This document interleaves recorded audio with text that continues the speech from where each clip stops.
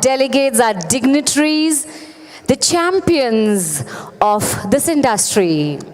I welcome each one of you to our 16th celebration of PKD, that's Poultry Knowledge Day 2024.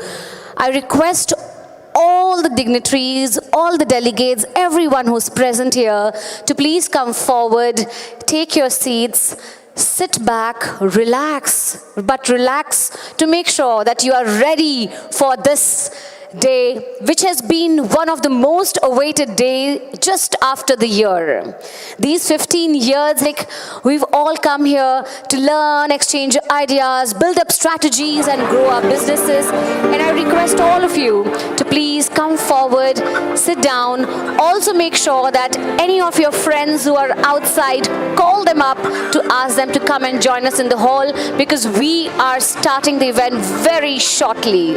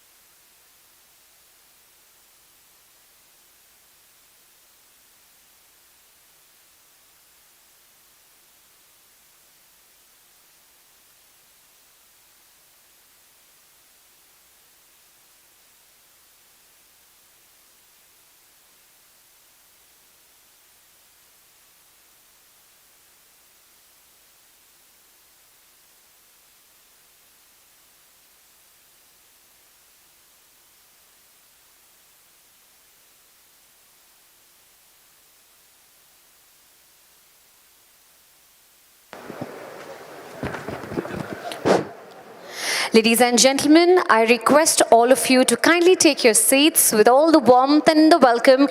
I request one and all, whoever are scattered here, I request you to please find the best seats available. Do come forward, sit down because we are starting in a few moments.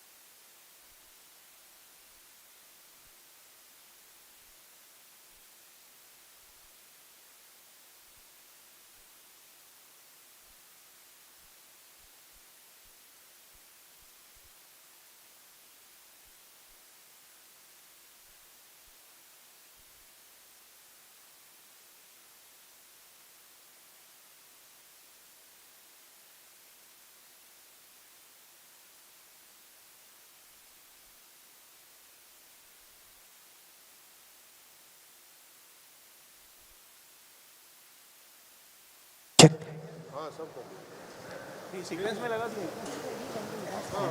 You come off closer. Yeah? Done. It's just a press on and press off. Yeah, this is on right now.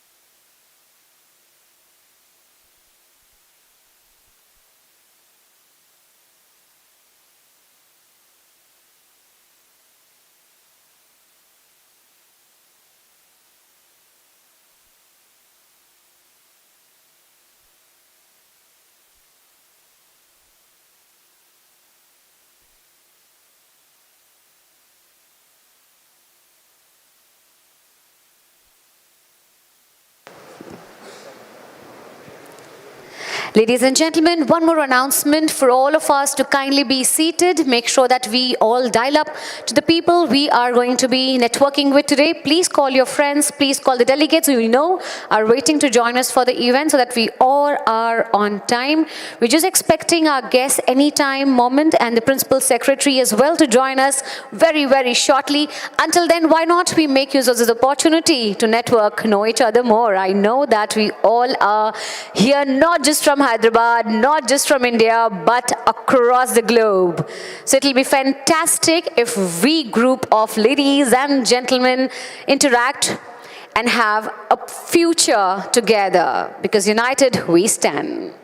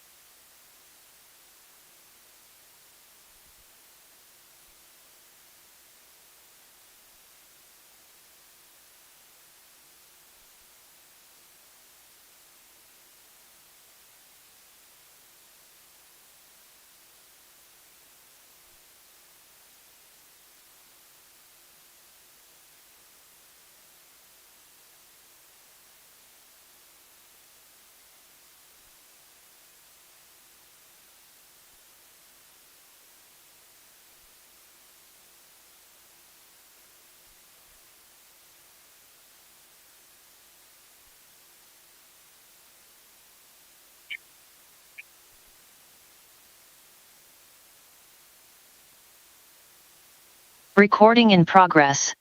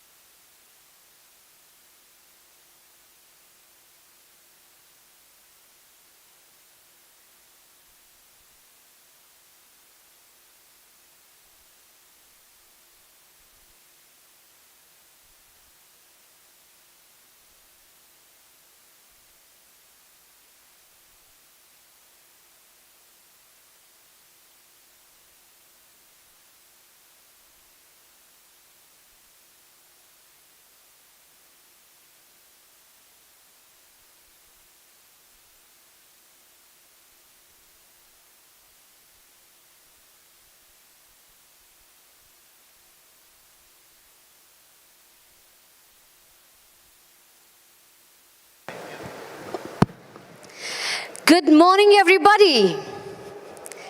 Okay, looks like there's a science rule, I'm sure you all know, that sound travels in air, and for every action, there is an equal and opposite reaction. How many of you heard these both? Just raise your hands. Fantastic. Half of my audience knows this. So when I say good morning, and if the sound is really traveling in air and reaching your ears, right? For that, every action for my good morning, there's an equal and opposite reaction from your side. So let's try this one more time. Good morning, everybody.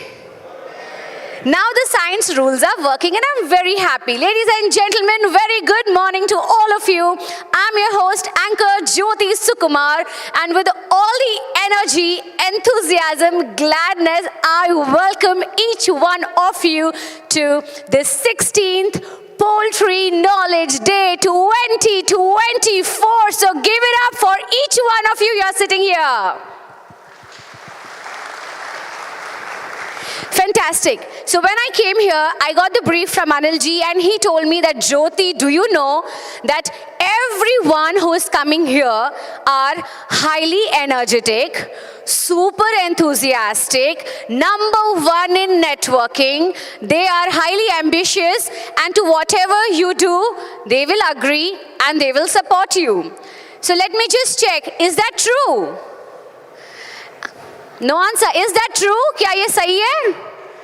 Okay, so what we will do is, as I can see that this beautiful audience in front of me is not just from Hyderabad, not just from India, but across the globe, but highly, do you know everyone here? Do you know everyone sitting here? No, right? So what we will do is, I'm going to give you a countdown of 1 to 10, and I request everyone to stand up. Okay? Anyone who will not stand up will do a performance on stage.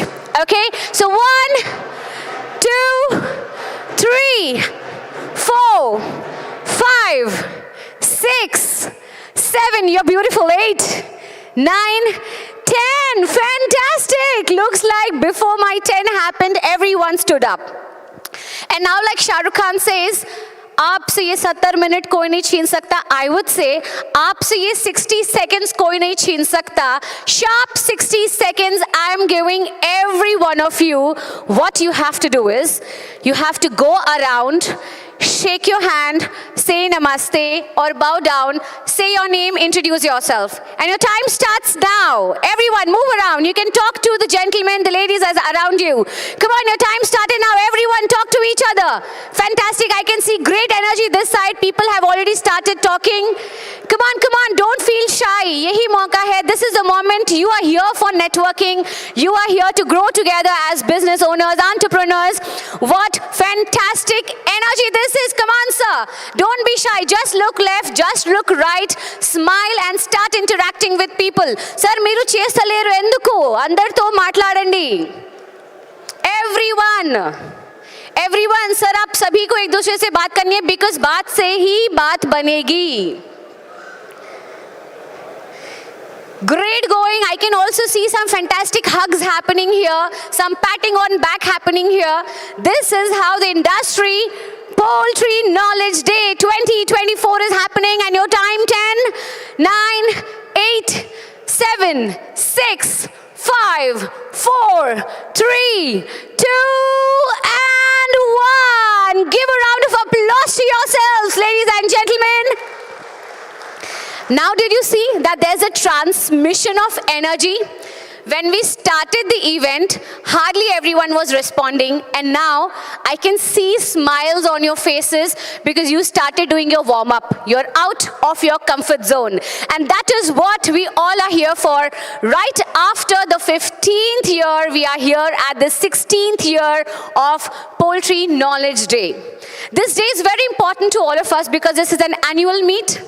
Also, let me tell you guys, a big salute to everyone sitting over here. You are the scientists, you are the policy makers, you are the buttery veterans, and you are the pacemakers, the change makers who directly deals with health industry. For health, for good wealth, anything, a person has to have good proteins. And what can I say better than protein? Because we all are here sitting at the Poultry Knowledge Day. You all are fantastic. But before I move on to talk more about the Poultry Knowledge Day, I would like to definitely hand over this particular session to the gentleman who would do justice to the beginning. But before that, did you know that there are a few benefits of putting your hands together? Andarki ardhamaitundi kada nenu em cheptunnanu? Is everyone able to follow me? Fantastic. Ni hao, salaam alaikum, vanakkam, swagatam, namaskara. Just raise your right hand if you can see me. Raise your right hand if you can see me. Let your hands be there. Raise your left hand if you can hear me. Fantastic. And if you are ready to get started, just strike those hands together. Beautiful. Ladies and gentlemen, today, the 16th year of togetherness of Poultry Knowledge Day 2024. A warm welcome to each one of you with that fabulous smile you all are carrying today. To begin with, I would like to welcome the gentleman, the one and only, on stage to give us the welcome address. Can I please request with all your energy to please put your hands together for Mr. Anil Dhumal to be joined on stage to give us the welcome address, ladies and gentlemen.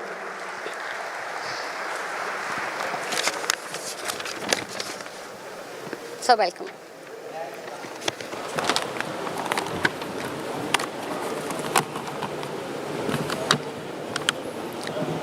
Namaste. Good morning. A very warm welcome to all of you.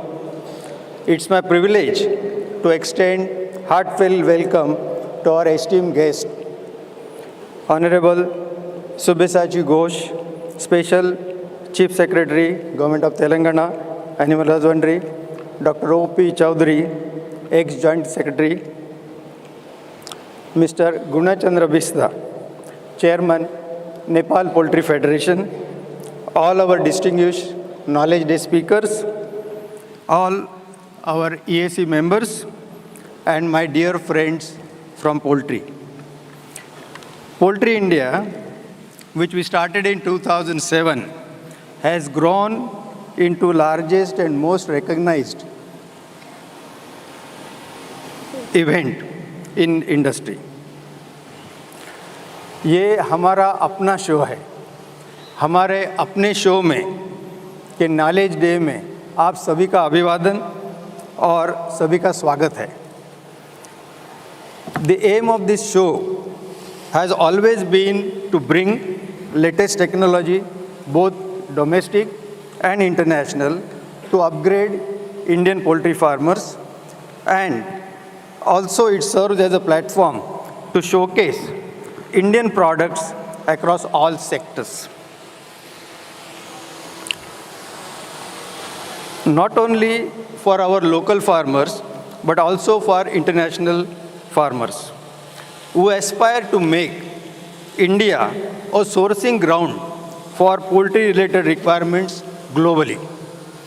Indian equipment, feed additives, medicines, vaccines, birds, hatching eggs, and even our veterinary talent are making a difference worldwide. Many of our Indian veterinary doctors are working in other countries and doing excellent job. Let's give them a big round of applause for their contribution to global poultry sector. At Poultry India, our vision is to support both domestic and international manufacturers in the poultry sector, while keeping in view of our national interest at the forefront. We are committed to supporting all those who work to uplift our nation. Last year, with the assistance of Bahadur Bhai, we had a privilege of meeting then Honorable Minister Rupala ji, which further expanded our vision to make Poultry India more international. Our team, along with current President Uday Singh, formalized an MOU with Nepal and Russia. This has led to a successful joint ventures such as Nepal-India Poultry Show and our participation in exhibitions in Russia. Let's see. We hope this will continue to foster greater trade and collaboration in future. Special thanks to Nepal Poultry Association, Nepal Poultry Federation, and the Russian Association for their support. Our guest of honor today, Mr. Gunachandra Biswa, Chairman of Avinash Group and Chairman of Nepal Poultry Federation, has been a great help in this journey. Together, we share a common vision of growth for Nepal poultry sector, benefiting both Nepalese farmers and consumers. Today's Knowledge Day sessions will be led by Dr. P.K. Shukla, who will provide insights about the day-to-day activities of today. I am sure you will find it valuable, and I am confident that the knowledge shared today will be something you can take back and apply in your own area of work. Later in the afternoon, we will digitally inaugurate our exhibition, which will save valuable time of exhibitors, delegates, and visitors tomorrow. This is an exciting step towards streamlining the event and ensuring maximum benefit out of the event. Our vision of poultry industry is one of the continuous growth.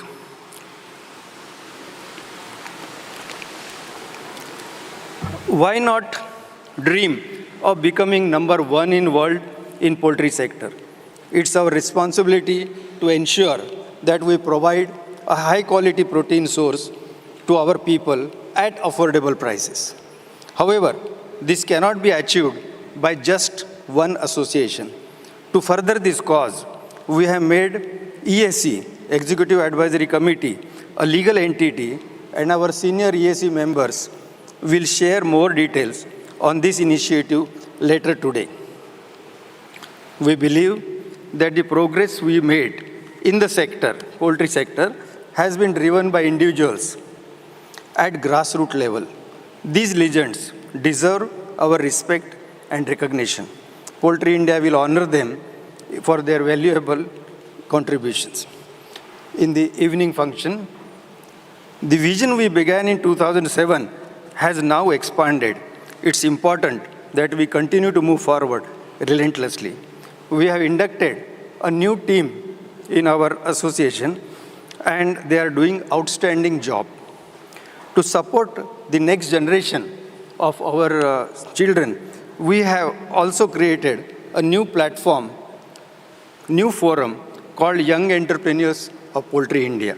They will meet on the evening of 27th and develop, build collaboration, create strong bonds, and this platform will mold the leaders of tomorrow to ensure that poultry sector's growth and success will continue.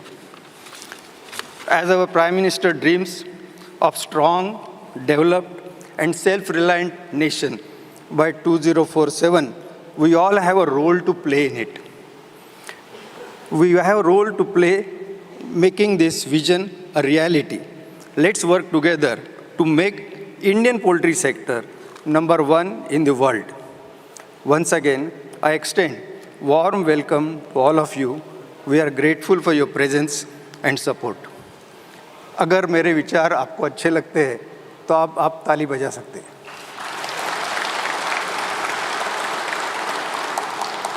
Now I request our ipema President, Mr. Uday Singh, and our technical committee head, Dr. P.K. Shukla ji, to bring our dignitaries on the stage for lamp lighting.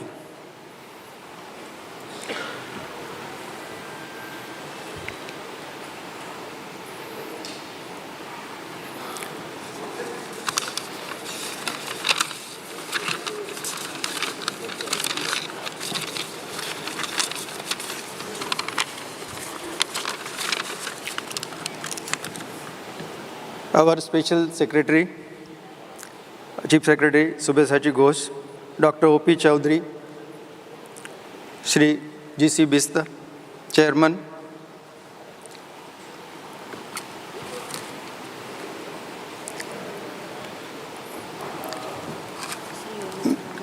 Mr. Balram Singh, Mr. Bahadur Ali,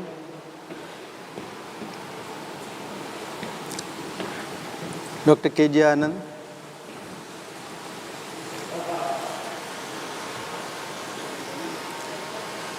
lamp light. हाँ चलो.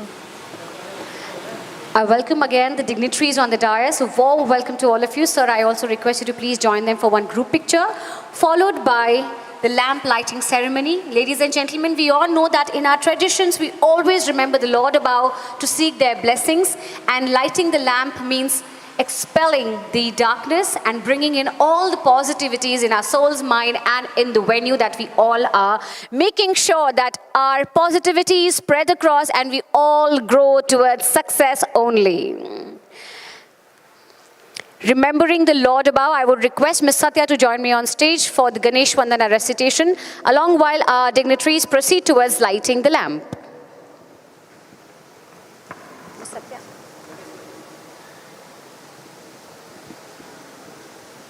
Lamp lighting. Requesting the dignitaries to please move forward towards lighting the lamp.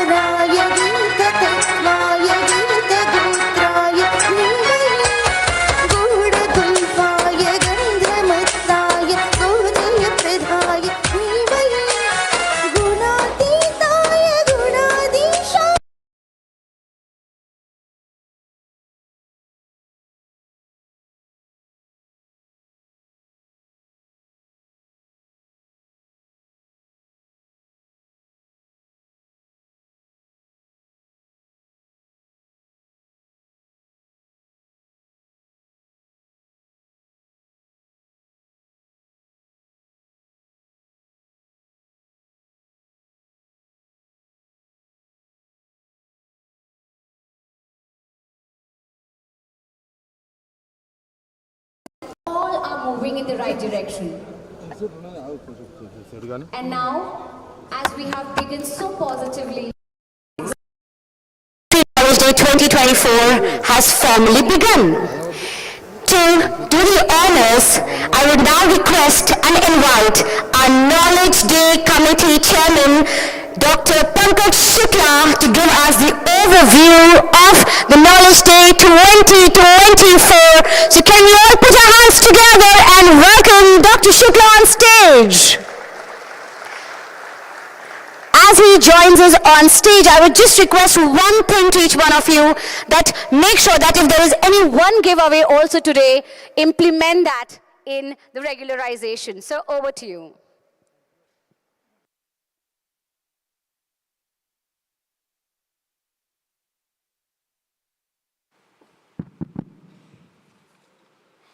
Indeed, it's a matter of great pleasure to welcome you all in this hall for the 16th edition of Knowledge Day. Our esteemed chief guest, Mr. Sabyasachi Ghosji, the guest of honor, Dr. O.P. Chaudhary, Shri Bistaji, all industry doyens, scientists, the budding veterinarians, the farmers, and ladies and gentlemen. Indeed, it's a matter of great pleasure that as Indian economy grows to close to 4 trillion, poultry continues to contribute almost 1% to our GDP. What I mean to say, that with the increasing economy, hands to hand, poultry is also maintaining its pace. When we say poultry is maintaining its pace, means nowadays, in a real terms, what our Honorable Prime Minister says, we are Atmanirbhar. Looking to few of the strengths of this poultry sector, this year we don't have any problem, what I can foresee about maize and soya, as we have a bumper crop. Another important significant step, government permitted for vaccination of LPAI, and successfully a few days back, the vaccine has also been launched. The environmentally controlled houses means more and more biosecured environment, increasing the efficiency of production. The organization of Global Food Regulator Summit 2024 at Delhi in the month of September, just to harmonize the global food standards, wherein poultry is also one, assuring the opening of Office of Codex Alimentarius as headquarters at New Delhi, and the value of poultry industry worth more than 2 lakh crores. These are few salient features that gives us a glimpses of how poultry is evolving in our country. In a time to come, we'll be having a significant impact as food producer of animal origin in the world. Currently ranking second in the total egg production, almost touching to a tune of 138.8 billion eggs. I think in a time to come, I don't have hesitation in saying so, that soon, in a decade or so, we may step in further to be number one. About Knowledge Day, we started working as a team in the month of March, initially trying to have a look on the feedback given during the Knowledge Day 2023. In next couple of months, we tried to have a survey well within the poultry sector to retrieve and to receive the information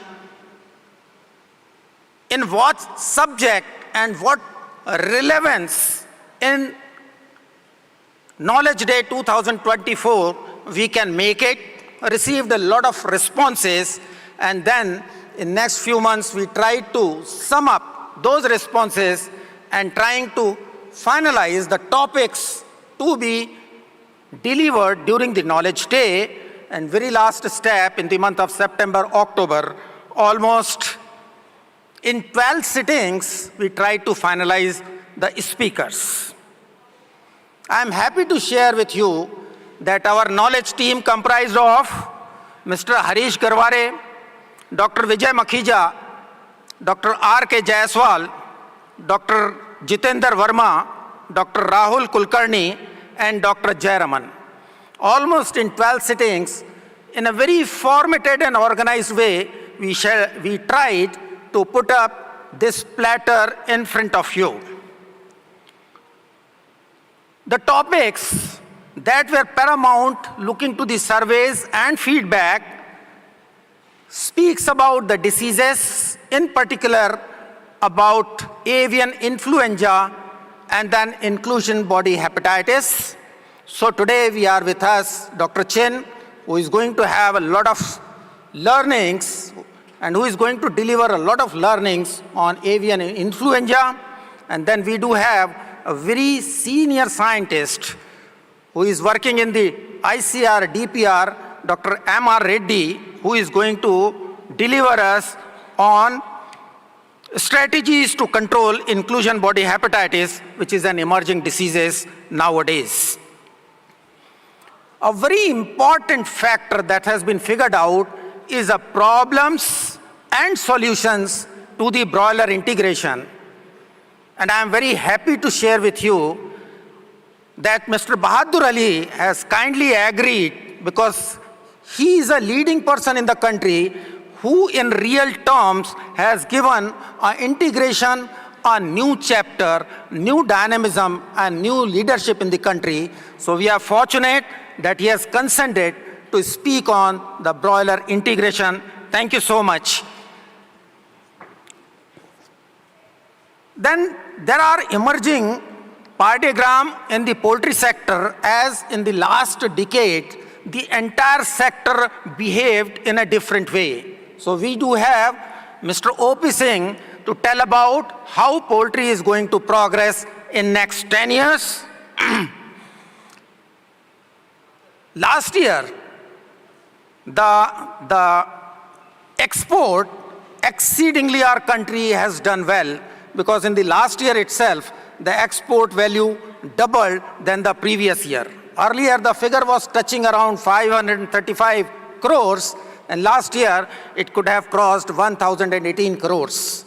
So how to make it sustainable, to bring that chapter in, we do have two gentlemen with us to talk about how we are going to meet out the challenges and how to maintain the quality. So we have with us Mr. Nivesh Sarvan Kumar and Mr. Satish Babu, who is going to talk about the export.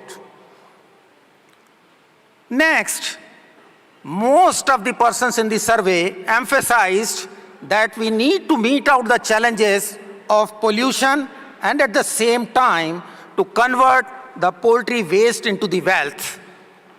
So we have taken this topic to be delivered today, and we do have two gentlemen with us who is going to talk about how poultry waste can be converted into wealth through composite technology, either through vertical or through horizontal. And for this, we are having Mr. Devan and then Mr. Pranab Goyal with us to talk about.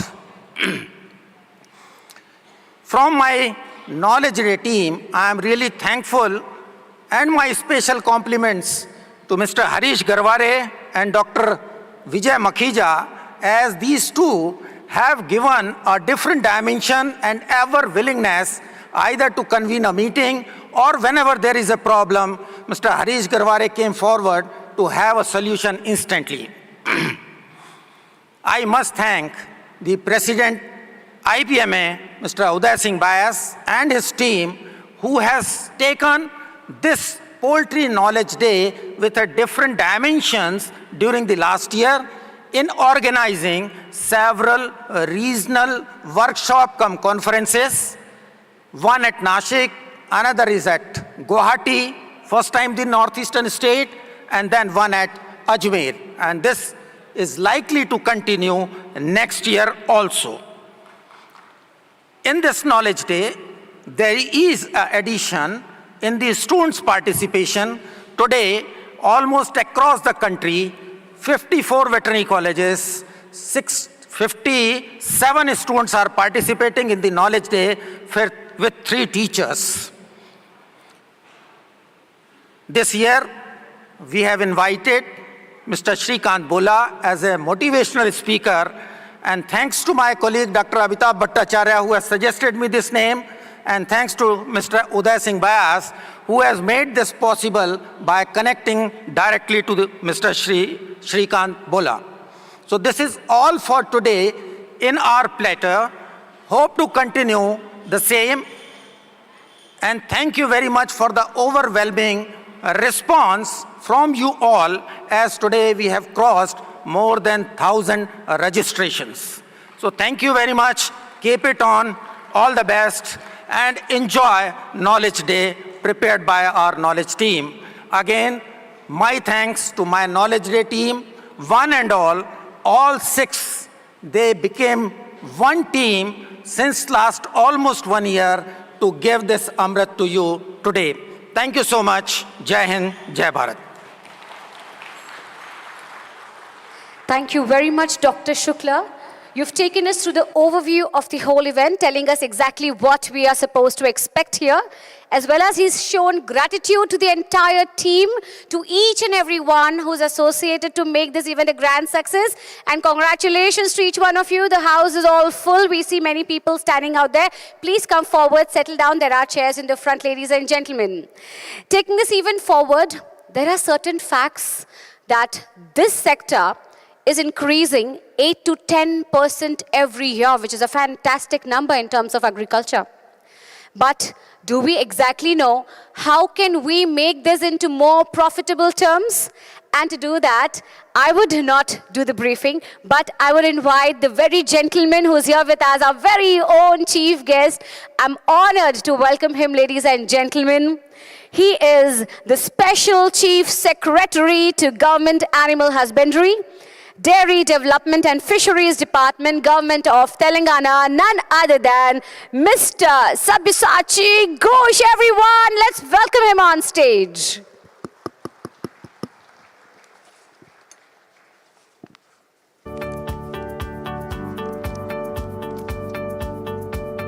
Sri Sabyasachi Ghosh, IAS, is from the 1994 batch Telangana cadre. His initial work was in the districts of Warangal, Vizianagaram, West Godavari and Karimnagar. In 2000 to 2004, he was the Special Officer for the National Games 2002. He was also the Special Officer for the first Afro-Asian Games 2003, handling mega infrastructure projects, Kachi Bauli Sports Complex plus 7 stadiums. As Special Officer, he has also conducted the mega events of National Games 2003 in Hyderabad and the first Afro-Asian Games 2003 in Hyderabad. From 2004 to 2011, he was in the Tourism, Finance and Sports Department. During this time, he was entrusted with additional responsibilities of critical tasks like organizing the Asia Development Bank AGM 2005 in Hyderabad and the Military World Games in 2007 in Hyderabad. He was entrusted with the additional work of development of the Military World Games Village. From 2011 to 2016, he was the Secretary to Government in the Industries and Commerce Department in the United Andhra Pradesh government and subsequently the Telangana government. During his tenure, he handled important subjects like mining, MSME, handlooms and textiles, industrial infrastructure development, food processing, leather, khadi and village industries and industrial promotion. He was the Managing Director of the AP State Finance Corporation, Telangana in 2015-2016. From 2017 to 2024, he was the Principal Secretary of Youth Services Department. During this tenure, he was also the Chairman of the Telangana Society for Training and Employment Promotion (TSTEP) and the chairman for SETWIN, Society for Training and Employment Promotion in Twin Cities. He was actively involved in skill development, training and employment promotion for the youth. He is also an avid sports person. He has represented India in international shuttle badminton tournaments around the world in men's doubles. He was also the first president of the Telangana Athletics Association from 2014 to 2018. His expertise is mainly in the areas of IT, industries and commerce, sports, tourism and skill development. Educationally, he is an MSc in Physics and passed the IAS exam UPSC with an All India rank of 33. He hails from Hyderabad. Ladies and gentlemen, please welcome Shri Sabyasachi Ghosh.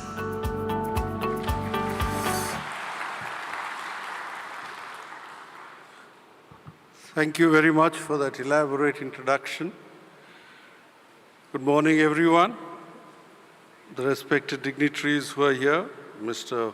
Uday Singh Bias, Mr. O.P. Chaudhary, Mr. P.K. Shukla, Mr. Anil Dhumal, Mr. Harish Garware, Mr. Chakradhar Rao, Mr. Bahadur Ali, Mr. Balram Yadav, and Mr. Gunachandra from Nepal. It's indeed my proud privilege to be present here on this occasion. I've always realized that poultry industry was a huge industry in this country, but today that is doubled up with the feeling that not only is it a huge industry, but it's also got a lot of enthusiasm and inspiration among its founding and members and the leaders in the industry. I warmly greet you on this occasion of the 16th Poultry India. It's very nice that it is being held in such an elaborate scale. We all know that poultry in the country is one of the major sectors, and it has been growing every day. You can call it the affinity of the Indian population to the delicacies of chicken food that the poultry industry produces, or the nutritional value that it has in its products, namely the meat and the eggs. That cannot be substituted by any other form of nutritional supplement. But having said that, I should also not forget to mention that the emerging challenges in this sector from synthetic meat and man-made meat will have to be addressed by this industry in the future. You have sectors in the food industry which are coming up, which are not dependent on any kind of farming, but are more dependent on the IT and the ability of machines to bring out culinary delicacies which are turning out to be substitutes for natural products. So that will be a challenge that you all will have to address in the days to come. I do not want to reel out statistics. You all know that you're 1% of the GDP. You are got huge potential.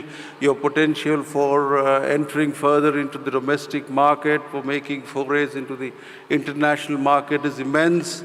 The challenge that remains, of course, are the issues of quarantine, the quality of meat, and the measures that you take to export to promote export into the developed world, where I feel there's a huge potential. I think one of the challenges that your industry will face in the days to come is the integration of IT and AI in production and in development. I find in my short tenure in this department that integration of AI and IT methods for data analysis, for data structuring have only just made a beginning. I do not know how each individual industry has incorporated this in the production methodologies, but I feel that more institutional development in the domains of IT and AI to increase productivity, not only in terms of yield, but also in terms of quality, in the days to come will give you a huge benefit and advantage. I do believe that Hyderabad is incomplete with the presence of you all, just as not only do you contribute immensely to this sector, but you are the backbone in the most internationally famous cuisine, the Hyderabadi biryani, the Hyderabadi chicken biryani that's there all over. Without you all, that delicacy really would not have been globally placed the way it is. I was just watching a reel the other day from Instagram, wherein, they were showing that how much the Hyderabadi biryani has become popular in major cities like London even, where outlets are opening just to sell the Hyderabadi biryani. And among the Hyderabadi biryani, chicken, of course, is an unmistakable item. I wish you all the best. It's very important that you use this occasion to share your knowledge. It's a very important forum. The biggest power in the world is the power of knowledge. And if you don't share knowledge and keep that power within the provinces of your own intellect, that power is powerless. Power comes from sharing knowledge. Knowledge grows by sharing knowledge. Knowledge is the biggest tree of, intellectual development, of scientific development in the world, and it best grows when it is shared with others. So please use this occasion to share your knowledge, to share the developments, and most importantly, to estimate and understand the challenges that you will face in the days to come. The challenges that you face in the days to come will be immense. The world is changing. 10 years back, we would look at so many different devices, so many different media to get information, to source connections, to source news to us. But now, with the development of IT and AI and other technologies, you have it in your cell phone, just in your pocket. The same way your poultry industry will transform. The animal husbandry industry will transform. The agriculture industry will transform. The world, in my opinion, is going through a transformational phase. A transformational phase so significant that the human intelligence is getting minuscule. You're going to have machines which can make certain aspects of computation, certain aspects of understanding which are 100 times better than any individual can. And that is the way which the world will grow in. 2 years back, what we were, and 2 years hence, what we will be, is going to be the new story of evolution. And in the days to come, evolution will gather tremendous pace. My best wishes to all of you. I hope and pray, and I'm sure that this industry will keep pace with this intellectual, with this evolution of knowledge, and find unbinding prosperity in the days to come, not only for all the farmers, the entrepreneurs, and the stakeholders in the industry, but for the world in general. Thank you very much. I wish you all the best. Thank you very much, sir. I request you to please stay here with us on stage. Sir has taken out his precious time to join us today, and he's enlightened us with a lot of information. But sir, we wouldn't let you go just like that. I request our dear group of members who I'm going to call on stage to please present a token of gratitude to sir as a part of the felicitation. May I please take the honor of holding your script, please? Of course, you're so talented, you don't read, just carry it for the formal look.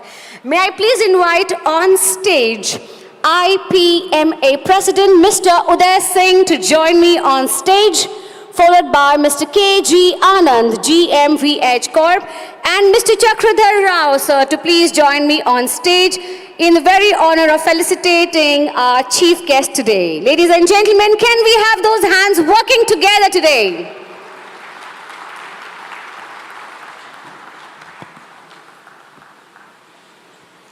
Request you to please take the center stage as well, so that we have a great picture opportunity.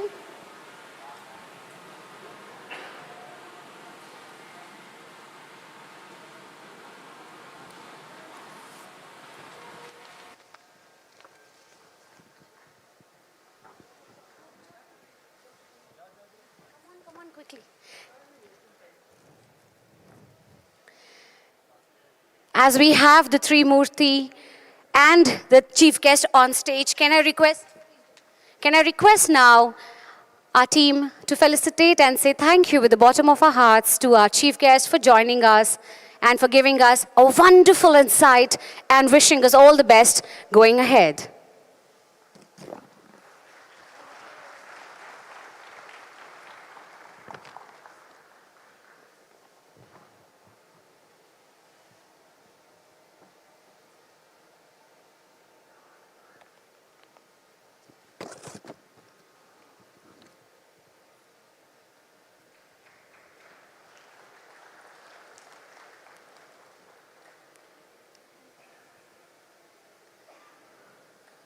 So please accept this as a part of our gratitude to you and for always being there for us.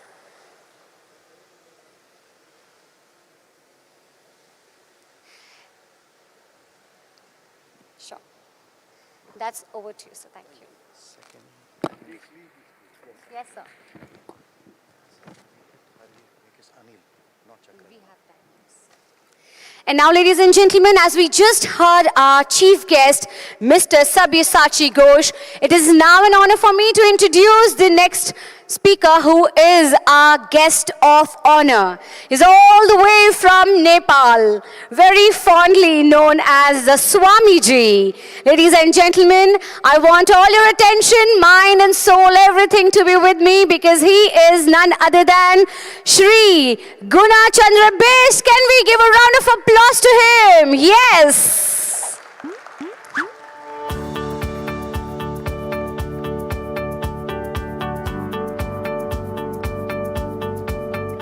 Mr. Guna Chandra Besta is affectionately called as Swamiji and is widely regarded as the father of Nepalese poultry industry for his many important contributions to the sector. Thank you very much.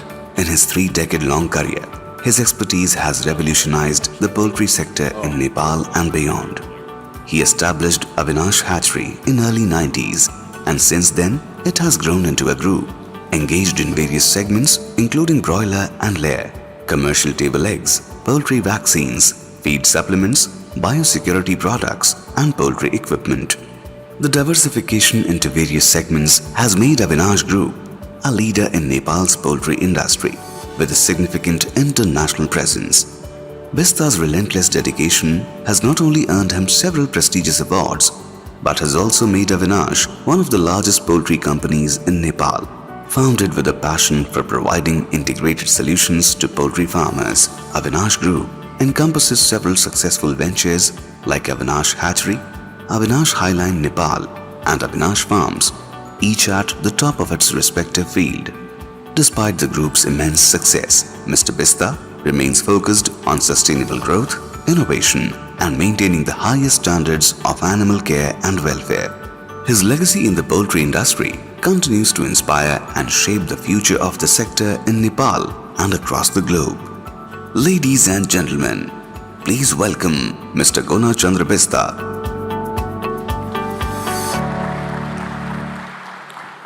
Thank you very much. Mr. President, Honorable Chief Guest, all the distinguished guests and the friends from the industries. I have a few questions for ourselves, not from me to you, not from you to me, all from ourselves. Here is all the scientists, doctors, big industry from the poultry. We are taking care of our poultry, best nutrition, best management and environment. Because we cannot fool to poultry. We can fool to people like us. But we cannot fool to poultry. Poultry doesn't listen to any logic, no gossip, no music, nothing. They need exactly the proper nutrition, proper husbandry, proper management. If less, they lay the egg less, more less, more they lay less, and later on they die. No strike, nothing. That's why we cannot fool. We are carrying our industry. Look, our hatchery is such a biosecurity so rich. Is our hospital, our biosecurity so rich? This is a big question. Where our successor burned there? Are we taking care ourselves, all the nutrition balanced food? Although we are from the poultry, we are feeding all the things. Not only the protein, energy, fat, these things, also the amino acid, all things, vitamin supplement, minerals. But how about us? And also my one suggestion with the Poultry India, we are late, but we are not too late. This political border are there, but poultry is the borderless. We are the earth one. Why not to start expanding from here to the all around the world? Before also here is a lot of association fighting each other. After Poultry India, equipment associations, they are making more bigger and more associating all the sectors. So why not to make one organizations, whole federations, not fighting, helping to all the industry. Now we have to unite it and work together. Also join hand with the SAARC country and also the whole world, making and growing more and more. We have no border, we have no politics, we have a poultry. So we are from the poultry world. So this is my request to make this all seniors, genius people are here. So I am connected with the Indian poultry first. When I started business in 1990, I started the whole modernization in the Nepal. Since that time, I have a good relation with all the poultry industries. Later on, growing and also I start to bring all the equipment, best equipment from abroad. We have a latest equipment in poultry in Nepal. So we can grow. There is a lot of room before doctor explained here.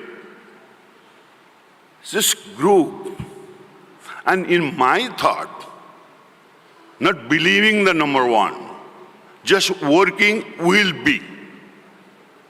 Then declaring the number one, supporting the competitors, and after that, if we become a top, this is beautiful. Here we have a language, we are pulling the leg of each other, become to be top. Please, in that way, we cannot grow. Help each other and grow. It will be make bigger and bigger. Thank you very much for the Poultry India to invite me and honor me. So we'll work. We are working. Dhumal is my very good old friend and very close since 1992. Although I was in Pune long time, but that time I was not in industry. Then when I went Nepal and start the poultry, then I come to know in that time Pune was the poultry headquarters of whole India. Now spreading much more in India. Now the poultry is quite big and growing and growing. Hope will grow, remaining now 1% in GDP, will grow more percentage in GDP. In Nepal, continuously in poultry GDP, we are 3.5 to 4% continuously. So why not to grow? There is a lot of room. Indian population is big. So if we grow one egg consumption, we have a lot. Still there are the room. There are few countries who consume 450 eggs per person. Here is a very small. There's a lot of room. And the same way the chicken. Chicken is the most healthier. And egg is the best food. I don't think we have any other food is covers everything. Cheap and best for nutrition. So there is a lot of room to grow. No need to pull the leg each other. Let's grow. Thank you very much. I hope I share, giving me opportunity to share my feeling, although there's a lot of genius scientist people are here, but they still give me time to listen few things, my experience. Thank you very much. Thank you very much, sir. I request you again to please stay back with us. Sir, you beautifully started a conversation by asking question to not just them or you, but to everybody, which I think, including yourselves, absolutely, which definitely resonates, and what the way you have started and holded the conversation, I really appreciate that. Thank you so much. And that is why he is known as Swamiji. Can we give it up once again for him, please? Sir, in all the honors to say gratitude to you, can I please request the gentlemen to join me on stage? Can I request Mr. Anil Dhumal to grace the stage with your presence? Can I request our president, Mr. Uday, to please join me on stage? As well, can I please request Mr. Vignesh Soundararajan to join me on stage?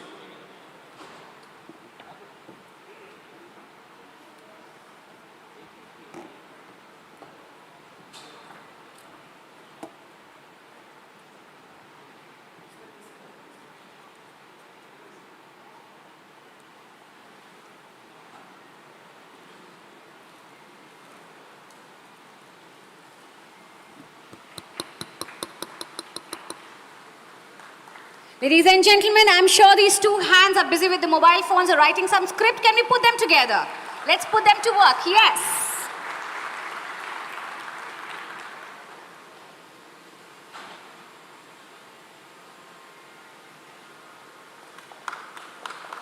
Thank you very much, sir, for being with us here. And we totally enjoy your presence, your messages, and I'm sure you'll stay back with us, and we would definitely like to have a one-to-one approach with you forward.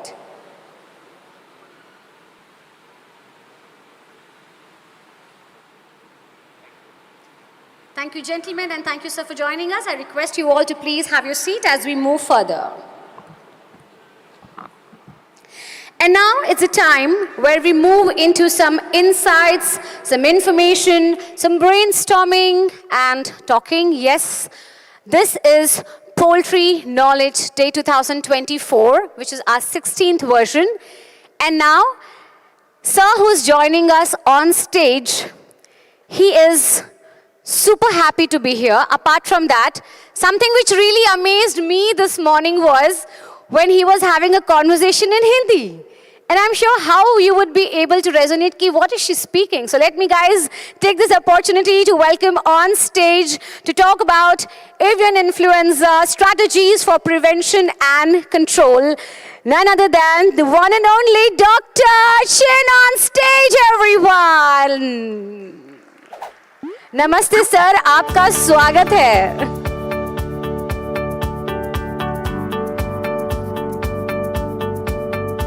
Dr. Chin Hao Cheong is a seasoned veterinary professional with over 4 decades of experience driving innovation in animal health and livestock management. After graduating from Bombay Veterinary College in 1973, he pursued advanced training in animal nutrition and pathology across the USA, UK, and the Netherlands. He began his career as a zoo veterinarian at Malaysia's Zoo Negara before joining Eli Lilly Elanco, where he developed products for the poultry and swine sectors. His commitment to advancing animal care led him to establish a small animal practice in Kuala Lumpur and served as a technical advisor to the Malaysia Livestock Farmers Association. He later moved to Sri Lanka, where he played a key role in modernizing poultry and feed operations as general manager for Ceylon Grain Elevators.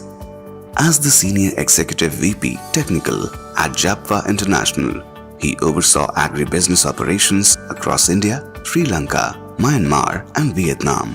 After retiring in 2012, Chin continues to contribute to the industry through his consultancy, advising international companies and farmers across Asia.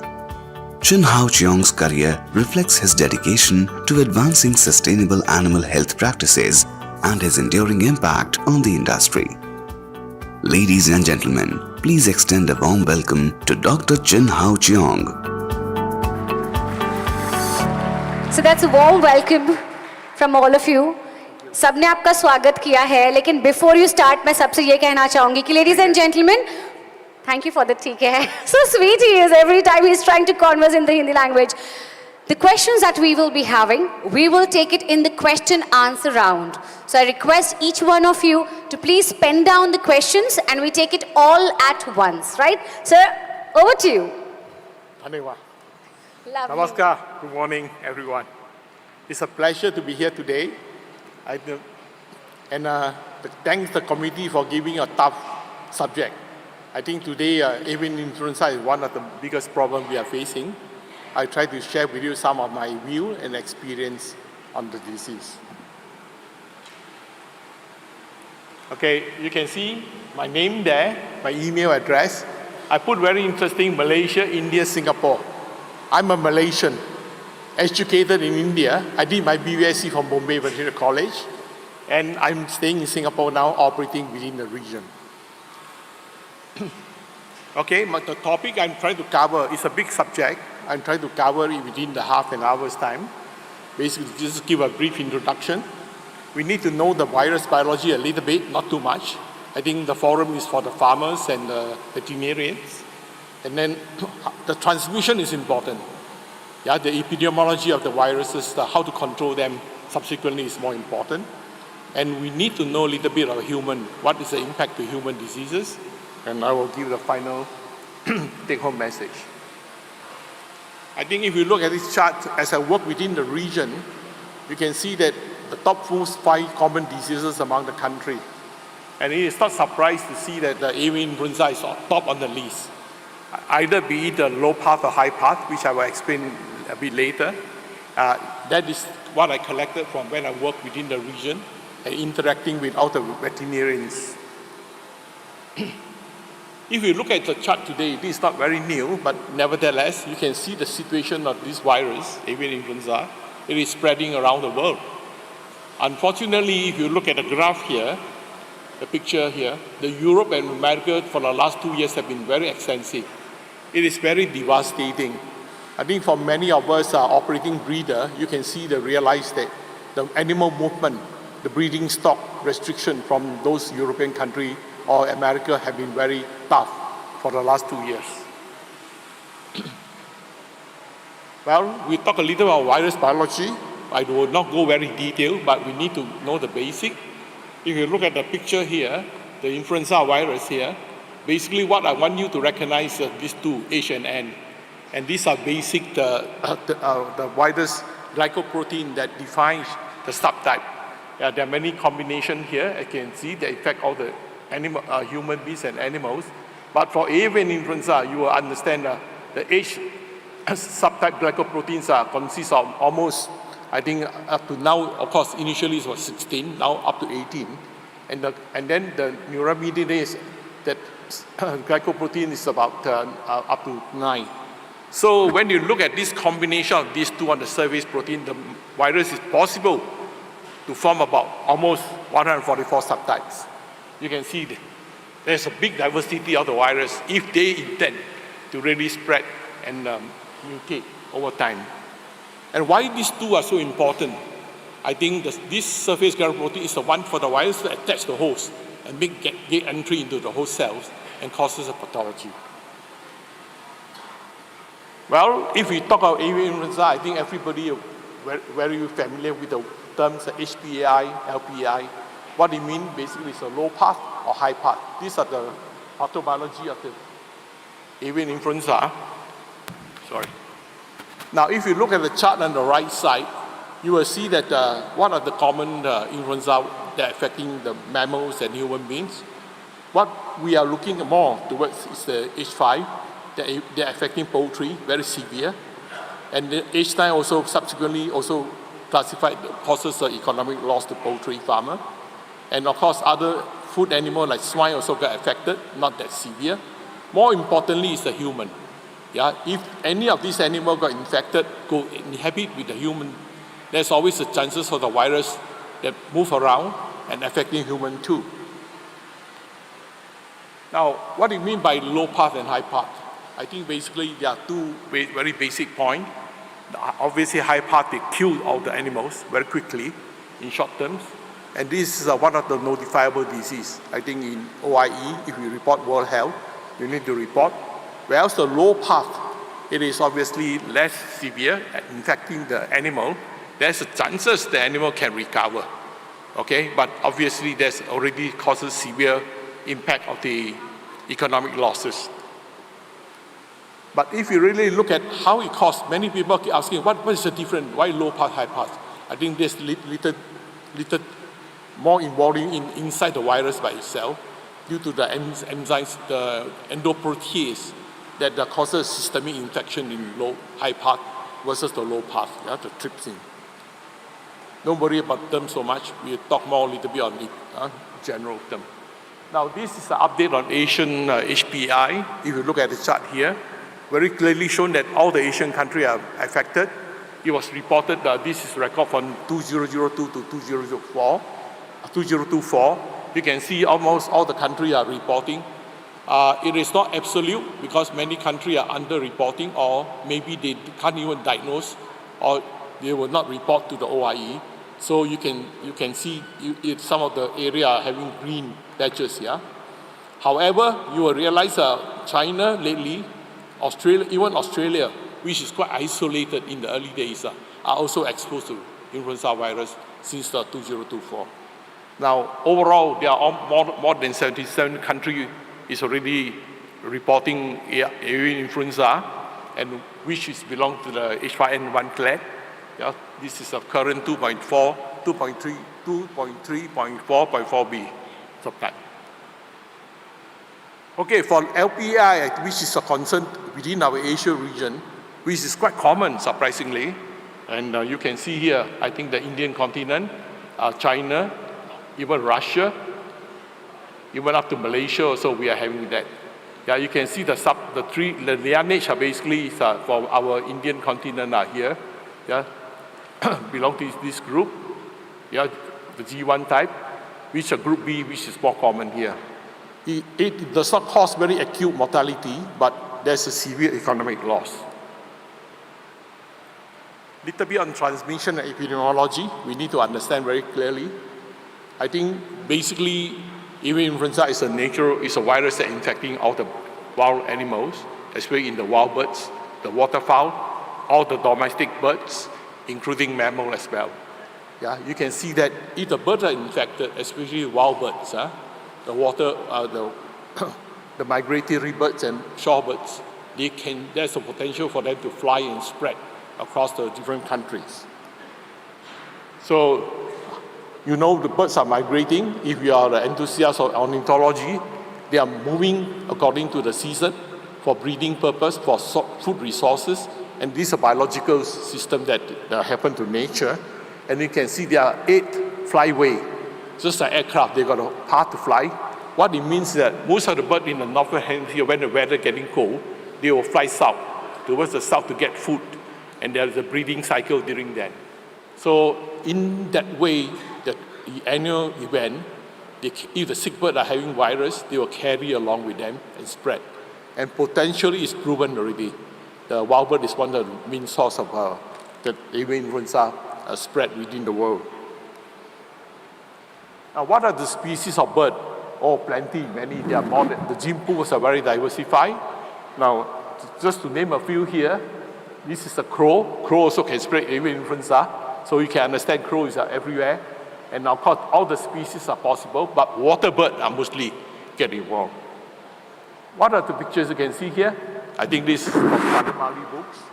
You can see here, all the waterfowls are the real carrier of avian influenza. These are very commonly seen in northern hemisphere. The five-bar geese, they can fly across Himalayas, to spread the virus towards the south. And these are Egyptian geese. They're also migrating from northern hemisphere towards the African continent to the south, if they are infected influenza virus. So if they are sick, they fly along the way, they'll drop dead, they'll spread within the area where they're located. So how they are spreading? As the bird is sick bird carrying, normally waterfowls, they found water bodies, lakes, rivers along the shore. This bird will go there and settle down. And water is a very good media for the virus to spread because of the feces. They are passing out the feces. They are eating the prey in the water media. The virus spread very naturally. So as a result, if there's any nearby waterfowls, ducks, or even birds along, the droppings can spread the virus. So that's how they persist. And once a flock is persisted, the virus multiplies in the body and is shed within. And all the feces are contaminated. There, it will cause an explosive infection. Then you ask me a question, is our domestic bird around the farm will cause problem or not? Yes, potentially, if there's an ongoing active infection. They are not actual reservoir, but they are carrier, temporarily. For example, if there are a lot of dead birds not properly disposed, infected with influenza, the crow will prey on it, they can mechanically transfer. But they are not a natural reservoir as compared to the waterfowl. Now this is a picture to show you during my time. You can see in Vietnam, all these ducks are grow along the river. Once they got infected, the whole river along upstream, downstream are carried with the virus. So the virus are able, you can isolate the virus naturally in the asymptomatic, even the waterfowl. It is very interesting. If you are in Canada, every winter or summer, you collect from the lake, take swab, you can isolate many types of avian influenza. They are not pathogenic, but they are there. So the combination of the viruses are present around the environment. What is so important then, the waterfowl? As mentioned to you earlier, the waterfowl will migrate. This is a picture to show the earlier explosive time in the 2003 up to 2006, how the virus has spread in Asia. It was reported in China, exploded up through Hong Kong, and then throughout Asia. Undergo these different stages, the different clade of the virus. You can see these three stars here. Either it's fortunate or unfortunate. This is the period where I got exposed. I was working with Zalfa then. We have operation in Vietnam, in Myanmar, in Indonesia. That was a time at the height of the explosion. So we have a lot of bad experience. We also learned a lot of lessons out of this virus damage to our flocks.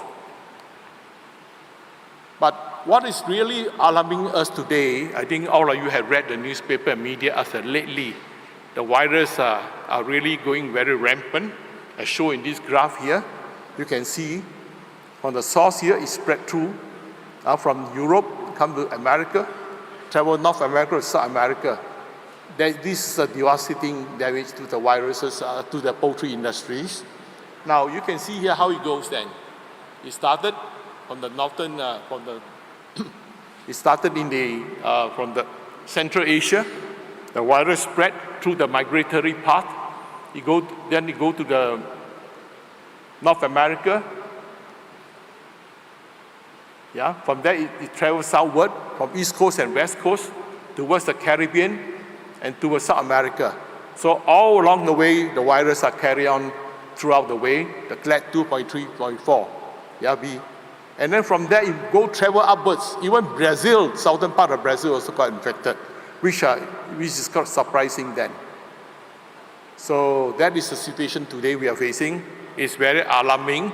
Then you can look at it, how come Asia, we are not so much responsive on that with these viruses?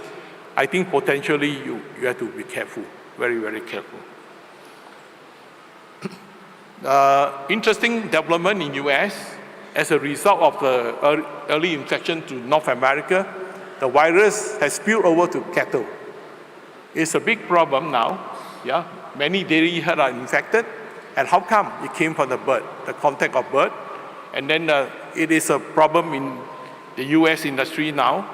But luckily, if you drink raw milk, chances of getting the influenza virus. But most of the milk are pasteurized, so the chances are unlikely unless through the milk transport vehicle, etc. So it is a thing need to be watched in the cattle, a bit unusual. Then the worst thing happened also not only to domestic animal.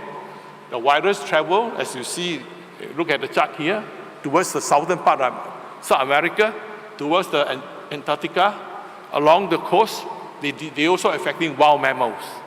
The marine mammals, the sea elephant, these are reported papers, wild waterfowl, yeah, in Peru, Uruguay, down south, even to the Argentina. So not only affecting domestic animal, there's a wildlife peril also due to the influenza virus. It causes death in elephant seal. Now you can see the picture here very clearly. They're all lying dead along the shore. It is potentially can spread to mammals. We have read many reports about infecting domestic cats, tigers, lions, zoo animal. Yeah, potentially influenza virus is very wide range of hosts then. How to do a pathology and diagnostic? I will share some picture with you where actually we have taken. Yeah, of course, influenza virus, HP, high path viruses cause high mortality. No chance.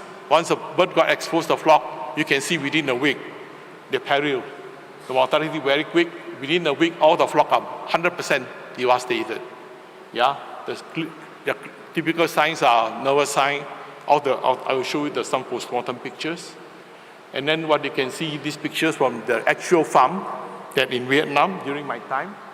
You can see here how the birds just drop dead, the breeder, commercial flocks, very typical lesion. They are running, having drooping things, swollen faces.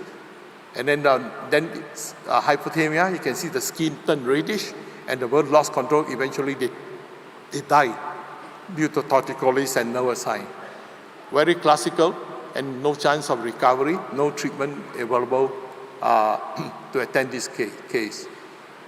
If you did a postmortem, be very careful. The whole bodies are all hemorrhagic sign. You can see here all pinpoint hemorrhages, even the heart muscles, trachea, severe congestion.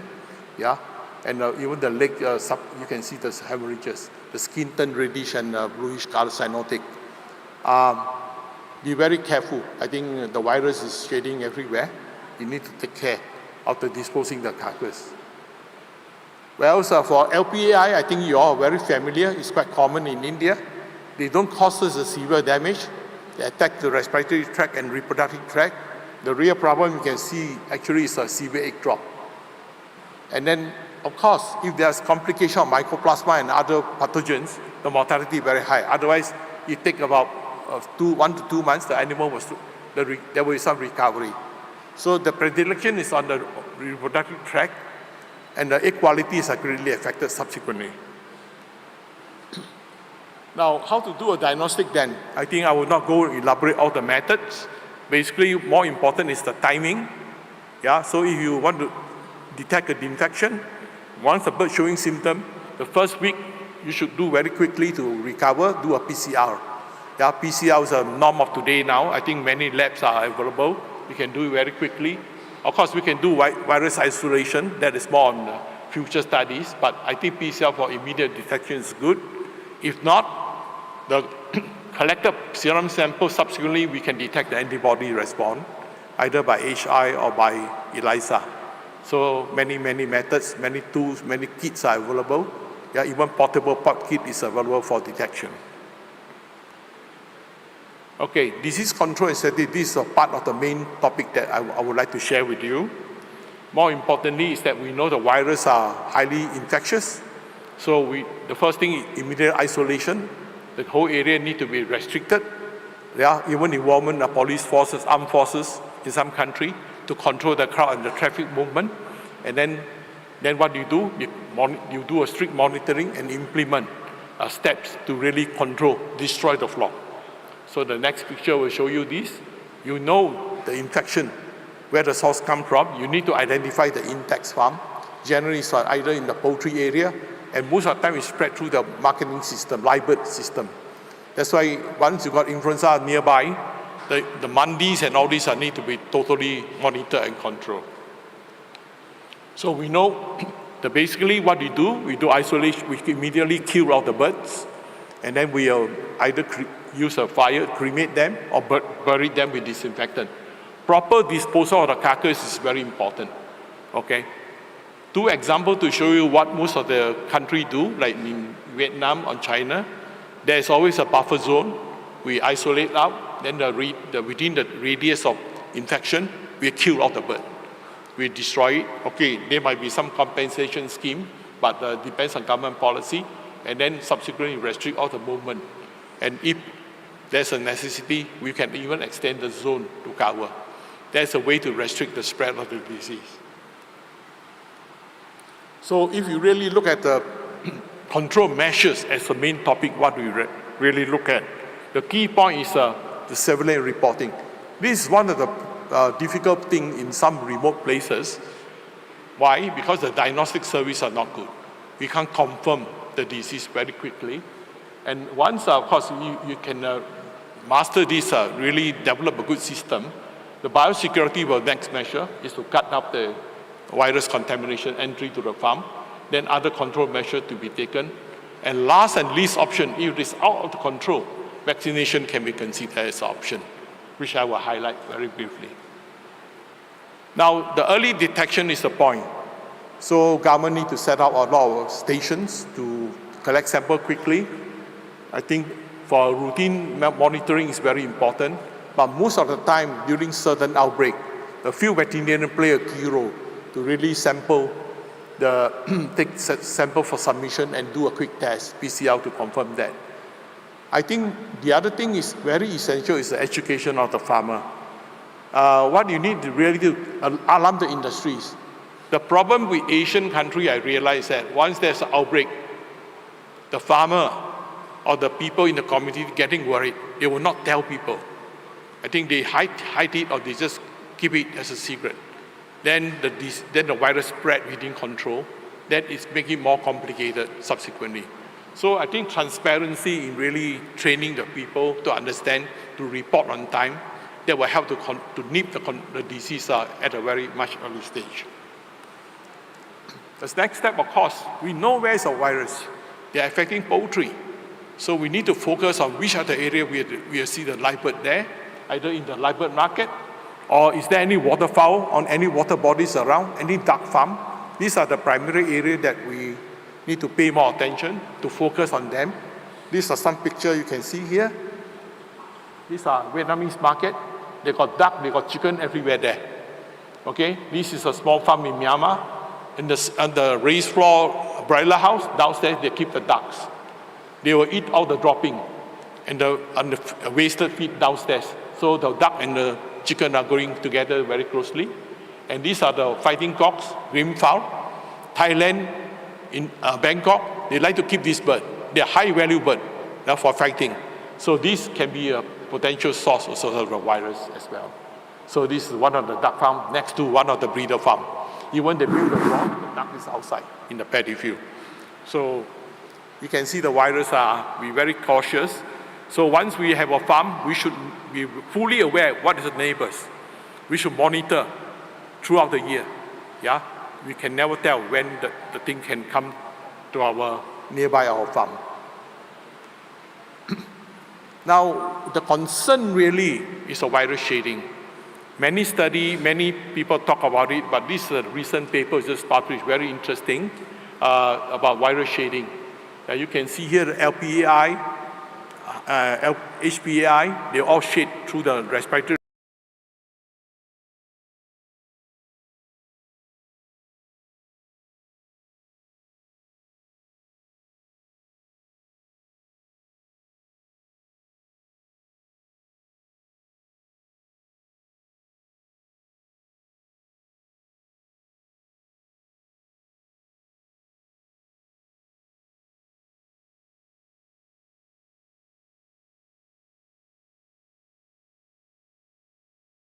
And our method of biosecurity is very important, decontamination. Yeah, we need to clean up. I will not elaborate all this process. I think most of you are very good in disinfectant, but I will focus certain areas that where we need to pay a little bit more attention. I think the protocol of cleaning is very important. Yeah, and then to disinfect, what do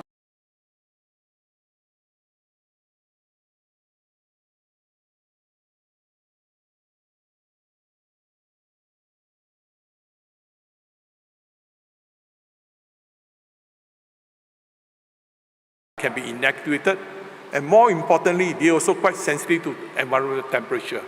Yeah, actually, in fact, in US, when they got a farm that are infected with avian influenza, what they do, they instead of course they depopulate, but they don't move the lethal material inside the house. They seal the whole house, keep it there for about a week or 14 days. The temperature of the lethal itself will deactivate the virus. Yeah, so that's why if you look generally in pattern, it's not absolute, that most of the avian influenza happening to Asia region are towards a cooler period, towards winter, where the environmental water temperature milder, the feces can survive longer. That's why the virus can be more sustainable in the environment. So temperature, high temperature can help to deactivate the virus. How about the disinfectant? Yes, generally most of the disinfectant can be used. For example, chlorine, Lysol, even the raw oxygen. Yeah, depends on the concentration. You can use a different dilution, but please use a proper dilution. If you don't do a proper dilution, there is a possibility of a virus residue there in the PCR. So in later detection, you find you will get a false positive because of the residue virus that is inactivated, but yet maintained in the environment. How about biofilms? I think we don't pay much attention to biofilm. Just now, when you look at the report of shading, it's a laboratory test. So they very clear, they put the virus in challenge. But in the nature environment, the shading is different.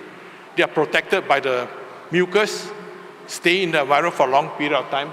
So biofilm formation is the one that we need to pay attention. Not only for influenza virus, for any pathogen, mycoplasma, E. coli, etc., etc. So we need to take care of biofilm.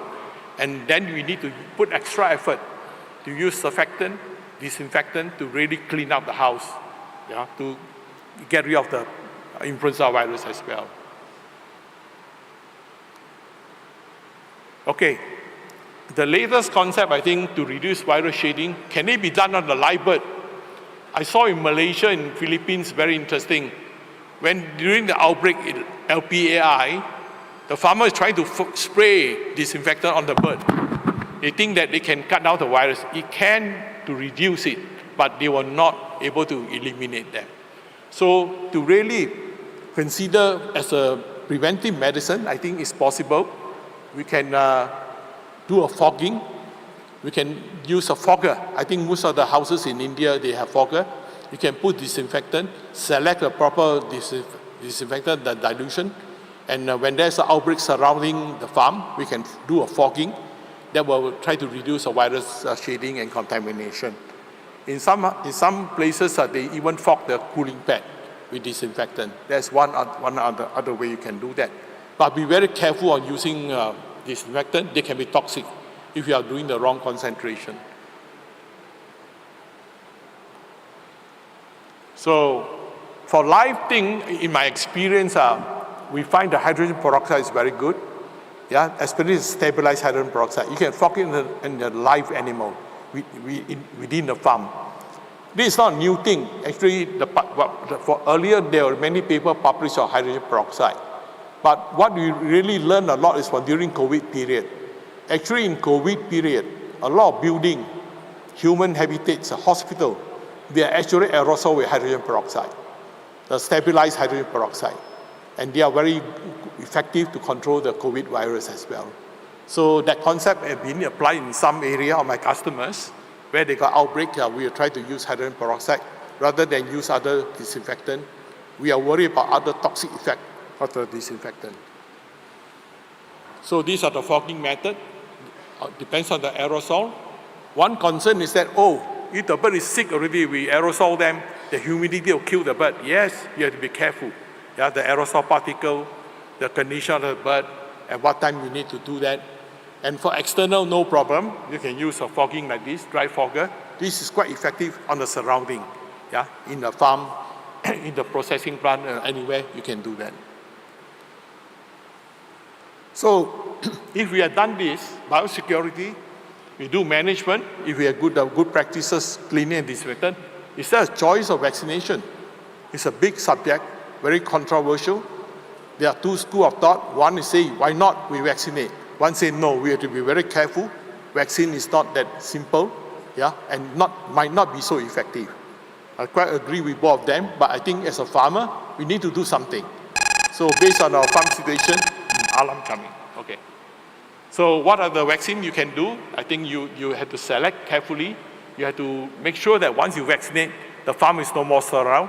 I think the status of the country, of the poultry status of influenza status are very different.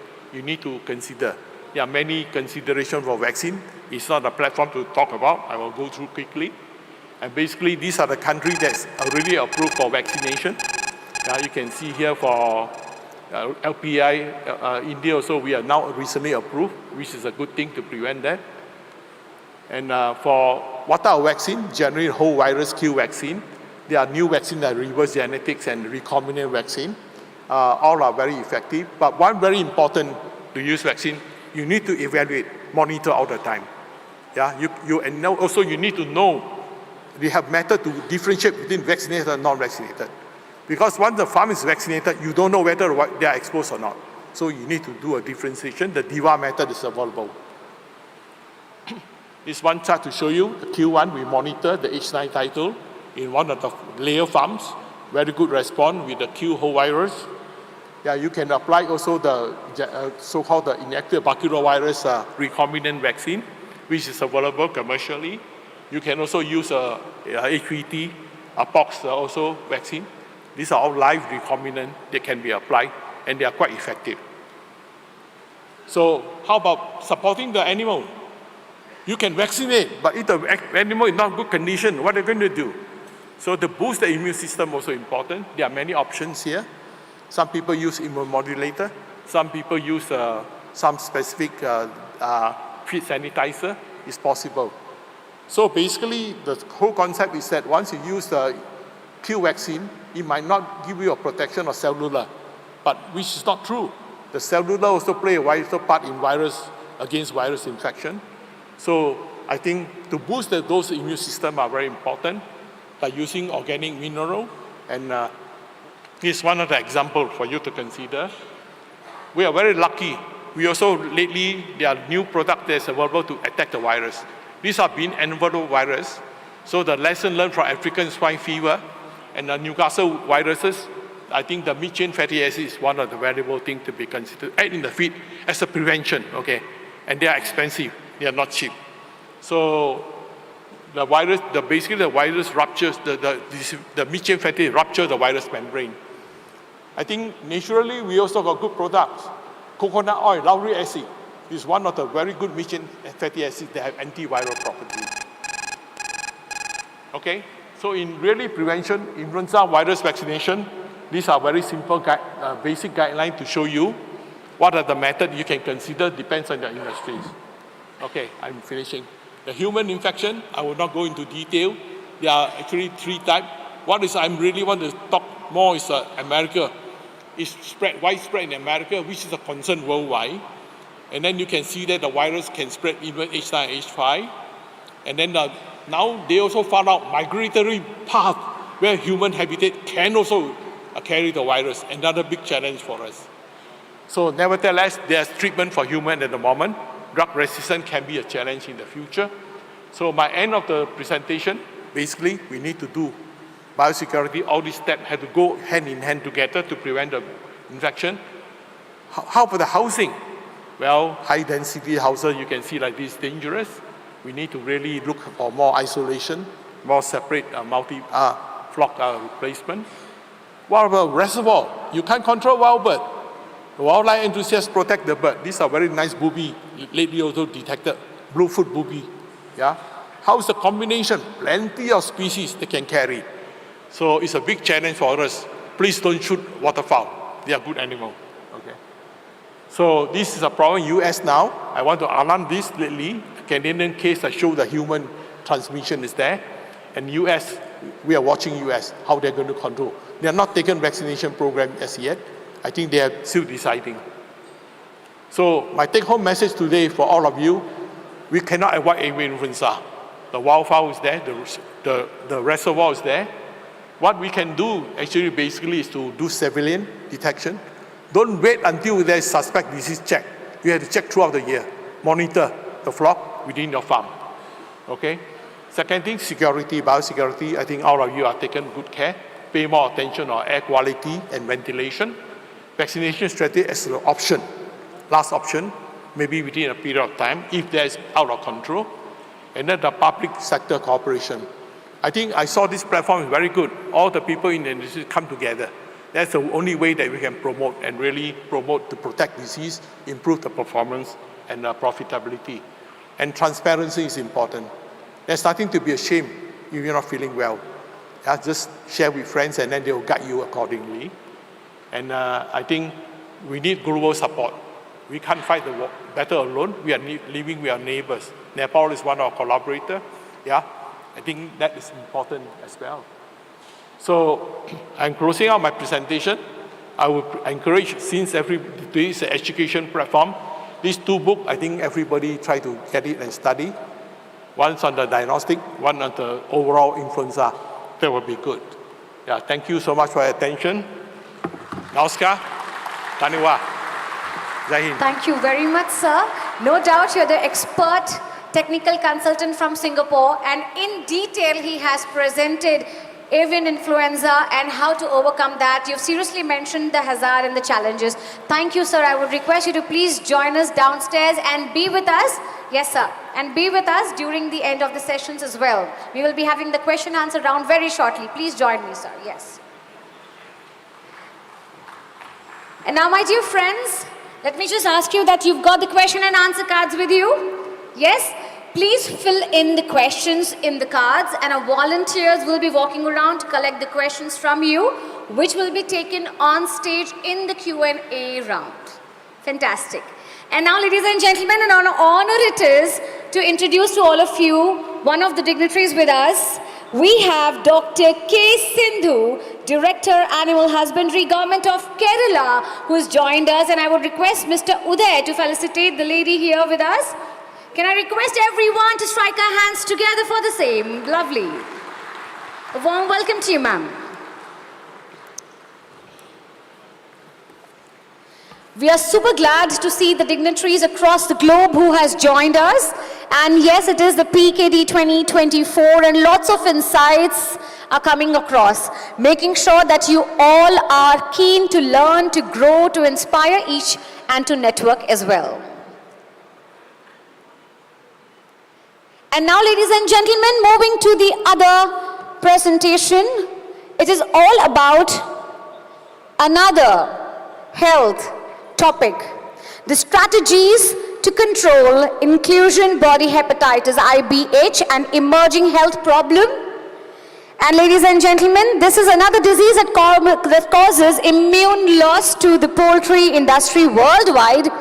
And now to present that, we have the expert with us. We have Dr. M.R.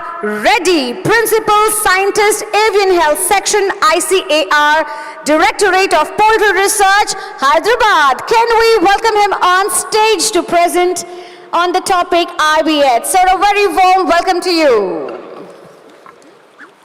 Sir, please join me on stage. Fantastic. Thank you. Dr. M.R. Reddy is a leading academician in the field of veterinary science and is currently the Principal Scientist at Avian Health Laboratory, ICAR, Directorate of Poultry Research, Hyderabad. He has a veterinary degree, BVSc and AH from AP Agricultural University, Tirupati, Andhra Pradesh, a master's degree in avian diseases from the Indian Veterinary Research Institute, IVRI, Izzatnagar. He completed his doctoral degree in avian health from the University of Melbourne, Australia. He is a diplomate of Australian College of Veterinary Scientists, MACVS, in poultry health, and also a diplomate of Indian College of Veterinary Pathology. He has 30 years of experience in the poultry disease diagnosis, research, poultry health management, and disease control. His research interests include surveillance and molecular characterization of avian pathogens, antimicrobial resistance, and eradication of avian leukosis viruses, ALVs, from pure line chickens. He has been engaged in contract research, consultancy, and contract diagnostic services to the poultry industry. He has written and co-authored 85 scientific papers, 30 technical articles, and has even authored 2 books. He was awarded the Melbourne International Research Scholarship and the Best Poultry Scientist Award. He has been the editor of key journals in the field and is the founder general secretary of Association of Avian Health Professionals, AAHP. Currently, he is the member of several expert committees at both state and national level.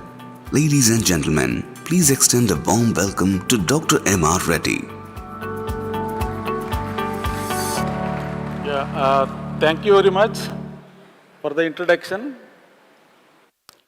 And good morning, everybody. I'm going to speak on inclusion body hepatitis and its control strategies in broilers. So as you all know, this inclusion body hepatitis is a viral disease, and it is caused by adenovirus, and it is characterized by inclusion in the hepatic cells. So these inclusions are actually aggregates of proteinaceous material in the nucleus, and this helps the virus multiplication and also assembly of viral particles. So, and also these inclusion bodies protect cells while virus multiplication from premature death, because the virus has to survive and it has to produce viral particles. So these inclusion bodies actually help the virus for making the progeny cells. And this is the outline of my presentation. So first I will take about FADV serotypes, clinical disease, risk factors involved, diagnosis of IBH, then outbreak handling, preventive measures, and finally monitoring and disease surveillance.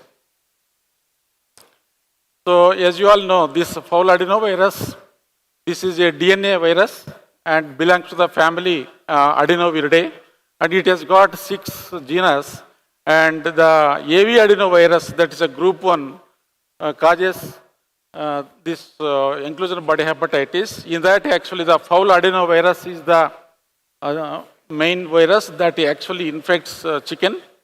And in fowl adenovirus, there are 5 species, that is fowl adenovirus A, B, C, D, and E. And there are in each there are serotypes. Then fowl adenovirus A, there is 1 serotype that actually causes gizzard erosion and ulcers. Then fowl adenovirus B, that is the serotype is 5, and this has no any disease problems. Then fowl adenovirus C, this includes 2 serotypes, that is a serotype 4 and serotype 10. So actually they are responsible for hepatitis, hydropericardium syndrome in broilers. Then fowl adenovirus D, this is the another species. In this, actually, there are four serotypes: serotype 2, 3, 9, and 11. Then serotype, then the follow adenovirus subgroup, that is E. Here we have actually serotypes 6, 7, 8A, and 8B. So follow adenovirus D and E, these both are responsible for inclusion body hepatitis. So then coming to the unique features of the virus, I am not going to tell in deep about the viruses because the time is very short. So, but we will see what are the unique features of this particular virus, follow adenovirus. Actually, this is a naked virus. As you all know, if it is a naked means they are very tough, they are very resistant to chemicals and also temperature. The commonly used disinfectants, they are not going to work. Then they can withstand a wide range of pH between 3 and 9.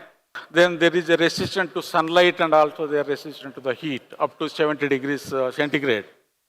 And they can remain infective in the environment for longer periods and they replicate in the nucleus. And actually what happens, the virus is released from the cells by blasting the cells, rupturing the cells, so lysing the cells. That means the cells dies. So that is a major characteristic feature of this particular disease. And also sometimes when 2, 3 serotypes they infect the cells, there will be recombination and production of hybrid viruses. Then what are the common serotypes that are circulating in India? So as you know, we have several serotypes, 12 serotypes. Among them, in the earlier days in India, we used to have follow adenovirus 4 that used to cause hydropericardium syndrome. But of late, recently, the trend has been changed. There is a shift from serotype 4 to serotype 11. The 11 is the most prevalent in the country. That comes around 78.2%. The recent data I have collected from the Gene Bank, submissions of these sequences, and when we calculated the percentages, in India, 78.2% are now circulating. That is serotype 11. Then serotype 8B also nowadays the incidence is increasing, that comes around 16.9%. So then other serotypes they are very less actually altogether, then around 6%. So now why this change in the serotypes from serotype 4 earlier we have and now serotype 8B and also serotype 11. This is mainly because in India we are using serotype 4 vaccines. That could be the major reason. The serotype 4 incidence is very less and there is no any cross protection among these species. The serotype 4 is not going to cross protect serotype 11 or serotype 8B. That's why the incidence of serotype 8B and serotype 11 is common in India. Then coming to the epidemiology, these are widespread, they are ubiquitous in the environment because they are very tough virus to kill. Then they can infect more than one serotype. Actually, the birds can be infected more than one serotype. Then broilers are more susceptible with a high mortality due to severe metabolic disturbances and also heavy disturbances, destruction of liver and pancreatic cells. Then protection is primarily serotype specific. There is no cross protection between fowl adenovirus species. Then other species affected include, this virus can include turkeys, pigeons, quails, cetacean birds, ostrich, guinea fowl, ducks, and wild birds. So there is a possibility of spreading virus from other species to poultry. Then coming to the disease spread, how this follow adenovirus spreads. There are two modes of transmission. One is vertical transmission, the other is horizontal transmission. So in the vertical transmission, the birds, the parent breeders infect the virus can infect the breeders naturally or because once the breeders are already infected, in that actually the virus can reactivate it, then the virus can become multiplied and it will shed in the environment. And also this actually passes to the egg, then from egg to chicks, And when chicks born, sometimes these virus will be there in the chick in a latent stage. So when conditions are favorable, then only this virus can reactivate and cause disease. So when breeders are not seroconverted before lay, that means if they're not vaccinated or they're not exposed to the field infection, then they cause actually vertical transmission. If the chickens are infected vertically, generally we get this IBH during early stage of the broiler production cycle, that is from 3 to 20 days of age. So this virus, once infected, after even recovery, the virus sets for a longer time, that 4 to 8 weeks of age. And this virus gets into latency, and whenever there is stress or immunosuppression, these virus gets reactivated, and broiler parents, they can shed the virus to the eggs and to the chicks. Then next mode of transmission is disease spread, that is the horizontal transmission, that is the fecal-oral route. Here what happens, the chicks infected from the virus present in the broiler house, because this is very tough virus and very difficult to get rid of from the poultry sheds. And this virus gets contaminates feed, water, equipment, and personal, then litter material. And this will spread from bird to bird horizontally by eating the fecal material contaminated feed and water. Then in outbreaks, in horizontally transmitted case, what happens? The outbreak we see mostly in the latter days of the broiler life cycle, that is after 15 to 20 days. Then in the recurrent problem is poorly cleaned and disinfected farms, that is the major concern. Then commonly associated with immunosuppression. The horizontal transmitted birds, most of the times we get immunosuppression. Then what are the risk factors actually? Here if you see the outcome of this inclusion body hepatitis is an interaction between host, pathogen and environment. So what are the host factors involved? The age, mostly the broilers between 2 to 5 weeks of age, they mostly affected and cause disease. And broilers and in layers and broiler breeders, occasionally these outbreaks may happen. Then maternal antibodies, because this is vertically transmitted disease, the level of maternal antibodies and the uniformity of the maternal antibodies is important. Then immune competence of the bird. So if there are any other immunosuppressive disease like IBD, CAV or mycotoxins or Marek's disease, they actually suppress the immune system. Then this IBH get upper hand and cause disease. So coming to the pathogen, there are several serotypes. Even if we have suppose vaccine against one serotype, the other serotype may cause disease. So the challenge dose, the virus load in the farm is also important. If we can control this virus load to minimum level, the birds can, with their own, they can fight and survive. Then whether it is a primary disease or secondary disease, that is also important.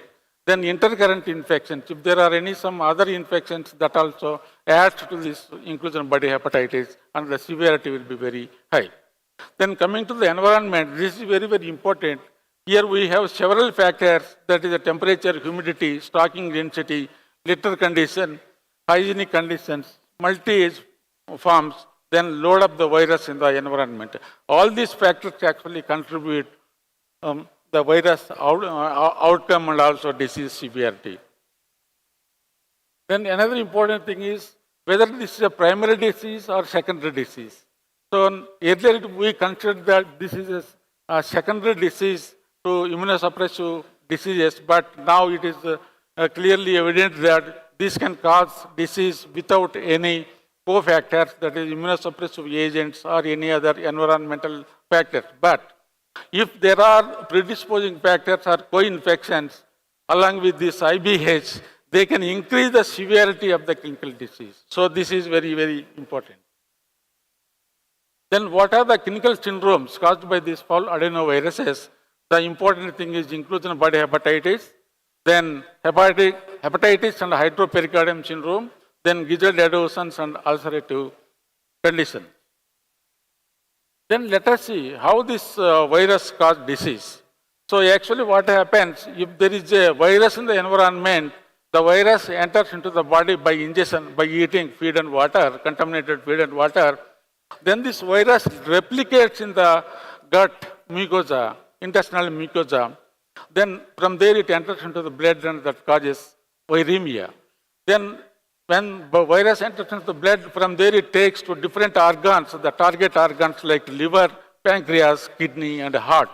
The liver, pancreas, kidney are the worst affected organs in this case. Then from here, after there will be tissue damage, then the birds get disease, that is hepatitis, pancreatitis, nephritis, and hydropericardium disease. Then what happens? The birds may die due to these lesions, or they recover, or the virus gets into latency. Once the birds are recovered, the virus gets into the latency. So mostly in the broilers, we won't find any subsequent problems, but if breeders are infected, this virus gets into latency, and whenever the birds start laying, there will be a high egg production stress, or maybe environmental stress, or some other immunosuppressive conditions. The virus gets reactivated, then again it will start virus shedding, then it will pass through the feces or through egg, then embryos get infected, and that's how this virus spreads from parents to chicks by vertical transmission. So here actually what happens, we have to take care of at this stage, how to prevent the entry of this virus into the body of the bird. And also in breeder level, we have to stop this reactivation of this virus. So any stress factors or immunosuppressive condition, that we have to take care. Then coming to the clinical signs, the mostly actually this, there won't be any clinical signs. Disease starts very suddenly, sudden onset of mortality. Here the mortality will continue for 3 days, then it will reach peak. Once in the peak stage also it may continue for 2-3 days, then again it resides to become normal in 2-3 days. That means the course of the disease is around 9 to 10 days or 12 days. So during that time, several birds will die. The mortality may be 2 to 10%, but in some cases we get up to 30% mortality. So the sick birds actually, they look lethargic, there will be huddling, there will be ruffled feathers, then depression, inappetence, they actually are up a position like crouching. Then in hepatitis and hydropericardium syndrome, the mortality and severity of the disease is very high. The mortality may reach up to 20 to 80%. In the breeders, there won't be much problem, only subclinical disease will be there, but still we can observe mortality, drop in egg production, and hatchability issues. So this is the actually spiking mortality in inclusion body hepatitis. As I mentioned, around 9 to 10 days is the total course of the disease. This is a very acute disease. So here actually there will be metabolic acidosis, hypoglycemia, and hypocalcemia. So because the liver and pancreas, where this actually carbohydrate metabolism takes place, they're badly affected, and because of hypoglycemia, there won't be energy to the bird. So the mortality is very high, and the disease very severe. Then coming to the grass lesions, how the affected disease, what are the findings we'll find? There will be pale, friable, enlarged liver. Then there will be necrotic, foci, or maybe hemorrhages on the liver that looks like a mottled or a marble type of symptoms, lesions. Then the kidneys will be swollen and they will be pale. Then there will be a pancreas also, there is a swelling of pancreas and severe necrotic lesions on the pancreas. Then there will be fluid accumulation in the hydropericardium, atrophy of bursa, even thymus. Sometimes we find aplastic bone marrow.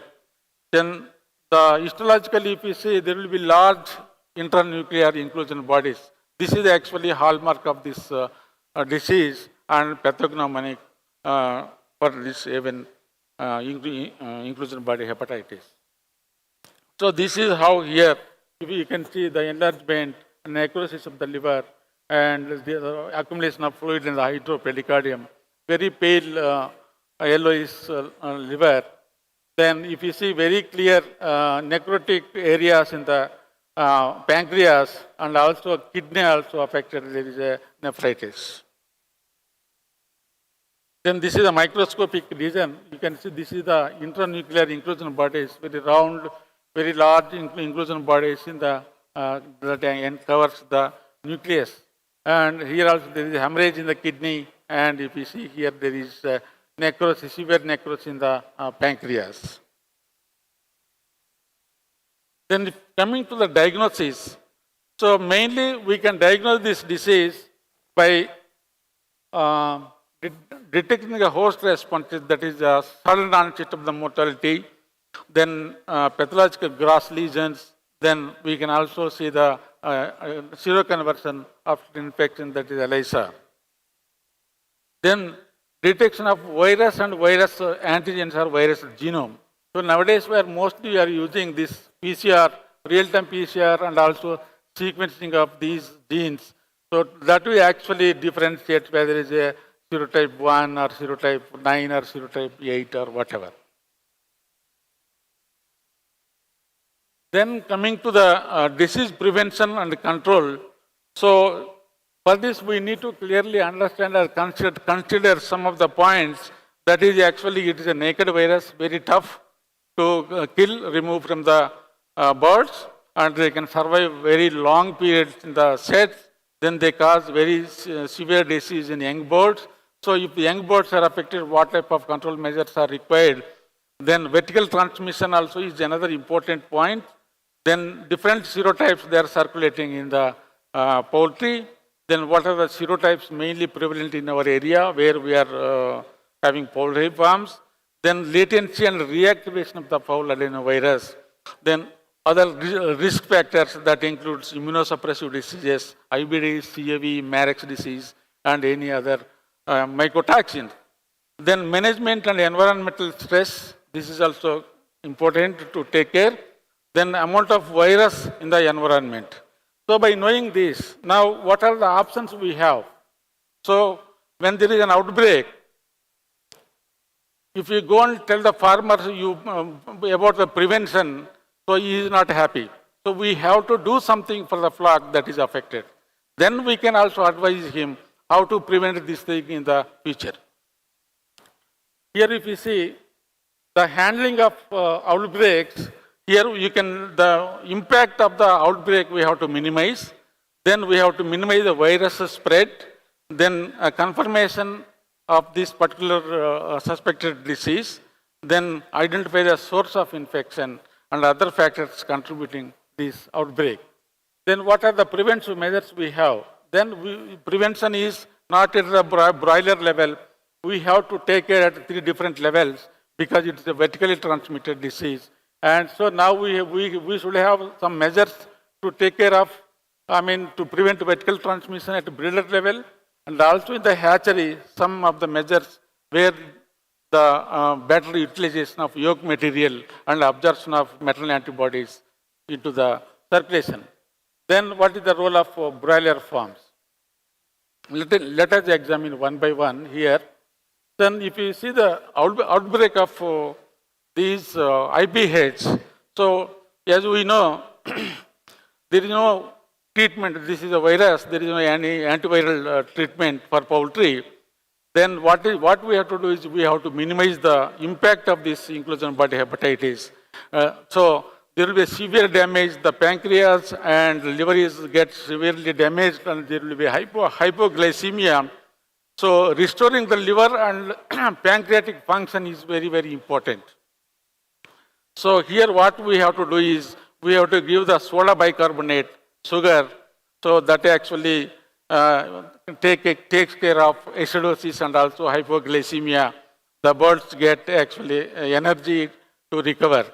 Then we have to treat the secondary bacterial infections if we find any secondary bacterial infections. So then we have to give supportive therapy like multivitamin supplements and also electrolytes so that the flock gets recovered. Yeah, quickly and perform better. Then we have to ensure good managemental practices, avoiding stress. Then once this outbreak has come, why? What is the cause? Why these outbreaks have come? In spite of taking measures, already they failed. Then why this is very, very important to confirm the diagnosis. Then what type of serotypes are involved? Then we have to minimize the spread of the virus by this. The important thing is disposal of the dead birds. Even the birds recover.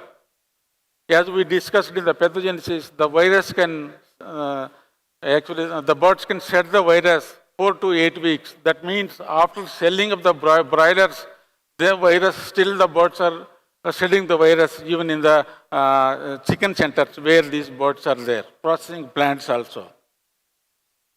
Then to minimize the virus spread, we have to do the proper disposal of dead birds, then disposal of litter material, then cleaning and disinfection, then terminal disinfection, and also we have to provide sufficient downtime so that the virus which is there in the flop farms, they get destroyed. And also we have to see the end of the flock serology. This is just to monitoring every time whether the what is the titer status in the end of the cycle, means around 35 to 40 days of age, so that we can see the titers are increased, whether they are exposed to the IBH or not. Then coming to the prevention strategies at breeder level. So the vaccination is the one of the important preventive measure, that is to prevent the vertical transmission as well as to provide high levels of maternal antibodies to the birds. So what are the serotypes we have to use? Because in India we already have serotype 4, now we need serotype 8B and 11 in the vaccines. Then what is the vaccination schedule? At least we need to give minimum 2 vaccines. Sometimes we need another vaccine in the midlay. Then vaccinating of breeders against immunosuppressive diseases. As I said, the immunosuppressive diseases, CAV, IBD, they also actually contribute to this IBH. This is expression. So we have to give vaccination to the breeders against CAV and IBD so that the young chicks are protected from these 2 diseases. Then achieving good seroconversion before, this is very, very important.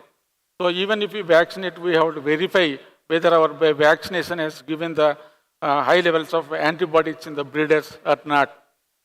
Then we have to take measures to prevent the reactivation of this virus, because when birds are in the peak egg production, and also if there is environmental stress, that may lead to reactivation of the virus. As I said, this virus remains latent for life in the birds. And then finally, the biosecurity and downtime is also important. Then what are the measures we can take in the hatchery level? So we need to have optimum hatching conditions, incubation conditions. Why? Because the chick quality should be good, and also the whatever yolk that is there in the body, that has to be absorbed and utilized by the chick. Why? Because these the immune system should be very strong, and the ability to fight infection, then there will be improved gut health. So if the birds are actually having unabsorbed yolks, the most of the antibodies, they are not getting into the blood. So there will be low levels of maternal antibodies. The birds are susceptible to disease. Not only this, many other diseases which we are vaccinating. So the weakened immune system may lead the birds to susceptible to the infections. So another important thing is the mixing of eggs from multiple breeder farms. So this is also another important point actually we have to consider. Then level of maternal antibodies and chick uniformity. Then preventive strategies at broiler farm. So we have to do proper cleaning and disinfection. Then vaccination also we have to consider, that is from 0 to 10 days. Then we have to include all 4 serotypes, 3 serotypes. Then we have to avoid managemental or environmental stresses, then control of immunosuppressive disease by robust vaccination programs, then end of cycle flock serology. Then cleaning and disinfection, if you see, as I said, this is a very tough virus, naked virus, and they are resistant to heat. They can survive in a wide range of pH and high temperatures. So here if you see, this is a glutaraldehyde is the one product, and also a calcium hydroxide, that is a lime. These are the two, they are well proven, they actually kills this virus. So this calcium hydroxide, the pH is 12.3. So this is alkaline pH, the virus easily gets inactivated. Then disease and vaccination monitoring. We have to regularly monitor breeders, the vaccination titers, and also we have to monitor the maternal antibodies in devolved chicks. Vaccination monitoring in broilers also we have to do. Then disease monitoring in breeders and broilers. Why? Because what are all the genotypes? Any new genotype is emerged in the country, so that we can update our vaccines by including these new genotypes. Then coming to the summary, the FADV is a ubiquitous in the poultry farms, and it's very tough virus. Then very difficult to kill. Then breeder vaccination and achieving good seroconversion is a critical. Then we need to do broiler vaccination. Then prevention of immunosuppressive diseases like IBD, CAV, and Marek's disease is a crucial. Then through cleaning and disinfection, then good management practices to avoid stress and spread of the virus. Then monitoring of the disease and vaccines in breeder flocks, that really helps to take care of this disease. So finally, the take-home message is the IBH is a complex disease, and there is no any silver bullet. That means there is no single solution to control this. We have to take care of this thing at different stages.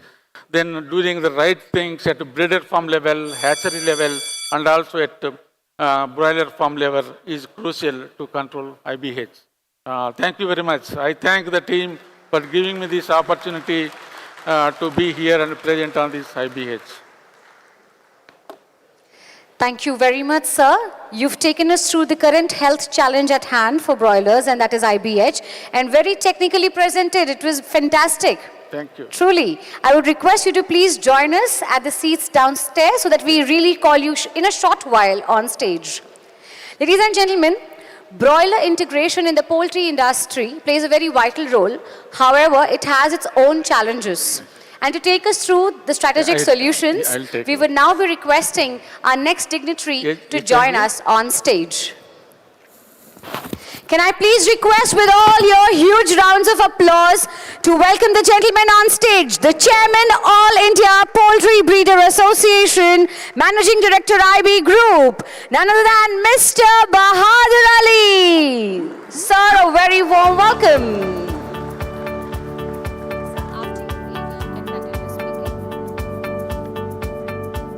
Bahadur Ali is a visionary leader and a pioneering force in India's poultry industry. As the founder and managing director of IB Group, a leading entity in the animal husbandry sector, he has made an indelible mark on the industry. Starting with just 100 birds, Mr. Ali's relentless determination has now transformed Rajnathgaon, Chhattisgarh into a thriving hub for poultry farming, a true advocate of rural empowerment. Bahadur Ali has worked tirelessly to improve the lives of thousands of farmers by promoting crop rotation, enhancing agricultural production, and establishing a direct procurement system for animal feed. His initiatives have significantly uplifted the rural economy, increased farmers' income, and helped improve nutritional standards across India. Mr. Ali has been instrumental in promoting renewable energy and advancing education through Aziz Public School, benefiting underprivileged children in remote areas. He strongly believes in the saying, "We rise by lifting others," and his unwavering commitment to sustainable development and empowerment has earned him recognition as a leader in business and social welfare. Ladies and gentlemen, please extend a warm welcome to Mr. Bahadur Ali. Thank you very much. मेरी सबसे बड़ी कमजोरी है कि मेरे को बोलना नहीं आता ज़्यादा, और आज मुझे मैं को यहाँ बुलाया गया बोलने के लिए। मेरे को काम करना आता है। ये अपने गुरु हमारे केजी आनंद जी और मेरे दोस्त जो राम रेड्डी हैं, इनकी ये सोच और इनकी काम करने का तरीका कि बोलो कम काम ज़्यादा करो, उसी को मैं इम्प्लीमेंट करने की कोशिश करता हूँ और आगे बढ़ने के लिए चल रहा हूँ। चलिए, धन्यवाद। अब मुझे यहाँ पे डॉक्टर शुक्ला, धुमाल, हरीश, उदय, इन्होंने फोर्स करके बोला कि आपको इंटीग्रेशन पे बोलना है। मैं बोला कि इंटीग्रेशन अपने आप में चैलेंज है, उसके बारे में क्या बात करूँगा। तो इन्होंने बोला कि तुम्हारा इंटीग्रेशन में तुम्हारे को क्या एक प्रैक्टिकल एक्सपीरियंस है, उसके हिसाब से। आवाज़ आ रही क्लियर? तो मैंने चलिए कोशिश करता हूँ। इंटीग्रेशन अपने आप में एक चैलेंज इंडस्ट्री, और चैलेंज के बारे में मुझे बोला जा रहा है। तो जस्ट मैं एक व्यू देना चाहूँगा पोल्ट्री इंडस्ट्री के बारे में कि इंडस्ट्री आज 2.1 लाख जीरो की है। 70% कंट्रीब्यूशन हमारे पास इसका ब्रायलर का है, और इंडिया पोल्ट्री सिस्टम 14% ग्रोथ है। एग्रीकल्चर जीडीपी हमारी 14% है, और ब्रायलर में 6.6% हमारे पास है। नेक्स्ट।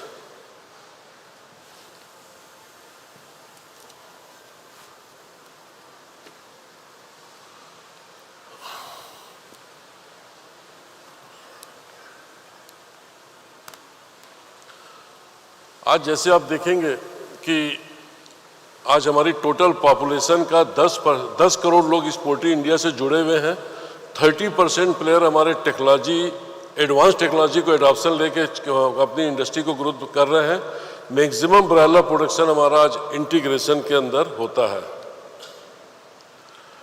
अब पोल्ट्री इंडस्ट्री के इंटीग्रेशन की बात करते हैं तो हमारे सेक्टर में आप देखेंगे कि कोई बाई लॉस नहीं है। हम पोल्ट्री इंडस्ट्री में सब अपने अपने हिसाब से दौड़ रहे हैं।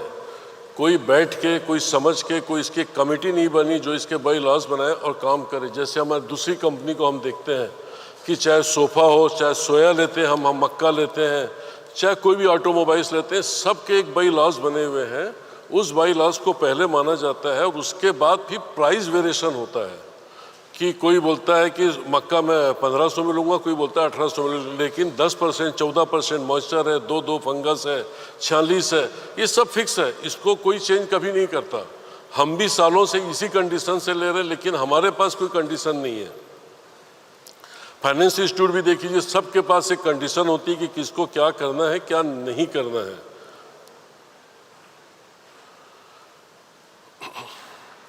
हमारी इंडस्ट्री में कहीं से भी कोई लॉस नहीं है। हर इंडस्ट्री, हर आदमी, हर कंपनी अपना बाई लॉस बनाती है।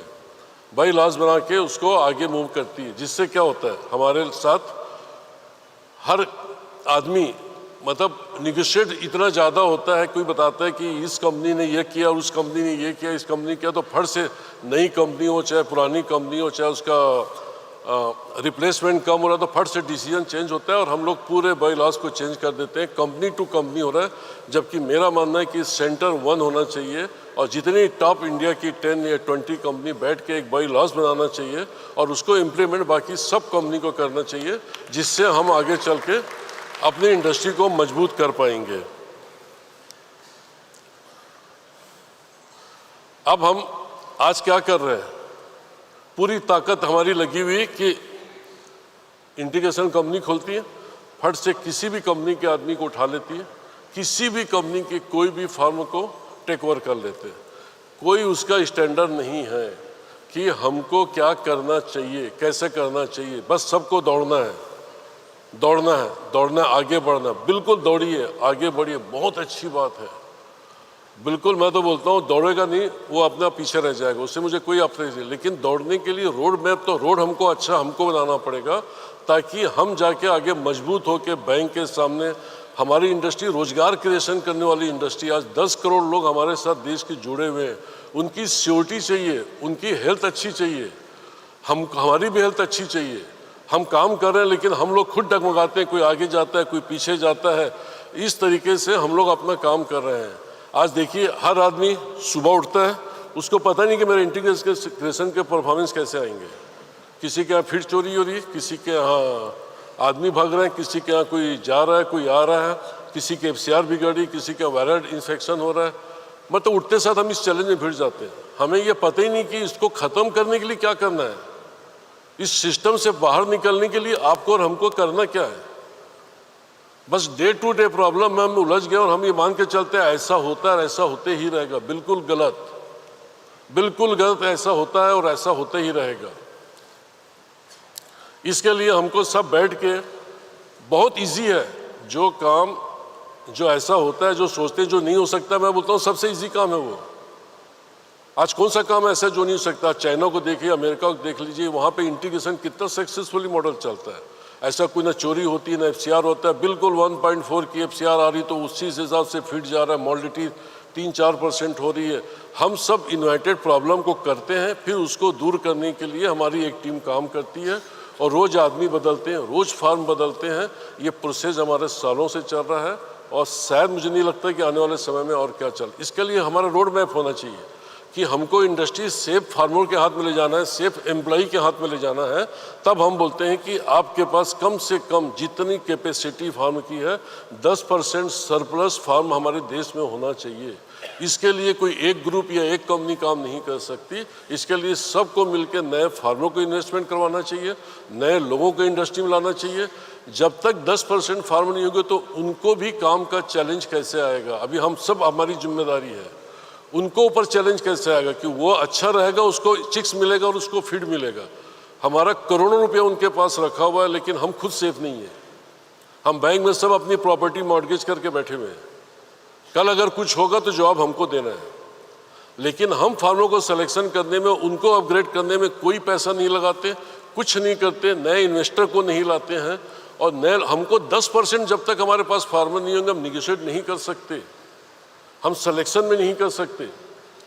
हमारे पास कोई सोच ही नहीं। एक आदमी ने जो फार्म लाया हमने एंट्री कर दी। हमने ये भी नहीं देखते कि उसके इक्विपमेंट कैसे हैं। सब जो भी देखते हैं सब कागज़ में देखते हैं। फिजिकल आप जाके देखो तो वहाँ पता चलेगा कुछ और है। कोई भी इक्विपमेंट फार्म में उस पोल्ट्री स्टैंडर्ड के नहीं रहते। हमारे करोड़ों रुपए की मुर्गी वहाँ रखी हुई है लेकिन हमारा सिस्टम इसको अलाउ कर देता है कि चिक्स मिला, उसने लिखा कि हाँ इतने फीडर ड्रिंकर है और हमने उठा के चिक्स और फार्म में दे दिए। और जिसने अगर परफॉर्मेंस खराब किया उसको भगा देते हैं, उसको दूसरा कंपनी उसको रख लेती है। तो कहाँ से हमारी इंडस्ट्री सुधरेगी। फार्मर को कोई चैलेंज है ही नहीं। तो फार्मर को भी चैलेंज दीजिए, जैसे हमको आप लोग देती है, कंपनी देती है, बैंक देती है, परफॉर्मेंस लाओ, उसके हिसाब से उनको भी देना चाहिए। तो इसमें भी हमको काम करने की, ये हमारी इंडस्ट्री का सबसे बड़ा चैलेंज है कि हमारे पास फार्म सरप्लस नहीं है। आज की तारीख में फीड की प्राइस, चिक्स की प्राइस कितनी बढ़ रही है और हमारा सबसे मेन बात है कि हमारा कैपेक्स कितना बढ़ते जा रहा है। आज ब्रीडर फार्म लगाना है और एक्सपांसन करना, उसके लिए पहले बहुत सोचना पड़ता है क्या हमारी इंडस्ट्री से इतनी सेफ हाथों में है, क्या हम इन्वेस्टमेंट करके क्या हम बैंक को पैसा दे पाएंगे, क्या ऐसे गांव के इतने लफड़े, NOC नहीं मिलती, ज़मीन नहीं मिलती, इतने सारे चैलेंज हमारे पास आ रही है। और हम इसमें क्या कर रहे हैं कि बिल्कुल वही ट्रेडिशनल तरीके से काम चल रहा है। तो हमको इसमें भी रिस्क को कम करने के लिए हमको सब काम करना चाहिए। वैसे ही LS, हमारा इंटीग्रेशन का मेन मुखिया कौन है? LS, branch manager, right. उसको जो हमारे को लाखों करोड़ों की हमारी इंडस्ट्री को ड्राइव कर रहा है, उसको हम लोग रखते कहाँ हैं पहले वो तो देखिए। एक रूम में बंद करके रख दिए 8 लोगों को, 6 लोगों को, वो तो आदमी है ही नहीं। मैं तो सबसे, मैं अपने टीम से बात करता हूँ कि अरे उस आदमी, हमारी सक्सेस स्टोरी बनाने वाला LS और BM है। वो आदमी देखिए एक रूम में बैठा, वहीं खाते हैं। उनको आदमी की आज़ादी, फ्री, उसकी एनर्जी इंक्रीज करने का कोई सोर्स कहाँ है हमारे पास? हम सब एक दूसरे की कॉपी किए जा रहे हैं।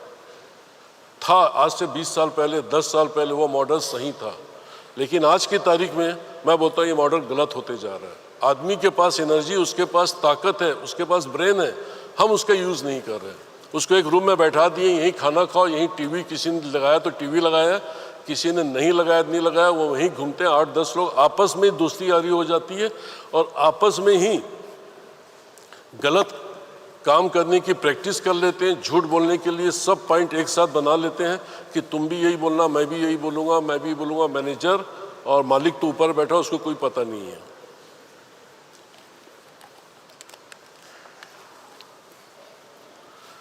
अब हम ज़्यादा आदमी रखते हैं, ज़्यादा घुमाते हैं, और शायद मैं बोलता हूँ पैसा तो हम अच्छा ही देते हैं, लेकिन अगर 15 आदमी काम को हम 10 आदमी से करवाएं और उसको ज़्यादा पैसा दें और नई इंडस्ट्री के आदमी लेके आएँ, नए लोगों को इंट्रोडक्शन करें, अपने घर से जिस गांव में ब्रांच खोलना है उस घर में रह के वो अपने परिवार के साथ या अपने मोहल्ले वालों के साथ रह के जब आता है तो उसके काम करने की सोच बढ़ती है। इस तरीके से थोड़े से खर्चे बढ़ा के हमको उनके लिविंग स्टैंडर्ड को ऊपर उठाना चाहिए और एक रूम से निकाल के गांव के अंदर एक आम प्राणी के बीच में रखना चाहिए ताकि उसकी कैपेसिटी, उसकी ताकत बढ़े।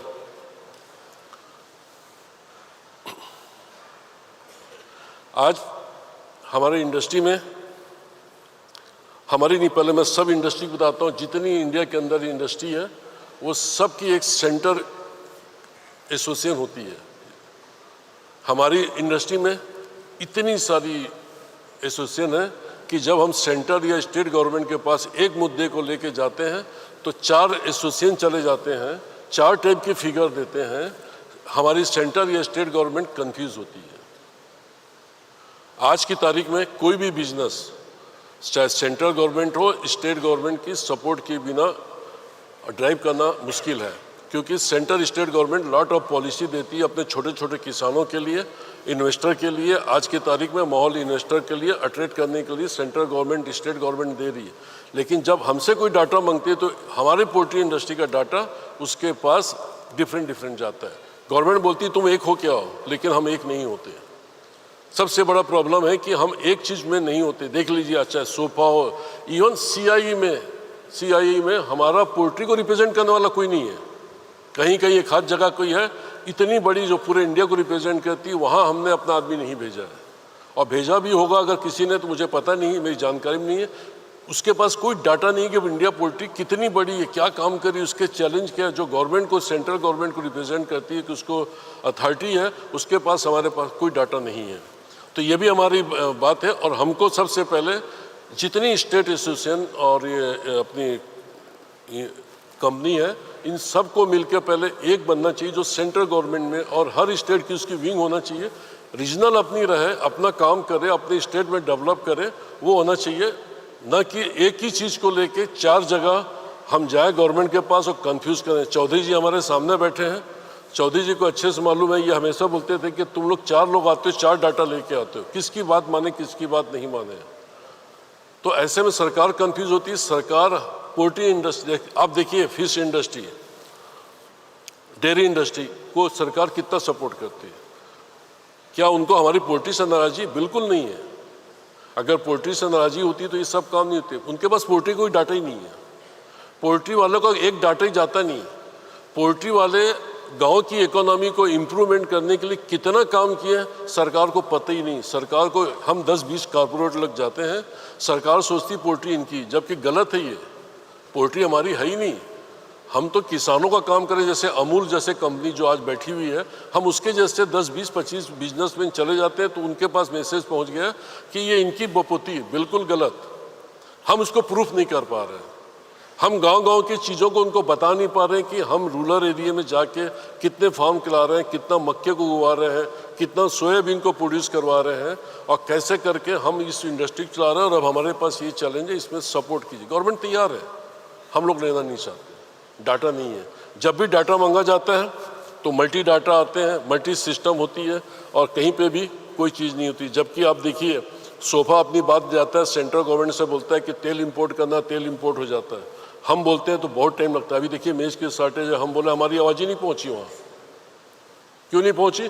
क्योंकि गवर्नमेंट को हमने महसूस ही नहीं कराया कि मक्के की किस तरीके की शॉर्टेज और हमारी पोल्ट्री इंडस्ट्री से इन्फ्लेशन में क्या फ़र्क आएगा। हमने बताने में, हम प्रूव करने में कामयाब नहीं हुए। फिर हम लोग बोलते हैं सरकार काम नहीं करती। गलत है। मैं सोचता हूँ कि हमको एक सिंगल अथॉरिटेशन बनाना चाहिए जो कि सेंट्रल गवर्नमेंट को रिप्रेजेंट करे। उसमें इंडिया के टॉप बिग जो प्लेयर हो उसमें होना चाहिए, और बाकी सपोर्ट के लिए कमेटी बनना चाहिए जो कि इस इंडस्ट्री को, इस एसोसिएशन को ड्राइव कर सके।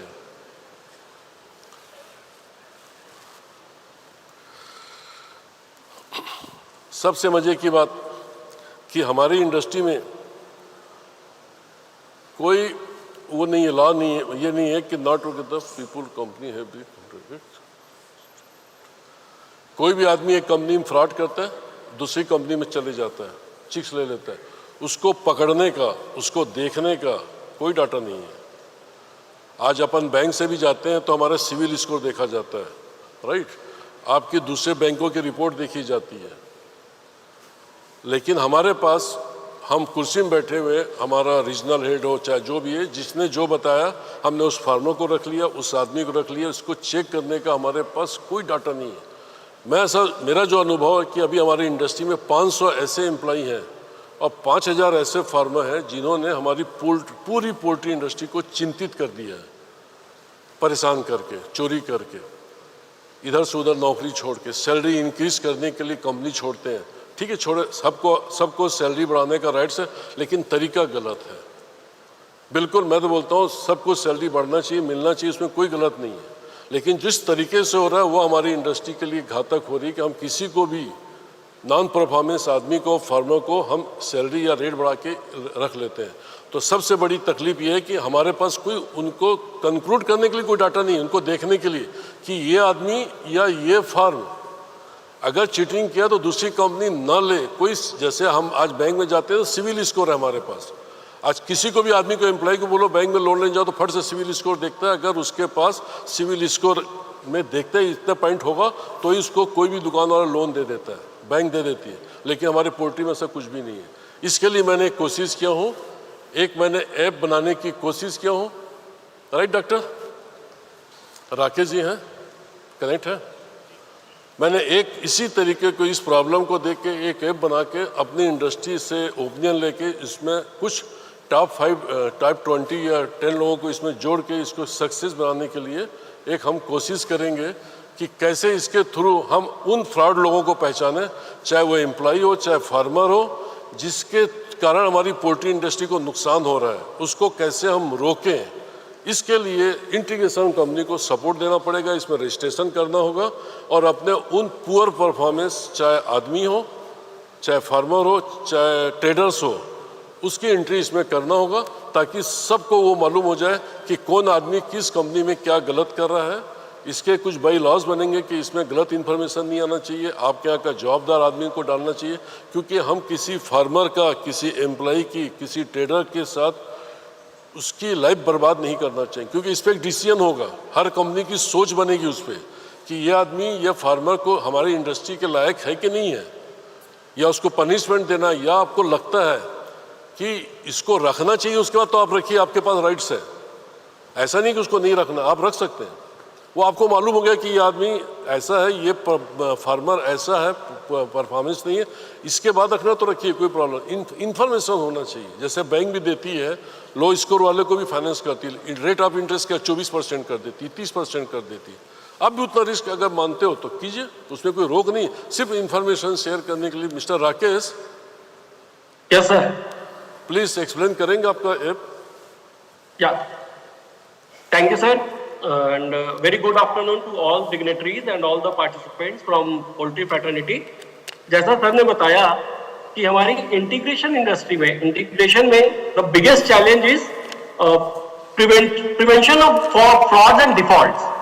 तो उसके लिए एमडी सर ने एक विजन देखा, हमारे एमडी साहब ने, और हमने एक ऐप बनाया है जिसका नाम है poultry connect. Poultry connect basically integration farmer का, हमारे एम्प्लॉइज का, कस्टमर्स का, या जो भी हमारे इकोसिस्टम है उसका एक सेंट्रलाइज्ड डेटाबेस है।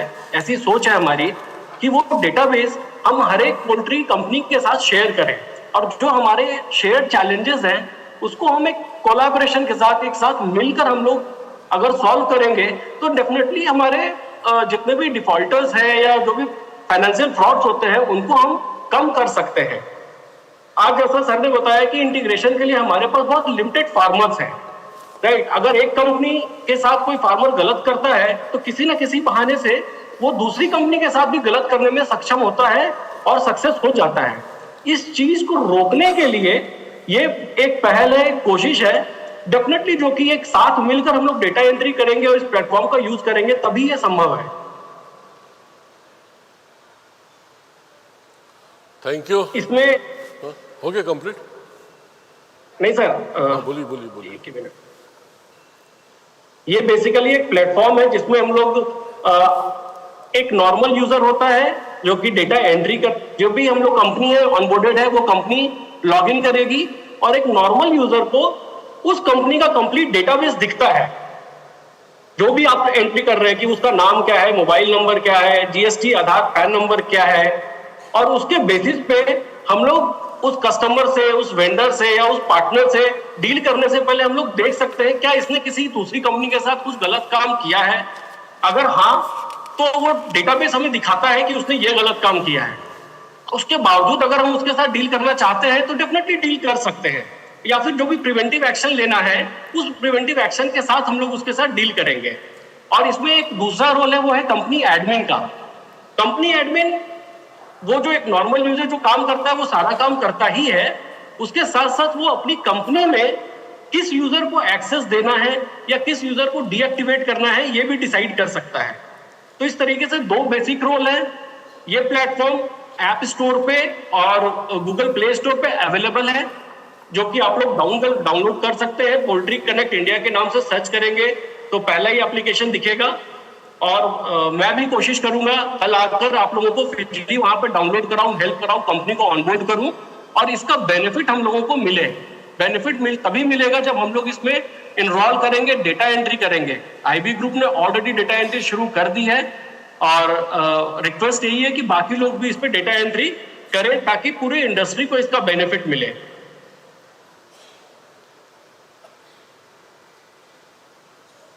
हो गया Rakesh complete? Yes sir. Thank you very much. तो ये इसकी डिटेल के लिए आप इनसे बात कर लेंगे, कोई इशू नहीं है। तो मतलब एक प्रयास है कि ऐसा डाटा पोल्ट्री इंडस्ट्री को शेयर होना चाहिए। इसमें ये कोई कि किस कंपनी का है, कौन क्या है, कोई मतलब नहीं। Poultry means poultry, poultry growth होना चाहिए, सेफ हैंड्स में होना चाहिए, आगे बढ़ने के लिए होना चाहिए। और अपने को ऐसा काम करना है, टेक्नोलॉजी आजकल इतनी आ गई है कि हम उस टेक्नोलॉजी को अडॉप्ट ही नहीं कर पा रहे हैं। अभी एआई आ गई, आईबी ग्रुप एआई में काम कर रहा है, जीआईएस में काम कर रहा है। मतलब जीआईएस का मतलब है कि इंडिया में आज कितने फार्म किस किस स्टेट में सब हमारे पास मैपिंग हो रही है। हम 6 महीने के अंदर हमारे पूरे इंडिया में जितने फार्म हमारे पास मैपिंग हो जाएगी। हम घर बैठ के देख सकते हैं कि किस फार्म में चिक्स जा रहा है, उसके फार्म से दूसरा फार्म कितने दूर में है, वहाँ पे चिक्स देना चाहिए कि नहीं देना चाहिए, एक रोड में होना चाहिए कि नहीं होना चाहिए। मतलब इस इंडस्ट्री के जो चैलेंज हमारे आदमी भी साइड में जाके नहीं कर सकते, हम उस पर भी काम चालू कर दिए। 6 महीने के अंदर हम सोचते हैं आ जाएगी। उसी तरीके से एआई लाया है कि बर्ड के अंदर एक पोल्ट्री हाउसेस में कितनी मुर्गी हम काउंट कर सकते हैं। कैमरे में चालू करेंगे, मुर्गी गिन जाए। इवन अगर आपकी ए ब्रीड है, वहाँ बी ब्रीड का भी बच्चा दिखेगा बर्ड, तो वो भी बता देगा कि इसमें 100 बर्ड दूसरी ब्रीड की है। मतलब आपके रिस्क क्या, यही तो है ना हमारी कंपनी में रिस्क। हम प्रॉब्लम इसी से तो घिर रहे हैं ना कि कोई एक हमारे इंटीग्रेशन में दूसरे की मुर्गी ला के डाल देता है। 5000 मुर्गी रहती है, वो ला के 6000 कर देता है, 100 डाल देता है। कैसे पकड़ेंगे? इतनी मुर्गी को काउंट करना पॉसिबल नहीं है।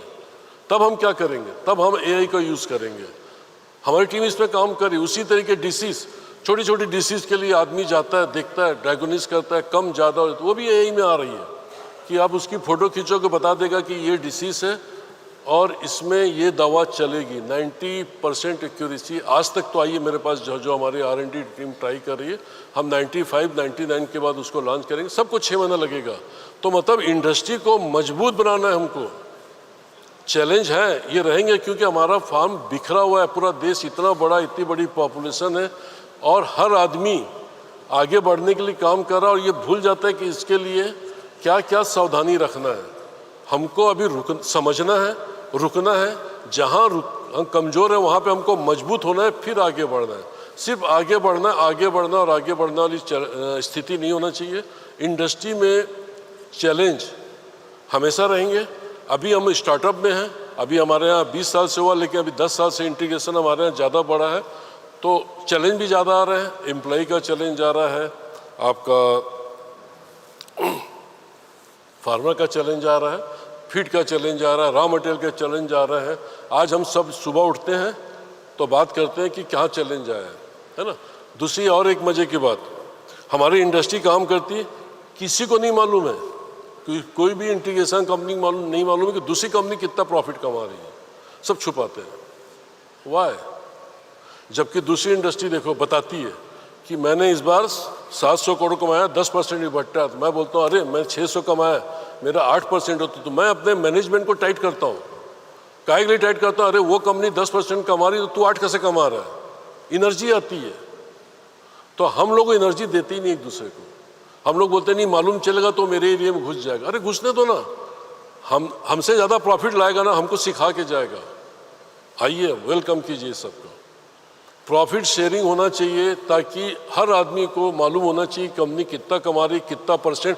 कंपनी का प्रॉफिट का परसेंटेज भी फिक्स होना चाहिए कि मेरे को इतना परसेंट से कम में काम ही नहीं करना है। कोई नहीं सोचेगा।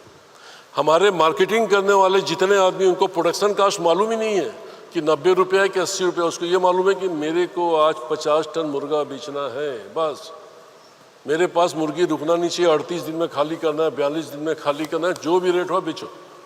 और कहानी एक बता दो मैनेजमेंट को कि सर वो ऐसे रेट में बेच दिया, उसने ऐसे रेट में बेच दिया, और हमारे पास उसको मानने के सिवाय कोई चारा नहीं होता है। उनकी भी मजबूरी है, क्योंकि हमने उनको सिखाया ही नहीं है ना। हम तो सिर्फ उनको मुर्गी बेचना सीखा, कैसे बेचना चाहिए, कितनी प्रोडक्शन कास्ट है, क्या क्या फिंगर देख के करना चाहिए। उतने एजुकेटेड एनालिटिकल लोग हमने रखा ही नहीं है। हमने बिल्कुल ट्रेडिशनल आदमी, इस कंपनी का आदमी उस कंपनी में गया, उस आदमी कंपनी उस काम में गया, और हम देख रहे हैं साल के आखिरी में 2 करोड़ बच गया ना, चलो एंजॉय करो, घाटा तो नहीं हुआ। नहीं, हमको प्रॉफिट चाहिए। प्रॉफिट क्यों चाहिए? आपको मजबूत बनाने के लिए, आपको आगे बढ़ने के लिए, आपके बैंक फाइनेंस के प्रोजेक्ट के लिए, मार्जिन मनी के लिए पैसा चाहिए। बैंक के पैसे को सेफ रखने के लिए आपको मार्जिन चाहिए। ये सोच हम सब की होना चाहिए। ऐसा नहीं कि मुझे अपने लिए पैसा चाहिए। अगर आगे बढ़ना है तो बैंक के लिए सोचिए। नए एक्सपांसन के लिए मार्जिन मनी कहाँ से लाओगे? प्रॉफिट रहेगा तो एक्सपांसन होगा ना। तो हमको 25% उसके लिए पैसा चाहिए। अपनी कंपनी को रिस्क फंड मैनेजमेंट करने के लिए पैसा चाहिए। कभी मंदी आएगी तो आपके पास जितना प्रॉफिट का 50% पैसा हमेशा रिजर्व फंड में चाहिए। कभी भी क्राइसिस में है तो आपकी कंपनी हिलना नहीं चाहिए, बैंक के सामने एनपीए नहीं होना चाहिए। तो ये सब चीज़ों को रिस्क हम नहीं देखते, हम लोग सिर्फ काम में दौड़ रहे हैं। तो हमको सोचना चाहिए कि हम प्रॉफिट को कैसे स्टैंडर्डाइज करें कि हमारी कंपनी को इतनी प्रॉफिट आना ही चाहिए, वरना हम काम नहीं करेंगे या रुकेंगे, ठेक करेंगे। और प्रॉफिट आने के लिए क्या करना है? ऐसा नहीं कि रेट बढ़ा दो। पहले हमारे ऐसे खर्चे, ऐसे पुअर मैनेजमेंट के कारण हमारी ब्रॉयलर की प्रोडक्शन कास्ट बढ़ गई। इंटीग्रेशन में 5 से 15 रुपया इंटीग्रेशन की सब कंपनी की प्रोडक्शन कास्ट स्टैंडर्ड से ज़्यादा है, 5 से 15 रुपया। इसको कम करने के लिए किसने क्या किया? आज आप देख लेंगे सब जगह तो 5 से 15 रुपया ये डिफरेंस है। ये इतना बड़ा मार्जिन है कि अगर हमने इसको बचा लिया तो सोचो आप कितने बड़े आदमी बनने वाले हो, कितना बड़ा काम होने वाला है आपका। हमको कुछ नहीं करना, वही रेट में बेचो, ये करो, सिर्फ जो लूज हो रहा है उसको बचाना है हमको। 5 से 15 रुपये किलो ये हर कंपनी को मालूम है, लेकिन पता नहीं कि जब वो आगे काम करने जाते हैं तो क्यों नहीं होता। जैसे वायरस,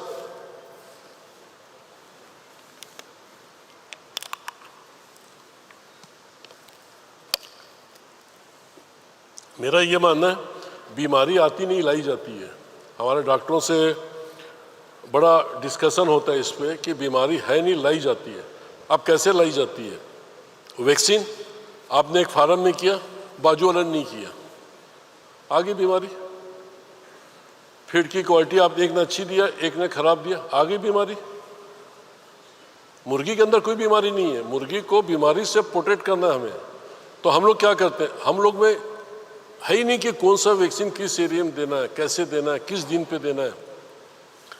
अपने को सबसे पहली बात कि कहीं भी वर्ल्ड में कहीं भी आप जाके देखोगे, कोई भी फार्म में वैक्सीन इमरजेंसी में दी जाती है, सब हेचरी वैक्सीन दी जाती है। चाहे वो अंडे में दीजिए, चाहे सब कट करके दीजिए, उसकी कास्ट हो सकता है इससे डबल पड़ती है। लेकिन फार्मों के अंदर अगर स्टेज में हमने वैक्सीन देते हैं तो ये मान के चलिए आपकी वैक्सीन फेल हो रही है। तो हमने इसके लिए कोई पॉलिसी नहीं बनाई सब इंटीग्रेशन कंपनी की, नहीं हमको हेचरी में वैक्सीन दें, कास्ट बढ़ती तो बढ़े, हम फार्मों में वैक्सीन नहीं करेंगे। जब प्रॉब्लम आएगा या कोई वैक्सीन कभी कभी चैलेंज करती है तब हम दें। जैसी वायरस आपका कंट्रोल करे तो पूरा इन्वायरमेंट आपके फेवर में, पोल्ट्री इंडस्ट्री के फेवर में हो गया। आपका 90% प्रॉब्लम वहाँ से ख़त्म हो गया। पिछले 2 साल से आईबी ग्रुप पूरा एचवी वैक्सीन कर रहा है, तो मैं अपना एक्सपीरियंस शेयर कर सकता हूँ कि मुझे उसके बहुत अच्छे रिजल्ट मिल रहे हैं। सबको करना चाहिए एचवी वैक्सीन, मेरी ऐसी सलाह है, फिर आप लोग के अपने डिसीजन होंगे। इसी तरीके से अभी विघ्नेश जी बैठे थे यहाँ पे, तो मैं बोला बहादुर भाई तुम क्या करते हो, तुम्हारा इंट्री पोल्ट्री में क्या काम? मैं मुर्गी देखता ही नहीं है। मुर्गी देखने का काम डॉक्टर जायसवाल और उनकी डॉक्टरों की 40-50 आदमी की टीम वो देखती। फाइनेंस में देखता नहीं। फाइनेंस में मैं सिर्फ ये देखता हूँ मेरे को इतना रुपया साल में कमाना है, मेरी बिटिया जो है उसको देखती है, और सब जितनी कंपनी को जितने लोगों को कोऑर्डिनेट करना है वो करती है, अपनी मीटिंग करती है, उतना रुपया लाना उसकी जिम्मेदारी होती है उसकी टीम के साथ में। मेरा काम क्या रहता है, सिर्फ इस इंडस्ट्री को मैं समझता हूँ, स्ट्रेटजी बनाता हूँ, आने वाले समय में क्या चैलेंज आएगा, किधर इंडस्ट्री जा रही है और क्या कॉम्पिटिटर की वीकनेस है, उसकी स्टडी करके मैं अपनी रणनीति बनाता हूँ। मेरा सिर्फ मैं एक ही काम करता हूँ, बाकी मेरा कोई काम ही नहीं है, मेरे पास कोई काम करने के लिए स्कोप ही नहीं है। तो इस तरीके से हर ओनर की जिम्मेदारी होती है कि वो भी अपने काम को इस स्ट्रेटजी में लाए कि काम करने वाली टीम अलग रहे। तुमको हर कॉम्पिटिटर देखो, जब कोई भी है कॉम्पिटिटर, उसकी क्या स्ट्रेंथ है, उसकी क्या वीकनेस है, क्या एडॉप्शन करना चाहिए, क्या डिनाई करना चाहिए उसकी बातों को, उसकी स्टडी मैनेजमेंट कर सकता है। तो इसमें भी अपने को आप लोगों को काम करना चाहिए, ताकि हम सबकी सोच जब तक ऐसी होगी तब देखेंगे साल 2 साल बाद हम सबका ब्रेन एक जैसा मैपिंग हो जाएगा कि यार चलो ये भी ऐसा सोच रहा है, मैं भी ऐसी सोच रहा हूँ, ये भी ऐसा सोच रहा है। किसके बुरे दिन आएंगे तो मेरे अच्छे दिन आएंगे, ये सोचना है ही नहीं, पॉसिबल ही नहीं है। सबके अच्छे दिन आने वाले हैं, किसी के बुरे दिन नहीं आने वाले हैं। क्यों राम रेड्डी, राइट? सबके अच्छे दिन आने वाले हैं। मैं इस बात से कतई नहीं हूं कि पोल्ट्री इंडस्ट्री में कभी किसी का बुरा दिन आएगा। कम प्रॉफिट और ज़्यादा प्रॉफिट होगा। जो अपने आप को अपग्रेड करेगा वो आगे बढ़ जाएगा, जो अपग्रेड नहीं करेगा वो पीछे हो जाएगा। इसके चैलेंज है, चैलेंज को चैलेंज के जैसा लीजिए और उसको हमारी ताकत है। आप और हम सब मिल के इस ताकत को दूर कर सकते हैं। इंडिया अभी पोल्ट्री स्टार्टअप है, इंटीग्रेशन रूरल में हम काम कर रहे हैं, गांव-गांव के अंदर हमारी फार्मिंग है। तो हमको, मैं नहीं सोचता कि कोई बहुत बड़ा इसमें तकलीफ आएगी। इसी तरीके से सेंट्रल गवर्नमेंट हो चाहे स्टेट गवर्नमेंट हो, इनकी कई स्कीम निकलती है गरीब लोगों को आगे बढ़ाने के लिए। अभी लखपति दीदी बनाई है, सेंट्रल गवर्नमेंट का है। डेयरी वाले, फिश वाले इस प्रोजेक्ट को टेक ओवर करते हैं, राइट? टेक ओवर करके गवर्नमेंट को प्रेजेंट करते हैं कि देखो हमने इतनी दीदी को लखपति बना दिया, हमारी पोल्ट्री इंडस्ट्री कुछ नहीं करती। कितना इजी काम है। इसमें अभी मैंने राजनांदगांव में ये फंड किया हूँ, 50 महिलाओं को लिया हो, कलेक्टर के पास ये फंड होता है। मनरेगा के फंड को 2 करोड़ रुपया उसने 50 लोगों को 1500 स्क्वायर फीट का पोल्ट्री हाउस बना के फ्री ऑफ कॉस्ट में 50 महिलाओं को दिया है। मुझे सिर्फ उसमें हजार चीज़ का इंटीग्रेशन करना है और टेक्निकल सपोर्ट देना है। ऐसा हर इंटीग्रेशन कंपनी को अपने ज़िले में कलेक्टर से बात करके मैं उसकी पूरे डॉक्यूमेंट्स दिलवा दूंगा आपको, डॉक्टर जायसवाल उसको पल्लवी से मिलवा देंगे इनको। और जो भी इंटरेस्टेड होगा, हर आदमी को, हर कंपनी को अपने डिस्ट्रिक्ट में 25-50 महिलाओं को लखपति दीदी का जो सेंट्रल गवर्नमेंट का और स्टेट गवर्नमेंट का प्रोजेक्ट है उसमें आगे बढ़ाइए, ताकि एक अपनी कंपनी की, अपनी इंडस्ट्री की एक इमेज उठती है कि हमने भी सरकार के प्रोग्राम से बना के इतने लोगों को जीवन को हमने आगे बढ़ाया। हमको सोशल काम में भी थोड़ा सा ध्यान देना पड़ेगा, राइट चौधरी जी, शुक्ला जी, राइट? तो मैं सोचता हूँ कि ऐसी कुछ स्कीम में जुड़ के हमको भी अपने नंबर, अपनी इंडस्ट्री के नंबर सेंटर और स्टेट गवर्नमेंट में आगे बढ़ाना चाहिए, ताकि उन लोग भी हमें ये नहीं समझे कि इन लोग सिर्फ अपने लिए काम करते हैं। अभी मैसेज ये सेंटर में चाहे स्टेट में, अरे इन लोग पैसे वाले हैं, बड़े लोग हैं, अरे है ठीक है ना, लेकिन हम काम किन के लिए कर रहे हैं आज देखिए। तो थोड़ी सी हमको अपनी सोचने का और काम करने का तरीका बदलना है। तो जरूर अब हमारी बात आ रही नेक्स्ट जनरेशन के लिए। हर फैमिली में, हर बिजनेस फैमिली में नेक्स्ट जनरेशन है। क्या आप लोग सोचते हो कि ये नेक्स्ट जनरेशन इस टाइप के काम को टेक ओवर कर लेगा? आप खुद सोचो अपने दिमाग से, कभी नहीं करेगा। बोलेगा जिसमें इतना रिस्क है, देखो वो क्यों नहीं लेगा? क्योंकि उसके पास वो कंफर्ट में आपका बेटा, आपका बेटा आज पूरे कंफर्ट में हो सकता है किसी ने देश विदेश के बड़े बड़े कॉलेज में पढ़ा के लाया है उनको, कि ये सोच के कि इन बच्चों को हम अपनी बागडोर सौंपेंगे। कई फैमिली ने किया, कर भी रहे हो, करना भी चाहिए। तो क्या सोचते हो बच्चे जब पढ़ के आएंगे तो ये सिस्टम को टेक ओवर कर लेंगे? बिल्कुल नहीं करेंगे। करेंगे तो बेमन से करेंगे। क्यों? इसमें रिस्क के सिवाय है क्या? कंफर्ट कहाँ है अपन लोग बताओ ना। हम लोग 20 साल 25 साल से काम कर रहे हैं तो हमको पता नहीं चलता है कि अपन लोग कितने रिस्क में, कितने टेंशन में काम कर रहे हैं। ये जनरेशन जो आ रही है ये बिल्कुल इसको अडॉप्ट नहीं कर पाएगी। और हमने देखा भी है कि कई जनरेशन इससे थोड़ा सा निकल के साइड में बिजनेस चालू कर दिए, कई जनरेशन इससे विड्रॉ हो रही है, और कई जनरेशन फादर बोल रहे हैं इसलिए कर लो। ऐसा नहीं होना चाहिए। आप दूसरी इंडस्ट्री में देखिए कि नेक्स्ट जनरेशन जो पढ़ लिख के आ रही है 50 से 75% जनरेशन अपने पेरेंट्स का बिजनेस को टेक ओवर कर रही है। हमारी इंडस्ट्री में ऐसा नहीं हो रहा है। इतना रिस्क, इतना ट्रेडिशनल सिस्टम, कोई कंट्रोल नहीं है हमारे पास, सब नीचे चले गया। वो दे दिया तो ठीक है, नहीं दिया तो भी ठीक है। बस साल के आखिरी में क्यों बलराम जी, ठीक है, बलराम जी से बात होती है, मेरे को बोलते हैं बहादुर तू बेवकूफ़ आदमी पोल्ट्री इंडस्ट्री में काम कर, तू बाहर आ बॉम्बे, बोलता है तो पैसा कैसे कमाते हैं बताता हूँ। राइट, तो कहना मतलब ये है अगर इनसे मिल लोगे तो आप पोल्ट्री छोड़ दोगे।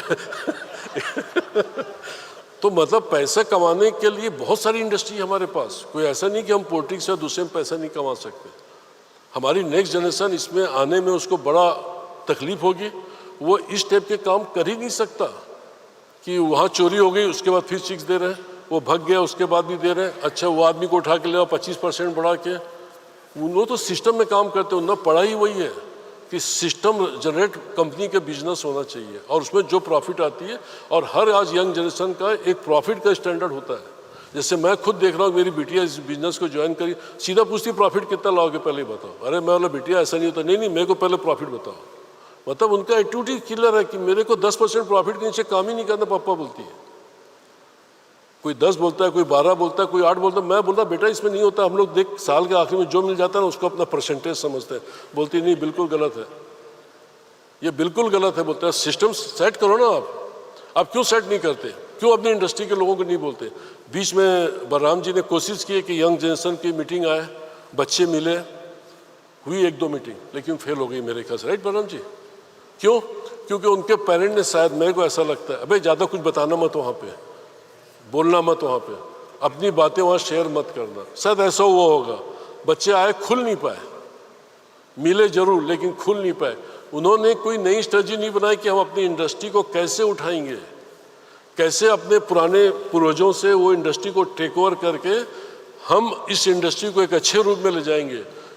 उनके पास कोई आइडिया नहीं बेचारों के पास, क्योंकि जिस ट्रेडिशनल तरीके से हम काम कर रहे हैं उसमें वो सक्सेस नहीं हो पाएंगे। तो हम अपने इतना काम बढ़ाने के बाद हम अपने बच्चों को अपना बिजनेस ट्रांसफर शायद उतनी स्पीड से, उतनी कैपेसिटी से नहीं कर पाएंगे। तब हम सब लोग की जिम्मेदारी कि अपने बच्चों के लिए ऐसा इन्वायरमेंट क्रिएट करके जाए कि वो बच्चे आपके बिजनेस को तुरंत टेक ओवर करें और नई जनरेशन के साथ मिले, काम करें और अपनी फैमिली बिजनेस को भी आगे बढ़ाएं, पोल्ट्री इंडस्ट्री को भी मजबूत करें और देश को भी मजबूत करें। ये हमारे लिए सबसे बड़ी जिम्मेदारी है कि नेक्स्ट जनरेशन को हम क्या डिलीवरी करेंगे। Thank you very much. Thank you again. Thank you sir, thank you very much. लेकिन हम आपको भी जाने नहीं देंगे। I request you to stay back. I really appreciate that sir ने ना बिल्कुल हमें फैमिली मेंबर्स की तरह point to point he explained just like the top, the leader, the father of the family. Sir, I would compliment your style of messaging, लेकिन उससे पहले मैं ये कहना चाहूँगी कि sir spoke from his heart, very concerned, to the point, with the pointers on screen. He made sure कि हम नहीं, हमारी अगली generation भी इसे adopt करे. So give it up for the gentleman, the one and only Mr. Bahadur Ali ji. Along with this, I would like to call other speakers also to join me on stage. Can I request Dr. Chin, technical consultant from Singapore, to grace the stage with your presence, and Dr. M.R. Reddy to join me, Principal Scientist, Avian Health Section, ICAR Director of Poultry Research, Hyderabad. Sir, Ladies sir, and sir. gentlemen, bringing before you all the three dynamic speakers of today. And to felicitate them one after the other, to felicitate Dr. Chin, can I request Balram Singh Yadav ji to join me on stage along with Mr. Harshad Thakkar. Please join us on stage, sir. We'll have one group picture of yours, post which we would first felicitate Dr. Chin, followed by Dr. M.R. Reddy, and then our very own Mr. Ali. Requesting Mr. Balram Singh Yadav and Mr. Harshad Thakkar to please felicitate Dr. Chin. What a moment of honor and pride it is for all of us. The view is dynamic on stage for each one of us. The speakers being felicitated. Thank you so much, sir, for your valuable time, efforts, and contribution to the poultry industry.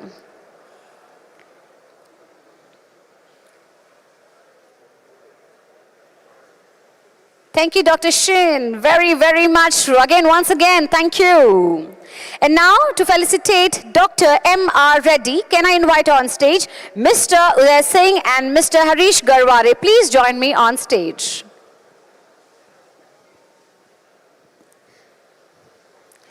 Mr. Uday Singh and Mr. Harish Garware to please grace the stage.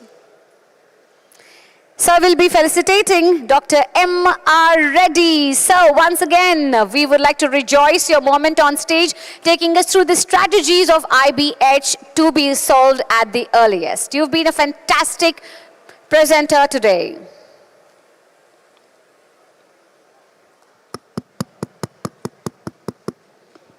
So we'll ask you to wait for one group picture. Yes, please, so that everyone's there again.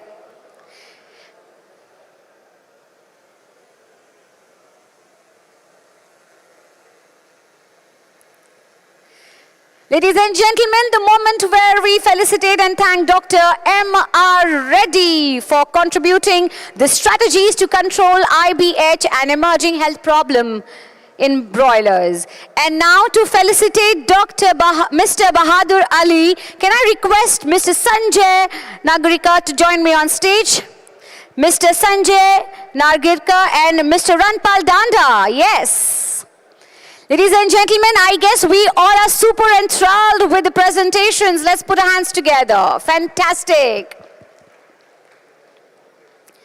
On stage we have Mr. Sanjay and Mr. Ranpal, all honored and ready to felicitate Mr. Bahadur Ali ji.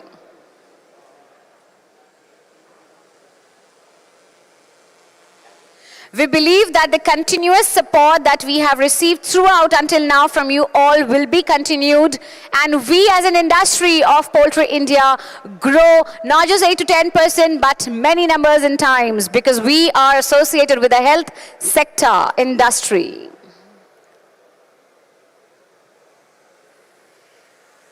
Thank you very much to the presenters for joining us, and I request all the three presenters to take one group picture, and then we would escort from the stage.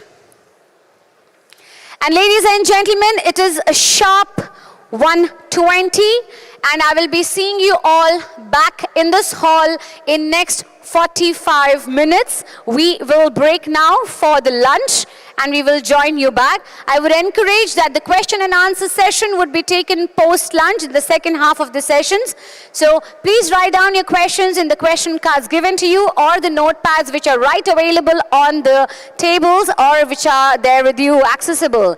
You can please take help of our volunteers. Thank you to the dignitaries, Dr. Shin, Dr. M.R. Reddy and Mr. Bahadur Ali. What an honor it was to have you all with us for talking on the three main topics. Ladies and gentlemen, let's all break for the lunch and come back after 40 minutes. See you soon.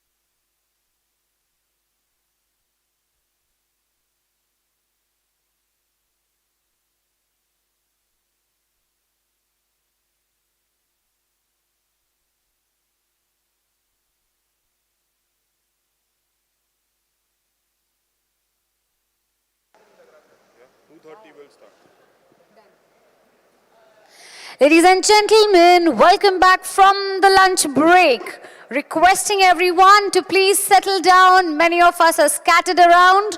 It'll be great if you all settle down and then we can get started early so that we end early and we can begin the evening also early.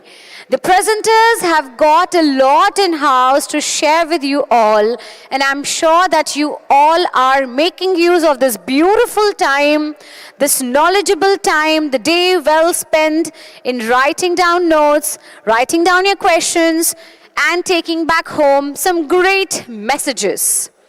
This year's 16th Poultry Knowledge Day, bringing to you in Hyderabad at the city of Nawabs, city of the best biryani, city of Ramoji Film City. Just requesting you all that whoever have come here for the very first time, make sure that you do visit the city around, you have a great time, and then only head back home. We all aim to be successful in our own industry. We have the experts' support, and yes, we will grow, rise, and shine. We are about to begin in the next few minutes. Until then, requesting this beautiful audience to be with me. And let me see, how's the Josh? We've generally seen that post-lunch, people have fantastic Josh, the double Josh than the one which we have at the beginning. And I'm sure you'll agree with me with that beautiful smile. A little smile at the corner of your face shows, yeah, is it? Let's try that. Okay. So my dear friends, how many of you are here for the very first time? Can I see your hands up? The people who are attending the seminar for the first time in Hyderabad, zara haath utha ke zor se upar. Lovely, thank you. So, sir, I'm sure that after the session also, evening gala you will enjoy, and please have a tour of the city Hyderabad. And then you will love to come back again and again. Yes, thank you for the 2 thumbs ups. Okay, so I'm sure that energy that I carry, I transmit it to all of you, but this will not happen only when I speak, right? Baaton se baat nahi banti, kaam karna padega. Did you know that there is one thing, you know, human body has several body parts, several organs. There is one recent organ in our body that has just evolved. And do you know what is that? It is on a very lighter note, so you don't have to like stare like GK nahi pata hame. So there is something called as a electronic device called mobile phone, jo sabke paas hai. It has become a body organ. Sometimes you have it in your hand and you're searching mera phone kahan hai, because you want to do multitasking. You cannot keep your mobile phone away from you for a very long time. Blaming children is secondary. But our business also runs on mobile phone. Our connections, our network build on mobile phone, the data. And that is why I sometimes feel like saying, this mobile phone should become a part of our body. Yeah.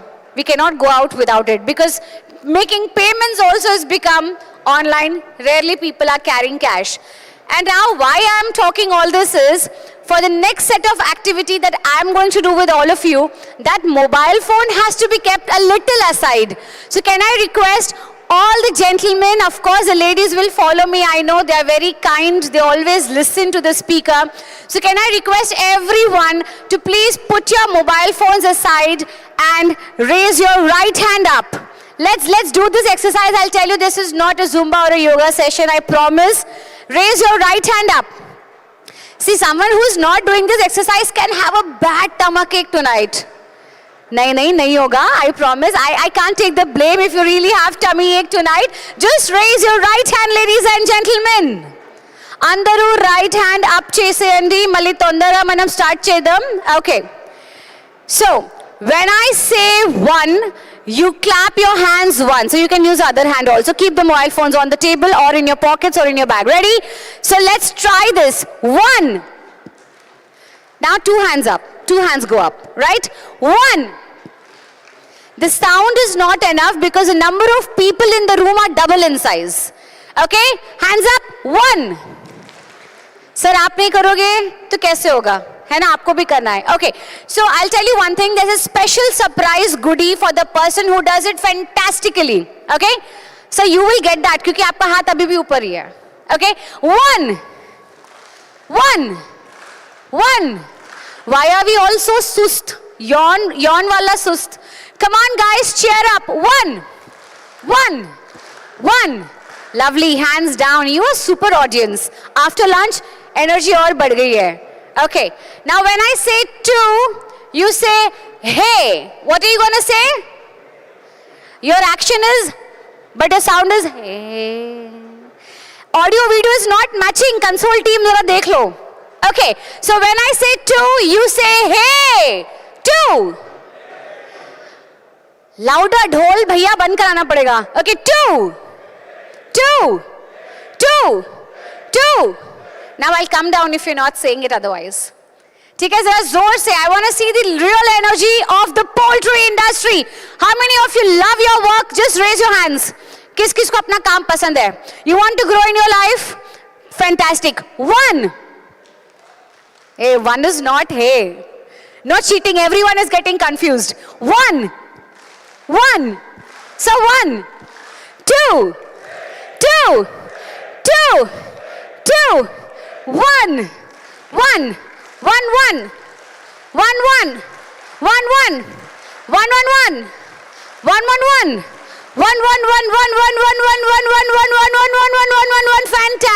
Fantastic. So now you know, I hate telling people, please tali bajao, please put your hands together, clap for gentlemen, because you know what? Yes, thank you. I got the signal, we can start. There's one thing really important, Anil sir, that I want to mention everyone, that the science, really, this time I'm not joking. This science says that when you put your hands together, it shows namaste, it's a greeting. The Hridaya chakras in our hearts communicate. The positive energy here, so you'll get the positive energy. Second thing is, when you put your hands together again and again, people who wants promotion, they will get it. People who are individual, who wants a beautiful wife, they get it. The beautiful ladies to get the var that they want. And the people who want Mahalakshmi, Grahalakshmi to come to their house and their business to grow poultry industry will surely happen. So now you decide whether you want to clap or not. Fantastic. So now that we know the reasons of putting our hands together, ladies and gentlemen. Dear delegates, today we turn our attention to a topic of great importance, one that every farmer constantly considers, and that is sustainable manure management in poultry farming. In an era where environmental responsibility is no longer optional, adopting clean, eco-friendly practice is essential for every enterprise to thrive. Pollution control norms are of course mandatory, but sometimes beyond compliance.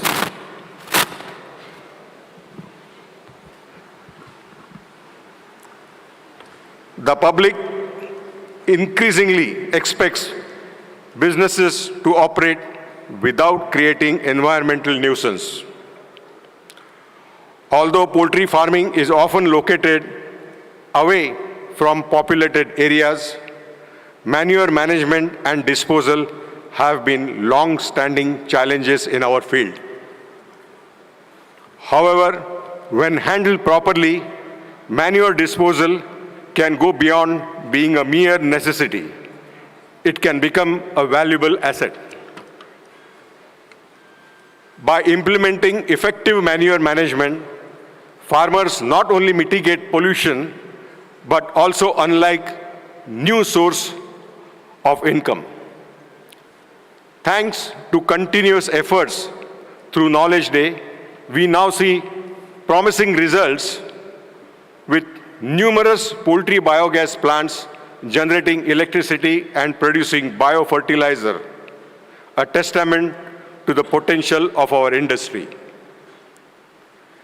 While small-scale manual composting remains feasible, today's larger farms require efficient, mechanized solution We are fortunate to have with us two seasoned experts in poultry manure composting. Mr. Pranav Goel will guide us through the horizontal composting process, while Deven Krishnan will share insight on the vertical composting method. Their hands-on experience promises to bring valuable perspective to this critical discussion. Please join me in welcoming our knowledgeable speakers as we explore the future of sustainable manure management together. Thank you. Thank you very much, sir, for giving this great start. And now, ladies and gentlemen, as sir has already told us that there are two experienced, seasoned presenters who are joining us on stage. So firstly, can I please invite on stage Mr. Pranav Goel to grace the stage. And he is the partner, Real Foods, right from Punjab. A warm welcome.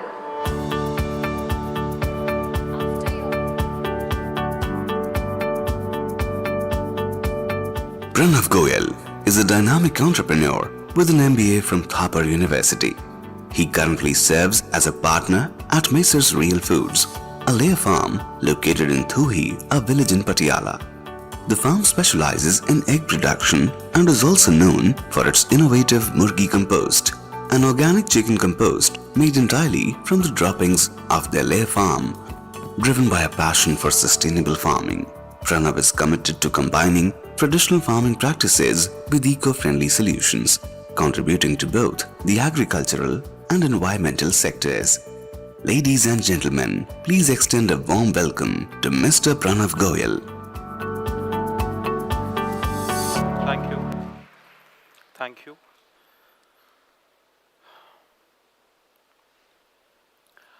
Real Foods boasts state-of-the-art infrastructure accommodating 6 lakh birds. To augment this setup further, in 2023, we introduced a sophisticated composting plant sourced from Japan, from one of the leading companies in the world of composting technologies. The process ensures efficient waste management by converting 60 tons of chicken manure to 20 tons of compost.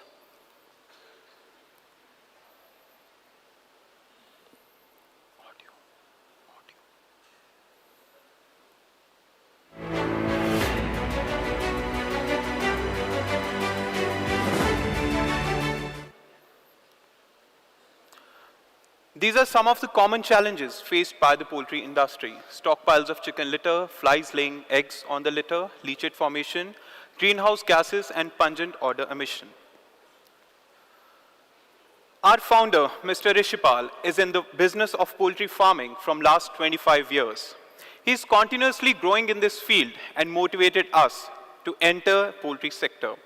From the very start of the establishment of Real Foods, he wanted to solve this increasing problem of chicken manure disposal and issues related to it, especially the menace caused by the flies, through technologically advanced systems and practices.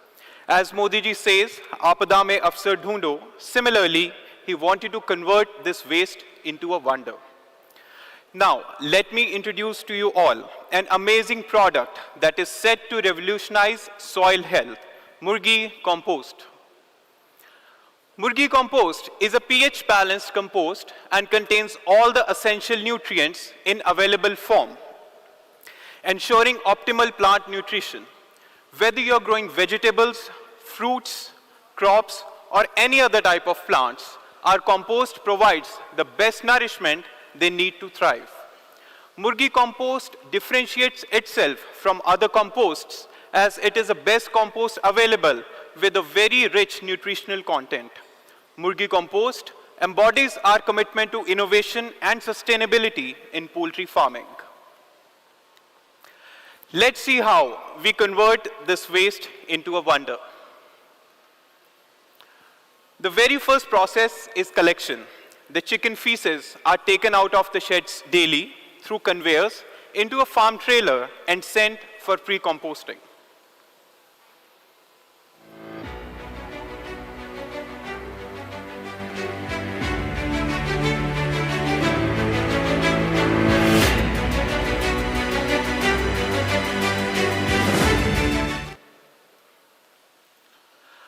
Pre-composting is the first stage of the decomposition process. The biomass is collected in the pre-composting area where it is charged in the bins. The heap of the material is made up to a certain height, and the temperature of the biomass in the bin starts rising and reaches up to 75 degrees centigrade. Due to this high temperature, the pathogens, fungi, etc. present in the biomass are eliminated. We have air purging lanes in the floor which provide fresh air to the droppings, aiding in the decomposition process. The oxygen level is maintained at 12%, and level of ammonia, methane, CO2, etc. are checked precisely through a computer-controlled system facilitating the microbial decomposition to happen efficiently. The gradual drop in the temperature of the biomass indicates the completion of the pre-composting process. After this, the pre-composted material is taken out of the bins and transferred to the composting machine.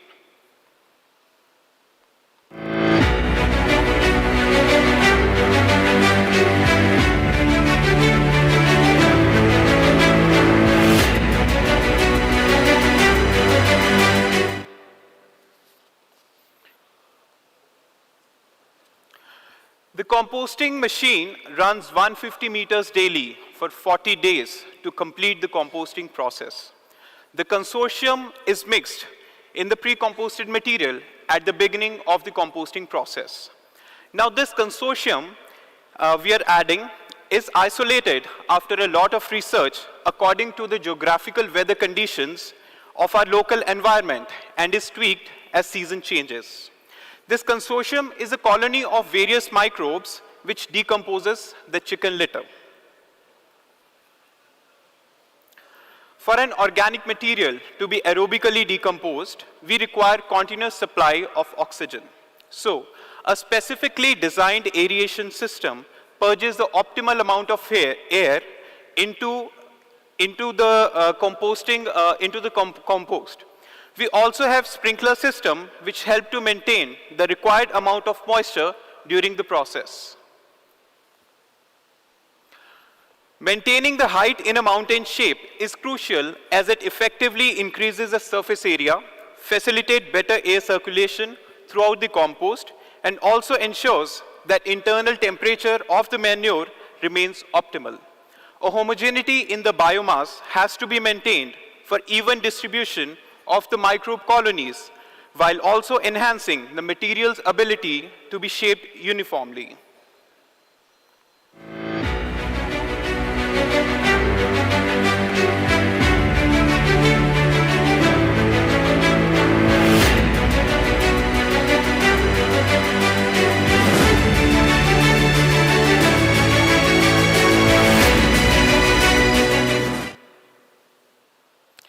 Chicken litter, often characterized by its strong, unpleasant odor, hotness, and presence of pathogens, is transformed into a high-quality, nutrient-rich, odorless compost.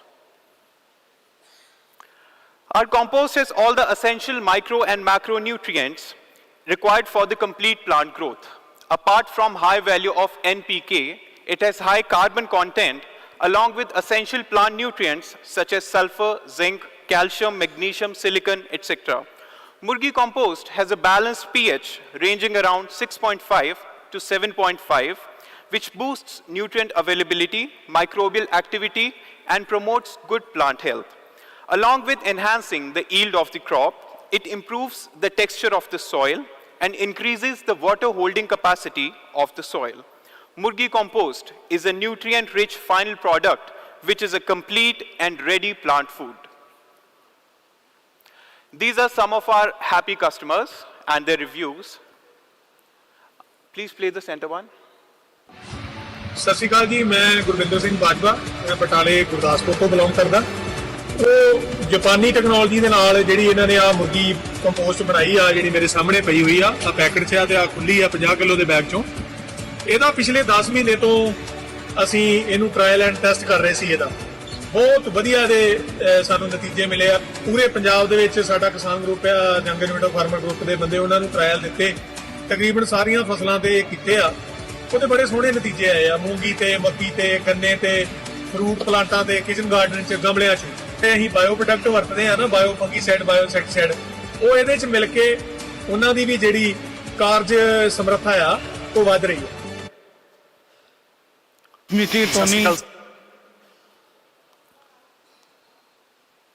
So future prospects, to use Murgi compost as feed ingredient, we are at a very initial stage. We just got our test done from Namakkal, and these are the results. Protein, and we don't have any toxins in it. Okay, I would like to conclude by saying consumers nowadays are very more informed about agricultural practices than ever before. This shift marks a pivotal role in addressing one of industry's most pressing issues, the disposal of manure. By converting poultry waste into a valuable resource, we not only tackle environmental challenges, but also create a sustainable alternative to chemical fertilizers. This approach benefits both the agriculture sector and the environment, contributing to a healthier and more self-sufficient nation. For any queries, please contact us. Thank you. Thank you very much, Mr. Pranav. Very significantly and very appropriately, you've managed in time, in that short span of time, to tell us how properly, significantly, and actually we can implement the poultry waste to wealth. Now that we've learned from one presenter, moving on to the next one, can I please request Mr. Devan Krishnan from Big Dutchman to join me on stage for his presentation.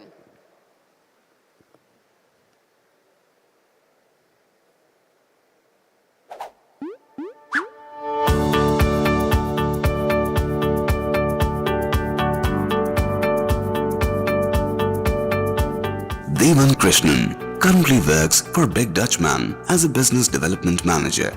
He oversees the development of waste treatment products for the company's Asia division, developing new business and driving the sales of waste treatment products for Asia and Oceania. He joined Big Dutchman in 2013 as a technical sales advisor for climate equipment, where he advised sales managers and customers on ventilation and climate systems. Subsequently, he was promoted to an area sales manager for Indonesia, Bangladesh and Pakistan for BU Poultry, in charge of broiler and broiler breeder sales. In 2020, Devan joined the business development team to create waste treatment products in line with Big Dutchman's goal to achieve a cyclical economy in the livestock industry in line with UN Sustainable Development Goals.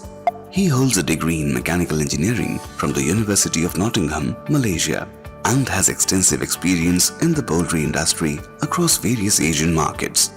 Ladies and gentlemen, please extend a warm welcome to Mr. Devan Krishnan. While Mr. Devan Krishnan joins me on stage very shortly, I would like to share with you all that since morning we all been a part of this event. It's been 100% full-on seat that were occupied. Lots of learning, all of you sitting quietly and making sure that you listen. You take knowledge, and that's the whole motive. And thank you so much for still being glued post-lunch. It really means a lot that how interested you all are to learn and to grow. Ladies and gentlemen, presenting Mr. Devan Krishnan from Big Dutchman to all of you. Sir, over to you. Thank you. Thank you, everyone. Hello and good afternoon. My name is Devan from Malaysia. Oh, let me get this clicker. Okay, so today I'll be talking, I hope you guys are all awake after the lunch. So we'll be going through some waste treatment topics. And as my previous presenters have already showed on the issues of waste management, I'll just rehash with a different approach to composting as well. So, just to give a bit of a background, why is proper manure management or waste management important? As you can see, firstly, it's also a handling issue, moving wet manure from one area to another, additional costs for transferring, disposal, not to mention the biosecurity risks by transferring from one area to another. As my previous presenters have showed, the pathogenic diseases that would be spreading around mostly through manure or untreated manure that's being moved from one area to another or transferred by wild birds and so on and so forth. So another major impact with improper waste handling and also the overuse of chemical fertilizers is you have a lot of runoff of the material if you do dumping, for example, into the soil. There's a lot of NPK or nitrogen runoff into the rivers, causing eutrophication. And this destroys the biodiversity, not only on land, but also in the water bodies near the farms or throughout the country. Another issue would be greenhouse gas emission, and that I have a few slides on. Also, these systems would emit quite a bit of ammonia, which then contributes to the greenhouse gas problem. And also, authority enforcement depends on the country. Some countries have very strict enforcement over waste management policies. Some countries even, it's a must to have waste management treatment centers together with the farm. As what we were mentioning earlier from my earlier presenter, for instance, like in Japan, if you build a farm, you have to have a waste treatment disposal system, a proper one. Otherwise, you do not get the permission to even start or build a farm. So, what are the long-term effects of intensive agriculture and intensive use of chemical fertilizers? So, earlier you saw the previous presenter as well about talking about compost and its benefits. This is similar to that, but the main fertilizer that's used in the world right now is chemical fertilizers, NPK chemical fertilizers, and this has an adverse impact. The overuse of it has an adverse impact on the soils. So what happens is you get a lot of biodiversity loss, and the nutrients, the NPK is actually the ones that are not being absorbed by the plants are actually going into the water bodies and not only degrading the soil, but contributing to water scarcity as well. So we, part of the business development team, we've been trying to build a bit of a circular economy around farms or farming in the farming community. So from the farm, we are producing protein, then you get the waste out of it. The waste through composting can be used as organic fertilizer to go back into the crops. And from the crops, again, that could be made into feed, and the feed goes back to the farmer in forms of feed to grow more protein. And so that is the circular economy, or the circle of life, as we have written over there. Yeah, so we believe that manure is not a waste, but rather a soil amendment, a source of soil amendment, or a source of profit. So how do we go about this? What is composting? You can do it traditionally, which is just by piling manure in a pile, letting the temperatures rise. It takes a long time, but at the end of it, the bacteria inside that's already active in the manure would slowly break it down into compost. So important factors are the temperature of the piles, or the temperature of the bacteria that's producing heat. It's exothermic. So that's usually around 60 to 70 degrees of core temperature. Again, depending on the moisture level. There is also an optimum moisture level of around 55 to 65% moisture, or, well, for dry matter, it could be up to 25 to 45% dry.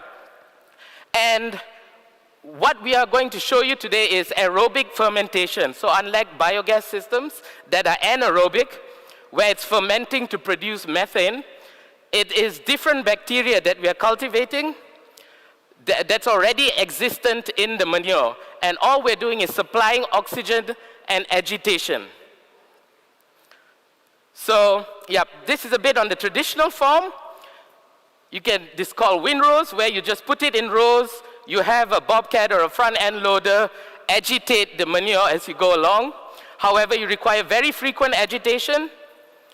It is, though, a very low investment required, but you need a very large space, large footprint, maybe suitable for very small farms or small amount of waste. A very long processing time. This can take 60 to 70 days or sometimes even longer. And again, it's very dependent on the temperatures. So if it's a rainy season, it'll probably take longer. If it's drier, then it'll take a little bit shorter, but it's very weather dependent. Now, odors in this kind of a case, you'll be emitting quite a lot of odor. So you will get the ammonia smell, hydrogen sulfide, among other chemicals that cause odor. Also, we've noticed a lot of a fly infestation problem usually occurs at a lot of these kind of farms if the agitation is not done frequently enough. And this could be a problem for the surrounding areas, or if you have residential areas nearby your farms, this could be a serious problem with complaints from your neighbors. Now, the other technique, what we just saw earlier, the previous presenter, would be doing horizontal composting. This is where you have a machine that will move up and down, agitating in a row, but it's a bit more mechanized. Now, this is usually semi-open, where you have a kind of a closed house. Now, you require these machines to agitate the system. However, as you saw earlier, you do require to adjust things like moisture or add certain kind of bacteria to the piles to get it within the right range for it to have efficient composting or feeding the bacteria that is required to do the composting. Now, this would be a medium investment. You still have to build a building, concrete construction for the rows. You have to buy the agitators. Now, it is also a decently long processing time, depending on the system, 30 to about 40 days, shorter than just leaving it out in the open. But out of 30 to 40 days, it's also still quite weather dependent. So if you have rainy season, usually you tend to re-wet the manure, which will maybe make your processing time a bit longer. Now, odors here, there are systems to try and help out, but it is very difficult to manage because it's still out in the open. And fly infestations can occur, not as much as the previous one. So I would like to show to you now another technology that can enhance or make manure processing more efficient, which is in-vessel type composting. So instead of putting it in a row and agitating mechanically, we have an enclosed vertical system. So this is like a tank that's specifically designed to carry an X amount of your fresh manure. We have inside the machine, and I'll show you in the next slide, agitators and blowers to continuously blow air to feed the bacteria. However, you do not need any additional things like sawdust or adjustment on moisture levels. It just has to be within a range, and because this in-vessel technology is enclosed, it is a lot easier for us to harness the energy or the temperature from the bacteria and cultivate it to break it down faster. So the processing time is not weather dependent at all, and compared to say 30 to 40 days, depending again on the moisture level, it would be for this type of systems between 5 days if it's very dry to about 12 days if it's extremely wet, like fresh out of a layer house, for example.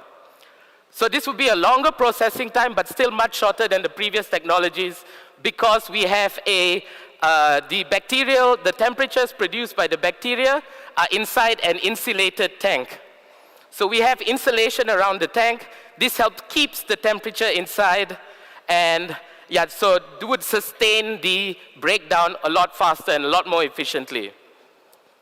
Now, with this type of systems, odors are a lot easier to control because we have a piping or an exhaust stack on the top of the tower, and I'll show you in the next slide, where we can take the air out and clean it either by deodorizing it with using water or completely removing the ammonia using acids, really depending on the farm type and the investment.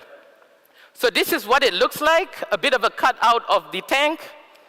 We have an insulated tank, stainless steel inner walls. This one has glass wool insulation actually. Stainless steel inner walls, because manure is very corrosive. You have mixing blades with perforated holes on the inside, and that would, with the aid of blowers, continuously blow air through the blades and agitate the manure. Yep. all the machines or the blowers and the hydraulic systems to move the blades are all located at the bottom of the tower or the bottom of the in-vessel machine. And it is a very small footprint. Now again, it's depending on how much manure you want to process. This is a much smaller footprint because it's vertical compared to the other more traditional methods that require quite a lot of land. Yep, and we have a few types of systems, the way you can input manure in. One is using conveyors automatically into the tower. Or for customers that do not want to have that form of investment, what we can do is we have a bucket. So, and I'll show you in the next slide, the bucket will actually, we can fill up the bucket, and with a touch of a button, the bucket will flip over and fill up the tank. So the main benefit of in-vessel composting would be the killing of the pathogens or inactivation of the pathogens that's inside the manure. Now, the key to killing pathogens, as you can see in my table here, would be temperature inactivation, which would mean you need to sustain temperatures of 60 to 70 degrees or 60 degrees at a minimum for at least an hour or a bit more. What we do with in-vessel technology is, because it's insulated, we are keeping the manure for say 5 to 11 days continuously at a temperature of 60 to 70 degrees Celsius. No matter what the weather is outside, and also no matter how you actually distribute the pile or agitate it.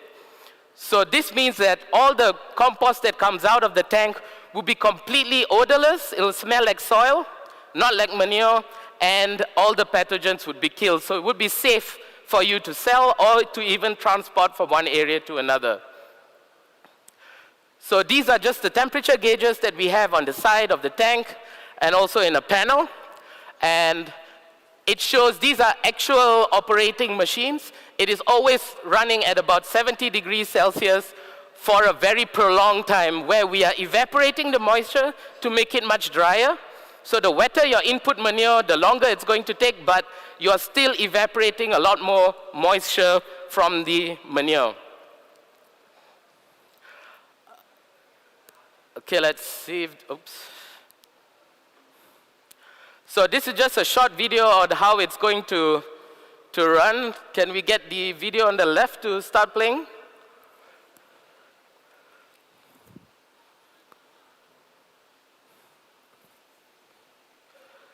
The one on the left, yep. And can you mute it, please? Mute it.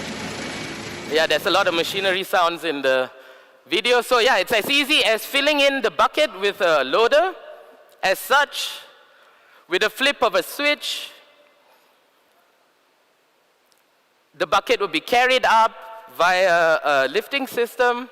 It's a chain type system that would then lift it up and dump it in to the top. So all you have to do is keep filling the bucket, and the bucket also acts like a kind of a dosing machine. Once it's placed inside, it is then closed up on the top, so it's completely sealed, and then we give the bacteria a chance to thrive, basically, and help break down the manure into what we call as compost. Now, after placing in the manure, as in the video on the left, you can see the video at the center. This would be after 5 days, 5 to 11 days, depending on the moisture level. You would get out this hot compost that is coming out of the machine. This is usually at about 70 degrees Celsius.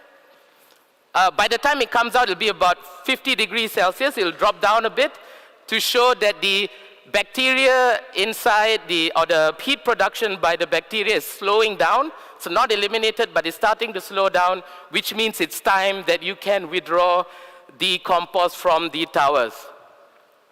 And after that, it's usually cured for a few days to cool the temperatures down. The reason for that is very hot compost, if you bag it directly like in the video, you tend to get a bit of evaporated condensation of water inside the bags. So you would get mold and everything that would start to grow, shortening the shelf life of your organic fertilizer or compost that to be sold. But we do have some clients that would directly bag it and immediately sell it off to. It really depends on how you want to actually market your compost brand. So this is just a bit of a layout suggestion.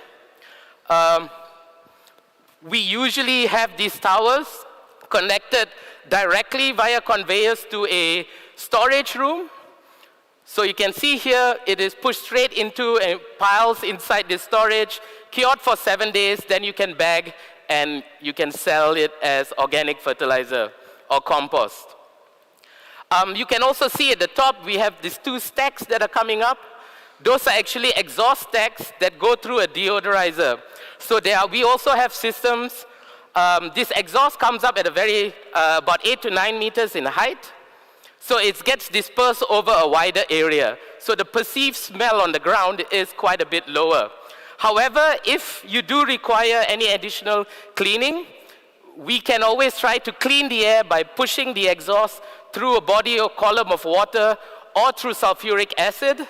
And this would effectively neutralize the ammonia smells, and so your only emission would be water vapor. And this would not have any odor causing to any surrounding areas. So you can even have a house right next to one of these tanks, and there would not be any odor or smell associated with the production of compost. Yeah, so just to continue on building the circular economy, there's another benefit to this type of in-vessel composting technologies. Would be the idea of carbon credits or reduction of carbon. I think all countries have a target on how much CO2 or greenhouse gases they are supposed to reduce in the next 5 to 10 years or the next 15 years. So for those targets, another option is using this kind of technology, and we have actually proven it, where you have using some of these towers, and we have done what's called a life cycle assessment. So we have measured what are the CO2 gases that are being emitted by such a system compared to, say, using traditional horizontal composting techniques. So that is the baseline that we used, and we were able to measure that there's quite a significant reduction in CO2, which could then be monetized by you, the customer, in form of carbon credits as another form of revenue that could help pay back such a system. So, yep, that concludes my presentation. And thank you very much for listening. Cheers. Thank you very much, Mr. Devan Krishnan. That was very useful as well as informative. There you go. Thank you very much again. Ladies and gentlemen, we've just seen how well we will be able to stabilize the industry when just in time we know how to rightly strategize and talk about sustainability in our business too. Coming next with the next topic, and that is poultry exports challenges as well as the growth. We all know that it has got immense potential, but it has got challenge at hand. But there are solutions too. And that's why we have our 2 expert speakers who are now going to join me on board on stage to tell us more about the topics. The global poultry export market offers immense potential, but today we are going to cover valuable insights on exporting the whole eggs, eggs powder, and the liquid eggs from our experts. So first calling on stage, Mr. Nivesh Kumar from Rasi Foods. Can you please all join me in welcoming him on stage, ladies and gentlemen?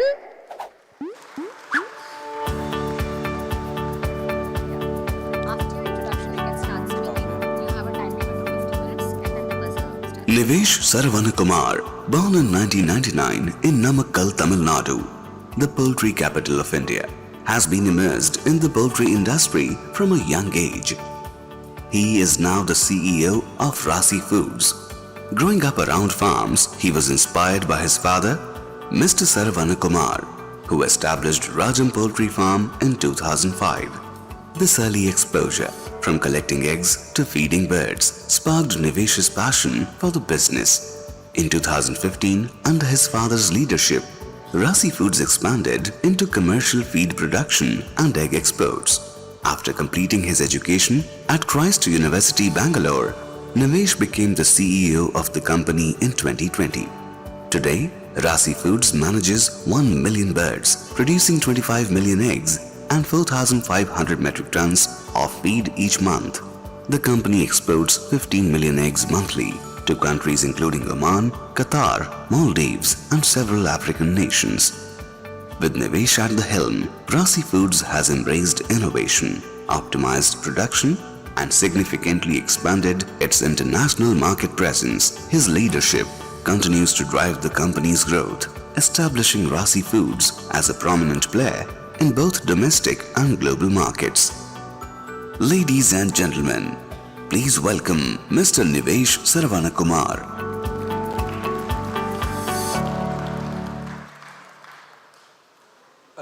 A very good afternoon to all present here.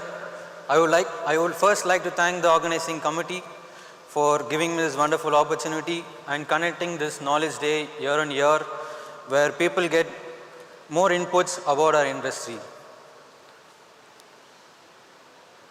India ranks second in the global egg production, producing 318 million eggs every day, and next to China, which is 33%, whose per capita consumption is around 300 eggs, while India's is 80 eggs per year. And Indian layer industry is expected to grow 4 times in the coming years, and Tamil Nadu stands first in the Indian egg production, followed by Andhra and Telangana. Indian egg exports generates a revenue of $25 to $30 million every year, out of a total production, only 0.5 to 1% of our eggs are being exported annually. India was previously exporting to around 20 countries, and after the HPA outbreak in 2008, many countries have banned our eggs. The Middle East is a primary importer, with Maldives and few African countries. Sri Lanka and Malaysia were a new opening to our market, but they have again become self-sufficient. And last financial year was a record-breaking year where we generated a revenue of $91.5 million, marking its highest in the past decade.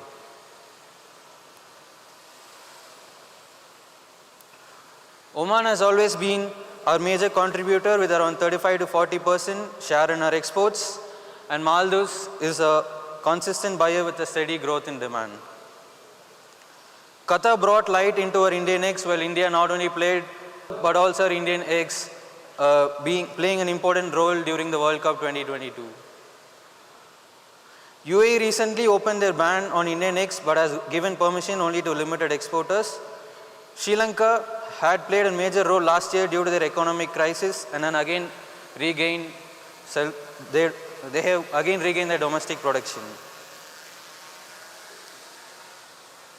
And this is the statistics of egg exports for the last 10 years.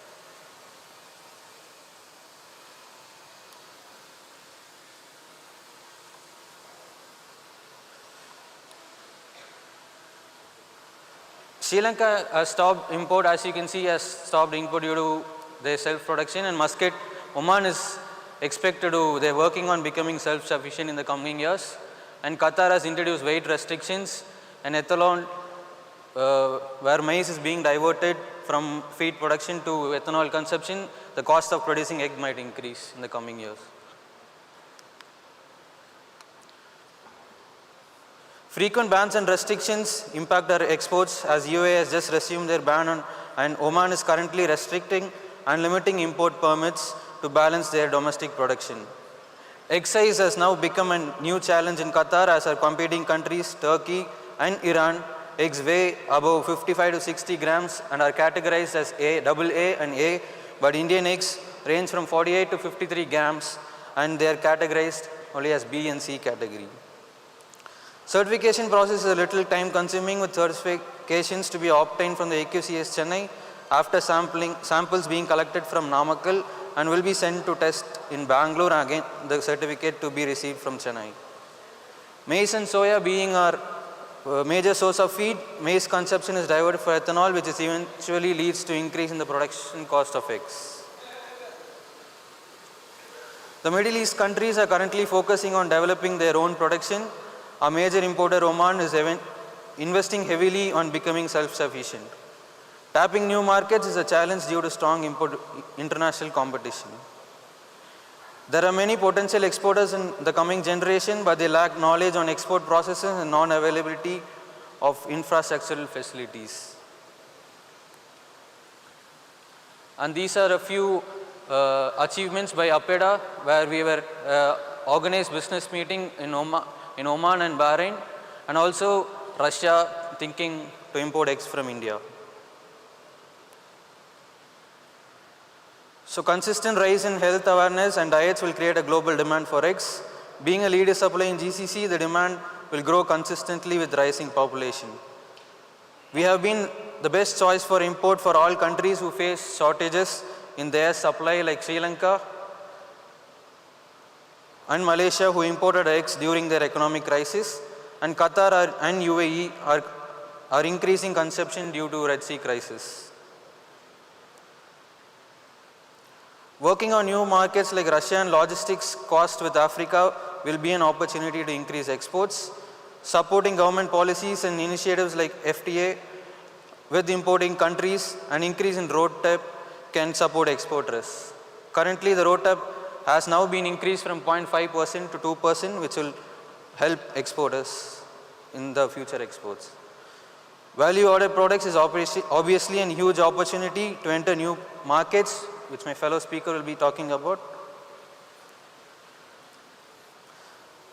There are a few measures that can be considered which can elevate export from the current situation. Negotiating trade agreements can support smoother business. Currently, the bilateral trade agreements between Oman and India is in final stages, which can better our trade. A training workshop can be conducted with the emerging exporters to educate them with the latest certification process and regulations, which can lead to increasing exports. Setting up a government laboratory with international standards for all testings can be set up in Namakkal so that we can meet all test requirements required for the export and certification, along with AQCS providing certificates at Namakkal, which can reduce the current time-consuming process. The need to increase maize production and introducing GMO maize will be a solution to overcome the maize shortage in the coming years so that we are always very competitive. Thank you.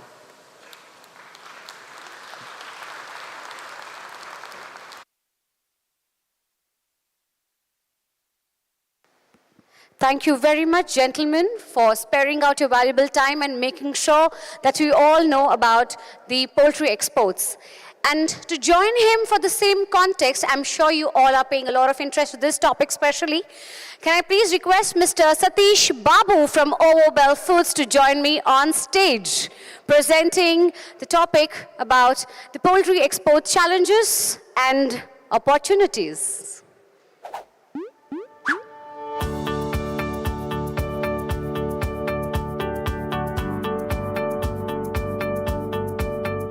MP Satish Babu is a distinguished figure in the Indian poultry industry with decades of expertise spanning layer farming, egg processing and distribution. By qualification, he holds a bachelor's degree in business management, BBM, and is a CWA intermediate. His journey began in the early 1980s when he joined his family's poultry business, which specialized in small-scale layer farming, animal medicine and feed distribution. As a second-generation layer farmer whose family has been in the industry since the mid-1960s, Mr. Babu brought forward the family legacy with the establishment of Ashray Farms in 1996. Expanding his vision, he later entered the egg processing industry with the acquisition of OO Bell Foods, which today operates 2 egg processing factories in Karnataka.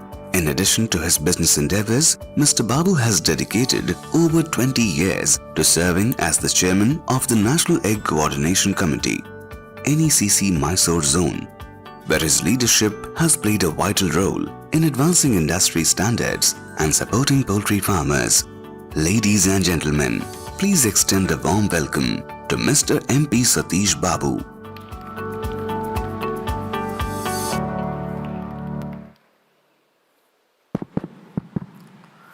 Good afternoon, everyone. My name is Satish Babu. Basically, I am a poultry farmer. in the year 1864, a French chemist discovered the method of heating at the right temperature for the right amount of time could kill microbes without affecting food quality. We now know this as pasteurization. The concept of long shelf life started in milk, beer, and wine. Hundreds of years ago, Chinese discovered the clever way of preserving eggs by sun-drying and grinding them. This modern concept of egg powder started and developed in early 1930s and was extensively used during Second World War because it had long shelf life, easy to store, and for the transportation.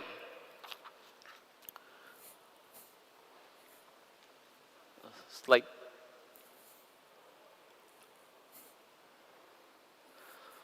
So, we need to understand what is value addition. Value addition is the process of creating extra value to a product or a service.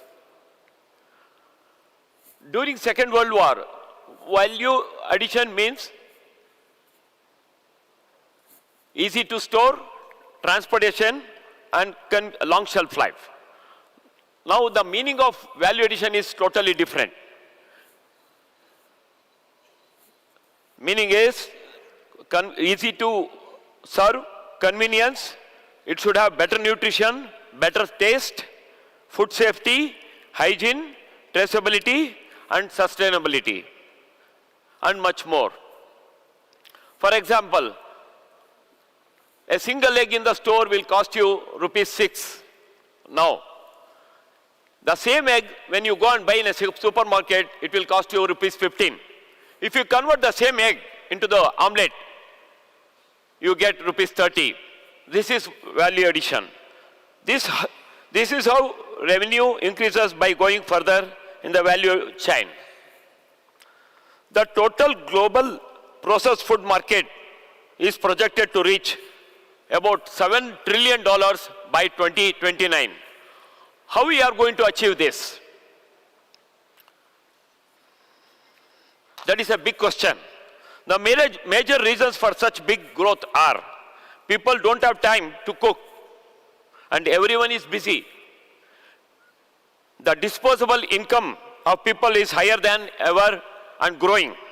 People are becoming more and more health conscious and are looking for cooking convenience and nutritious options to replace their everyday meals. This gives us huge opportunities to position egg products as a major part of the ready-to-eat and ready-to-cook segment. Next one. Yeah. These are all the basic egg products: whole egg powder and whole egg liquid, egg albumin powder, egg albumin liquid, and egg yolk powder and egg yolk liquid. These are the basic egg products. These are all the some egg products. Egg products are used to make these snacks and ready-to-eat products. Egg chips, egg protein bar, egg-based healthy drink, and egg protein drink. Yeah. Some more products.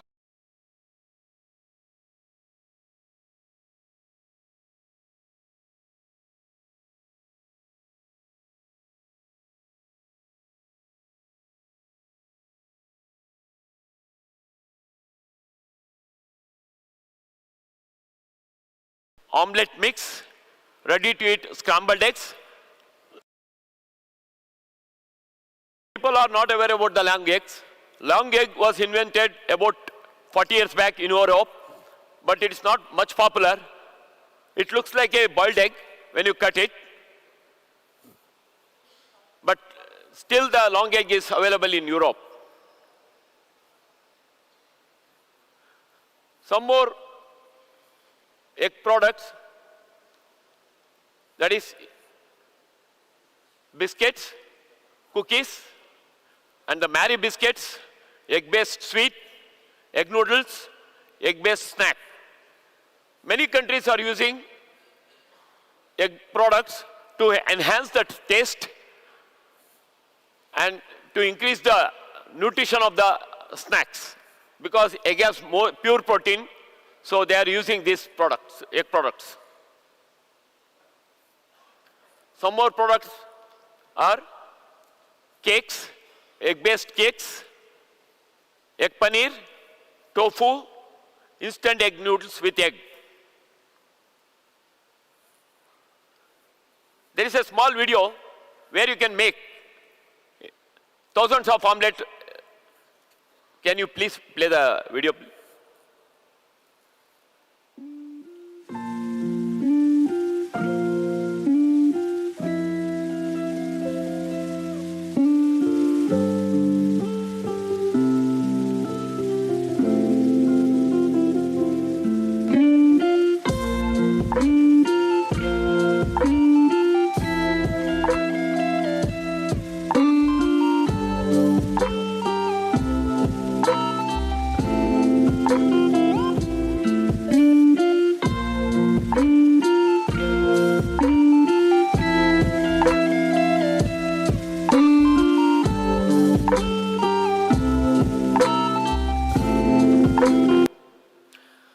This machine can make thousands of omelets per hour.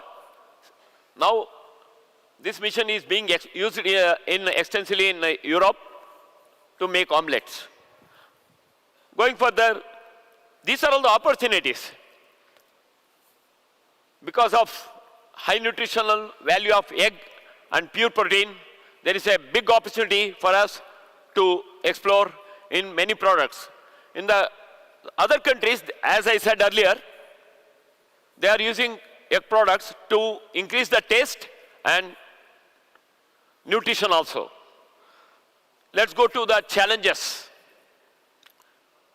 The very important challenge nowadays is pricing challenge. You know, the cost of production of any product is directly dependent on its inputs. India was one of the cheapest egg producing country in the world earlier.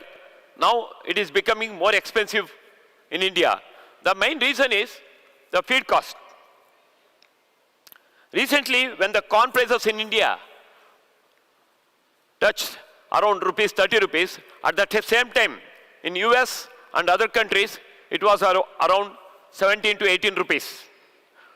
Today, the corn price in India is around $300 per metric ton, whereas in US and other countries, it is 170 to 240 US dollars per metric ton. The story is similar with soya also.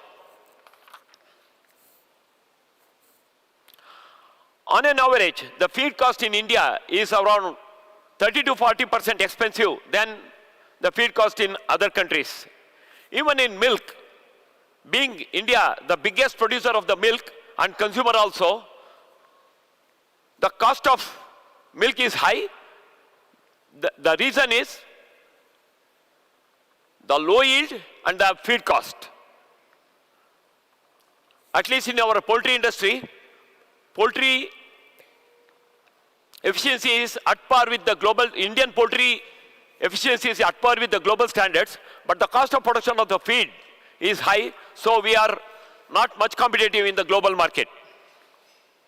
When it comes to chicken exports, South America countries exports billions of dollars worth of chicken due to its cost competitiveness.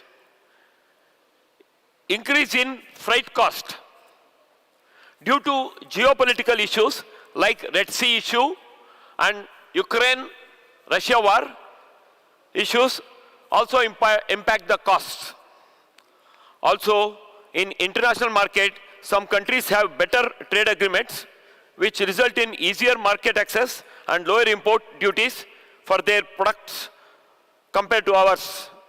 This further impacts pricing. And the next very important point is currency fluctuation. It plays very important role. We have to see our country currency fluctuation as well as other country, the importing country currency fluctuation. And the next major challenge is policy challenges, the government policy challenges. FTA, you know that free trade agreement. There will be free trade agreements between the two nations. It happens at every frequent intervals. When India negotiates free trade agreements with other countries, which allows for India to export certain products to that country without duties, and that country to export certain products to India without duties. There is a big disconnect between the Indian government officials and the negotiators and the Indian poultry stakeholders. The industry is not properly involved in process. So a lot of important products which can be exported from India are left out from such agreements, and a lot of products which don't need to be included are included in agreement. This happens when the related government agencies don't always have the correct and updated data which only industry can provide. Our industry can provide a lot of information when this FTA trade negotiation meetings are happening. We should participate, we should influence the government and request for them to include all the products and fight for the best possible bilateral duties. On an average, India exports goes up by 25 to 30% only after signing the free trade agreement with certain country. Our import from that country goes up 70 to 80%. So you can just imagine we are not participating in free trade negotiations. We have to do that to increase our exports. This is always led to low utilization of free trade agreement, due to which exports from India don't increase much. All this is happening because of lack of stakeholders' involvement in India. Whereas in developed countries, concerned government agencies maintain good relationship with relevant industries, taking their inputs, involving them as an important stakeholder in the process before signing any trade agreements. This leads to better negotiations and better utilization and benefits from such free trade agreements. Another major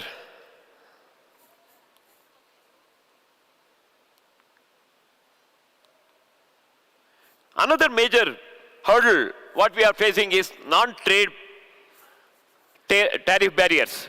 What is non-trade tariff barriers? Means, apart from the duties, we are facing some other restriction from the importing countries. For example, additional licensing, registrations, additional certifications, inspections, quotas, etc. In the name of all this above, some countries restrict imports to their country. For example, US requires certification by their FDA, which makes it very difficult and expensive to get products approved for import. Some countries even impose higher standards than what is required in their domestic producers. They relax the terms for the domestic producers. For the import purpose, they restrict. This is what's happening in international trade. Even though China is one of the biggest exporters in the world, it is very difficult for us to export to China. The main reason is they have a lot of non-trade barriers. They restrict the quality, certification, and quotas, as I said earlier. With all these issues, export subsidies, incentives from the government help exporters and mitigate these issues some extent and encourage them. But due to various issues, a lot of export subsidies that were earlier have been disconnected now. We should request the government to increase these export subsidies so that we can become more competitive in the global market. Yield per acre will also play a vital role. Our government vision of doubling income, agriculture farmers doubling income can be better achieved by increasing productivity instead of just increasing the prices. USA corn yield per hectare is 11 tons. India corn yield per hectare is 3 tons only. USA is producing around 390 million metric tons per year. India is producing only 35 million metric tons of corn every year. So, India corn prices keep going up when global corn prices are low. Our export competitiveness, because of this, it's coming down. Ethanol is one of the major points we have to think about it. Because ethanol, the government of India is planning to include around 20% of ethanol from 11.6% right now what is going on will become double in next 1 year. The total ethanol production in the country is 13.8 billion liters now. Out of that, 8.8 billion liters coming from molasses and 5.05 billion liters coming from corn. So just imagine, in case of we double it, from where we get the corn or other grains. That is a big challenge in coming years, and there will further jump in the corn prices. Manufacturing license will also make a big issue in India, and it is not easy to start any business in India. And the final point, that is technical factors, antibiotic issue. All countries, importing countries, insist for the antibiotic-free egg eggs should be used in the egg products. Earlier, they were insisting only in the ppm levels. Now, they are insisting for ppb and ppt levels. That is very difficult in India. And the next one is pesticide residues. That is also very important in India. Pesticides, the controlling usage of pesticides at the agricultural farmer level, it is very difficult in India. So the presence of pesticides will be there. We have to be very careful. And the next very important point, the importing countries are insisting cage-free eggs. It is unhygienic to prepare, unhygienic to produce these cage-free eggs in India, and very difficult, and it's expensive also, but most of the countries are insisting for the cage-free eggs. And India is spending very less on amount on R&D. We have to increase our R&D, so we'll be more competitive in the coming years. Finally, increase in the per capita of consumption is quite challenging to introduce new products and induce habit change. It is even more challenge to all of this in the global market, where the taste preferences, habit, and other factors vary a lot from one country to another. To conclude, we have sufficient egg production, we have big opportunities, we have all the resources, we have a lot of challenges also. Some needs to be resolved at government level and some industry at some industry level. Then we can truly unlock the global egg products exports opportunities. Thanks for this opportunity. Thank you. Thank you very much, Mr. Satish Babu, for sharing in-depth insights about the problems that we face, the challenges that we have in the export of the poultry sector. Ladies and gentlemen, as the last point was also talking about branding and marketing, and we all know that just manufacturing is not important until everyone or more than half of the market actually knows you. Right? It could be in any field. Until and unless people recognize you, know you, you market yourself, you are not yet done. So to talk about the marketing topic, can I please request my next presenter to join me on stage, and also I would request you all to join me in welcoming in on stage. Can I request the CEO of Godrej Tyson Foods Limited, Mr. Abhay Parnerkar, on the dais, please.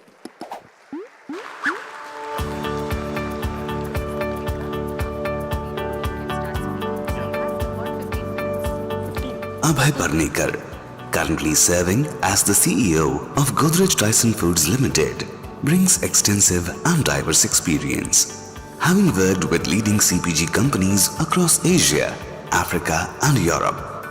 With a career spanning over 2 decades, Abhay has honed his expertise across multiple domains, including sales, distribution, account management, marketing, business development, and mergers and acquisitions. Abhay's professional journey began at Dabur Foods, after which he joined Coca-Cola, where he spent nearly 18 years managing diverse markets across India, Ethiopia, Nigeria, and Serbia. During his tenure, he built a strong track record of driving growth and fostering innovation in complex environments. Beyond his corporate achievements, Abhay also embraced the entrepreneurial path, co-founding and leading a beverage startup for 3 years. He considers this venture a significant chapter in his professional development. Abhay holds a degree in mechanical engineering and an MBA from the prestigious Jamnalal Bajaj Institute of Management Studies. He has further enhanced his leadership and financial acumen through advanced certifications from Cornell University. Ladies and gentlemen, please extend a warm welcome to Mr. Abhay Parnekar. Okay, thank you very much. I hope you can hear me. Good afternoon, namaste. I think because of this, I must thank the organizers because of the sequence of presentation. The chicken presentation is happening after the egg presentation. तो इस industry का जो सबसे बड़ा question है मुर्गी पहले आई या अंडा, वो आंसर आज हो गया है that अंडा पहले आया. So it's a pleasure to be with you all. The topic is very interesting, marketing of chicken. Now, my objective today is not to give you any ready-made solutions or any strategies that you can straight away implement, because it's not my experience. I only have 2.5 years of experience. The stalwarts of industry, you all have spent long careers in poultry. Today, my objective is to share few successes, few case studies from other industries, which will help you perhaps to reflect, to introspect, and to take back some of the learnings from this to your respective companies, geographies, and whichever part of the poultry ecosystem you're part of.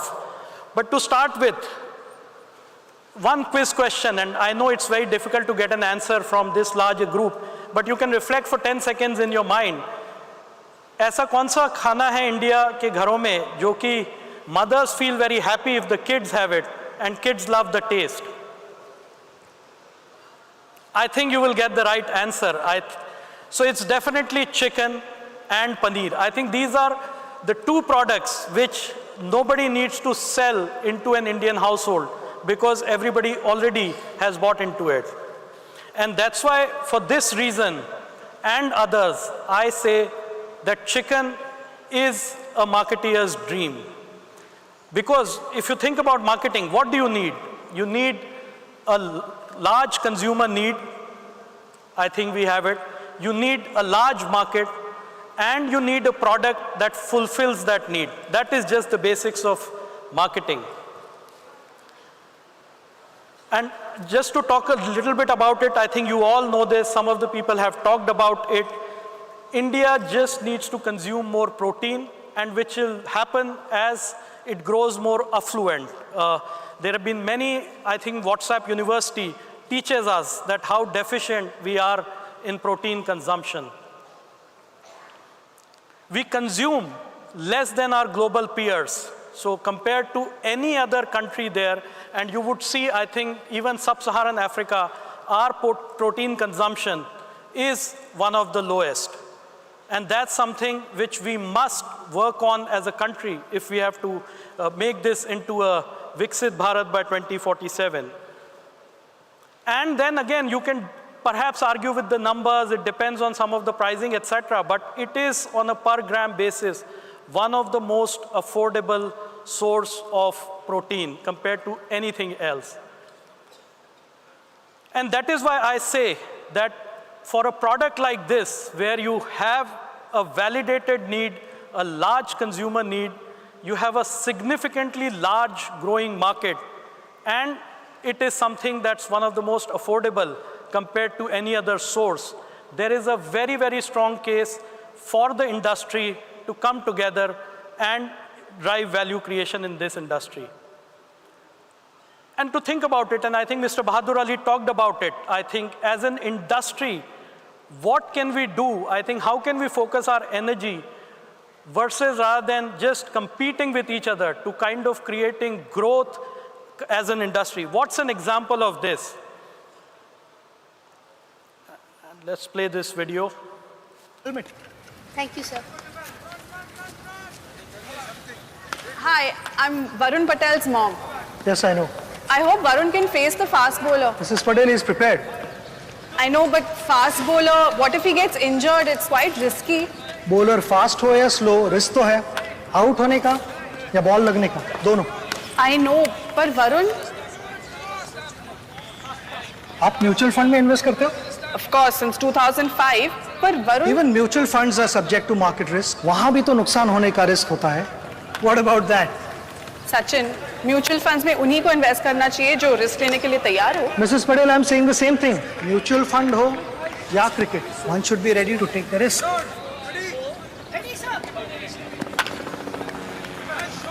Good point. Mutual fund निवेश बाजार जोखिमों के अधीन है. योजना से जुड़े सभी दस्तावेजों को ध्यान. How many of you have seen this campaign? I think this is one of the classic cases of how the industry came together and in a very short period of time doubled the size of the industry, and it's a campaign that's remembered by everyone. If you go on the website of this mutual fund Sahi Hai, you will find that each and every mutual fund company is a member of this association and has come together to kind of drive this kind of a growth. That's a template for something for us to look at. Then I think the other thing, how do you drive demand, I think is through building brand love, building love for your product. And here, I think what I have seen from my experience, a lot of times in, let's say, in social media, etc., our industry spends a lot of time talking about facts, talking about protein, etc. But ultimately, in marketing, brand love gets created through emotions, through connecting people with their values, beliefs. And this is one example, I think, after a period of time, Surf, the Daag Achhe Hai campaign, I think that flew in the face of any conventional wisdom that you are, as a product, as a brand, you're talking about something that you're supposed to solve. And I think they did amazingly well with this campaign, and I think it helped them become #1 brand. Again, Apple, in their ads, they don't talk about so many megapixel camera. They don't talk about these are the features. They don't talk about some of the very nice, fancy electronic language. I think they talk about human values. And this was one of the campaign where they showed pictures clicked by real humans on real iPhone onto their billboards and worked extremely well. And this is, again, one of examples, and I know some people are here from KFC, I think, but talk so well about how to market your brand.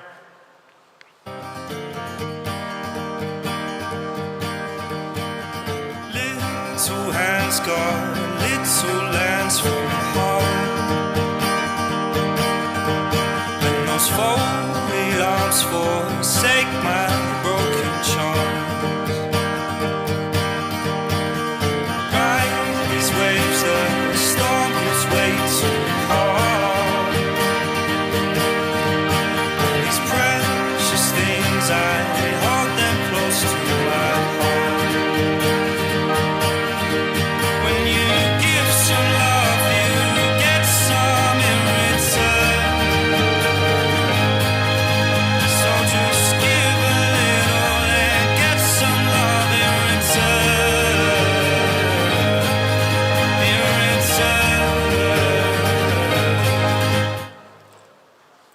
So this is when you connect with people in their moments of emotions. And this is, by the way, we saw it even in our company when we were doing a lot of consumer research. every time the homemaker, so the family is remembered, the special occasion during the week when they come together, and the whole family has chicken, I think. So that's something to think about, as that are we relying more on the facts or on emotions in our respective companies to create this love. And why it is very important, because the brands which have very high brand love, they survive headwinds and actually thrive even in spite of the headwinds. Nestle is a great example. Within such a big brand, multi-thousand crore brand, faced a huge sort of crisis, went into a free fall, but within 5 years recovered all of that volume because it's loved by Indians. And then, you know, love is not only the only sufficient thing, I think, as you need to make the overall proposition commercially attractive. And what does that mean? I think as a brand, as a product, as an industry, these three things make a brand or a product commercially attractive. So think about it in your respective businesses. Are you doing it? Provide choice, drive affordability, and add value. And I'll give you a few examples of this. You know, Mercedes, same brand, it's available in different products, different price points, the same brand. Gives choice, creates that commercial attraction to its brand. Coca-Cola, the company I work for, you know, the same product allows you to access it at different price point, in different occasions, and it's for everyone, and it's the same product. I think that's something to think about. And then this is another. The product is the same, different variants, same price point. This is what choice is about. This is how you provide choice to consumers and then build multiple occasions to have your product. So something to think about. I think this is right now being picked up from international this thing. But you know, can you have products, chicken, and it will happen. I think it's a matter of time, but how can we accelerate that journey, provide this choice to drive adoption? The second is being affordable. I think we all remember this case of how this sachet transformed the personal care and shampoo industry. Being affordable, one of the key metrics for driving commercial attractiveness. This is another example, a brand which we all love. For many, many years, they've not left the 5 rupee price point. They've allowed people to access their brand at that same price point. Again, something to think about, that in our respective places, are we thinking in this way when our commercial decisions are being taken? And this is another example of something which a Red Bull, which was at 100 plus price point, came at 20. It is now one of the most successful drinks that in the last 10 years in India. And then the last thing is add value. And this again is something, the example of Tata Salt, where a multi-year partnership with the government. We all remember this whole iodine, how they worked on this, removing iodine deficiency from their, and by adding iodine to the product. That's something to think about. Adding value, another example, I think, which drove the adoption of bank accounts, brought so many people into banking by this UPI adoption. It has now brought so many people into the banking system. That's a classic case of value addition to the same product. And this again, some of the, I think, and this is an example from closer home in India. Now we are seeing in eggs, things like, you know, omega-3, DHA. That's the kind of value addition which will allow different people to access and buy into your brand and product. It's not going to be a very easy journey, but it is something that done over the years will result into success. So now, that was the one part which is about creating brand value. But now creating brand value and protecting it are two sides of the same coin and have to be done differently. So when I said you use emotions, you use values, you use beliefs to sort of create the brand and build brand love, you use facts to fight bad PR and fight the myths. And these are, I think you all are aware that we see these kind of bad PR in this industry more often than not and more than any other industry. Three things. I think while you build brand, you build with emotions, but you fight bad PR with facts. And I think that's something which Maggie did. They brought in that at the time of crisis, the kind of fact, this thing, and went public with it. They didn't shy away from putting it out there in the public domain. I think we should also not shy away from doing it. We shouldn't just do it on social media. We should go ahead and in mass media. Again, that's another example. Using icons, using symbols to create trust. And Cadbury's was one example where I think in spite of that kind of a crisis they went through, they bounced back and used an icon to build that trust in their brand. And fight at court. I think if it's your product, your brand which is under threat, you don't give an inch and I think go all after the people who are kind of attacking your brand or attacking your product. That's the way to protect your brand and kind of make sure that you're ring fencing it from any kind of negative and bad PR. In closing, I would just say, I think within this livestock industry, there are these two classic examples of people coming together and creating iconic movements, the milk consumption and the egg. I think now is the time for this industry to source inspiration from that and then make sure that we start to work on marketing, branding, and creating the brand love for chicken. I would just like to then close my message with a video, hopefully about changing the paradigm. I think something that people talked about in the morning. I hope you'll enjoy the video. Ameno, ameno, lanciremo, dorime. Ameno, o mandare imperavi, ameno, timere, matiremo, ameno.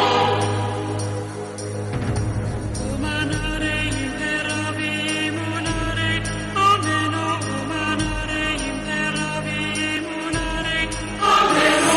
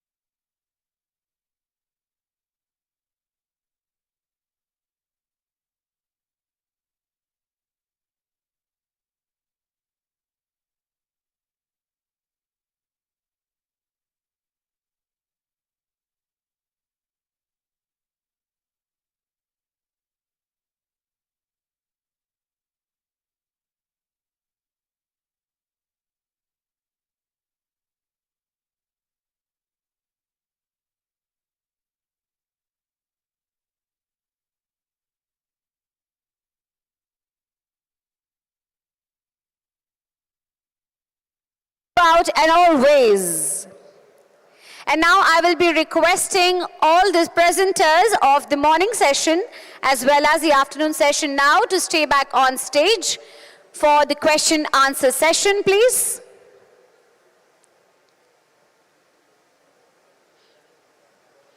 You may definitely take a moment to probably hand this over and come back. Meanwhile, I would definitely like to introduce to all of you the gentleman who is going to take up all the privilege, the honor to moderate the question and answer session. Ladies and gentlemen, put your hands together for Dr. Vijay Makija. He is going to take over the session and making sure that everything is answered. Sir, over to you.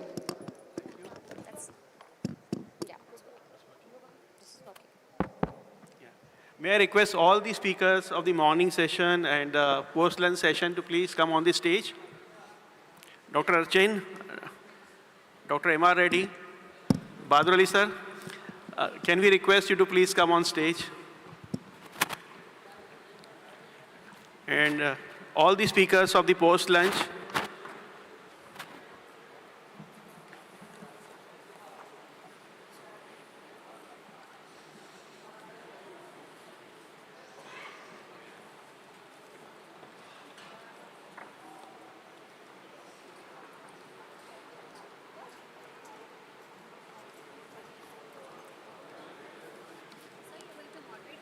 Yeah.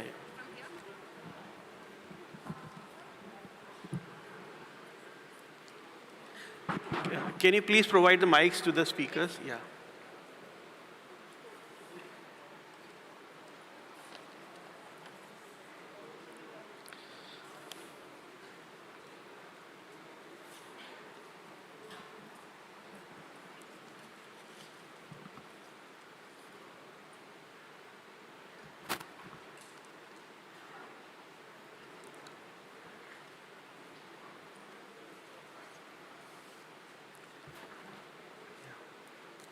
So thank you all the speakers. So in the interest of time, we kickstart the questions submitted by the distinguished participants of the Knowledge Day.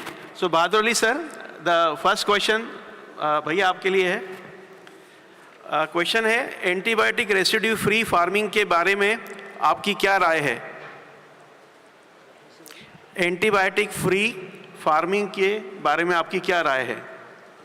नहीं होना चाहिए, लेकिन हमारी India की poultry अभी उस level की नहीं है कि हम इस पर कोई एक्शन लेके काम कर सकें. जैसा मैंने भी अपनी स्पीच में बोला था कि अभी हमको फार्मिंग का स्टैंडर्ड को अपग्रेड करना है. जब तक अपग्रेड नहीं करेंगे, जब तक कि इसमें हमेशा चैलेंज आएंगे, अच्छे और ख़राब रिजल्ट आते रहेंगे. पहले हम अपने फार्मिंग को अच्छा करते हैं, उसका इसमें आना चाहिए, एकदम जल्दबाजी में नहीं आना चाहिए. और जैसे जैसे इंडस्ट्री इम्प्रूवमेंट होती है, इसमें हमको जाना चाहिए. बहुत अच्छी चीज़ है, फ्यूचर यही है. नेक्स्ट जनरेशन को स्ट्रांग बनाने के लिए एंटीबायोटिक फ्री में जाना ही पड़ेगा. बस जाने का रोड मैप इंडस्ट्री को आपस में बैठ के बना के इस मोड़ पे हमको जाना चाहिए, ऐसा मेरा सोचना है. Thank you sir.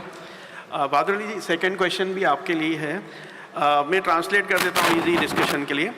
क्वेश्चन इस तरह पूछा जा रहा है कि जितने भी बड़े कॉरपोरेट हाउस हैं पोल्ट्री के और जितनी पोल्ट्री की बड़ी कंपनीज हैं, क्यों ना वो गवर्नमेंट को अप्रोच करें और जितनी भी चीज़ों पे जीएसटी लगता है, जैसे पोल्ट्री के रॉ मटेरियल, मेडिसिन्स और अदर एडिटिव्स, जिस पे भी जीएसटी लगता है, उसको वेव ऑफ करने के लिए, उसको ख़त्म करने के लिए प्रयास क्यों नहीं करते?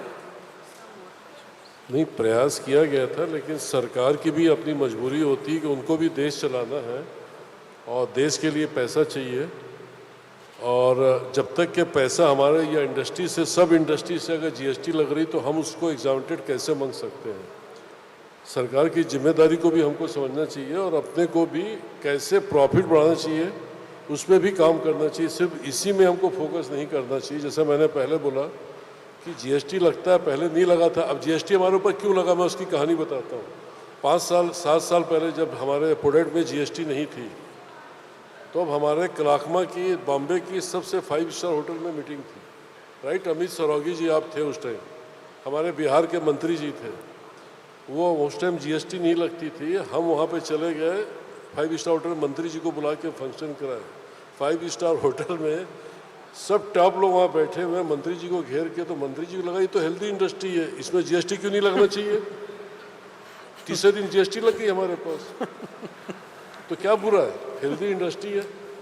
तो हम अपना प्रेजेंट वैसे ही कर रहे हैं, जैसे डेयरी वाले देखो कितना इजी सब में जीएसटी छुड़ा लेते हैं, फिश वाले सब में छुड़ा लेते हैं, हम लोग नहीं छुड़ा पाते क्योंकि हम लोग 5 स्टार कल्चर में चले गए और अपनी बातें कि हम नीचे के लिए क्या कर रहे हैं नहीं बता पा रहे हैं। ये अपनी मिस्टेक है जिसको मैंने अपने उसमें स्पीच में दिया था। Thank you, Bhaiya. Dr. M.R. Reddy, sir, quite a number of questions are for you, but I am just picking a few in the interest of time. So first one is how immunosuppression impacts the pathogenicity of IBH and what should be the measures to control it?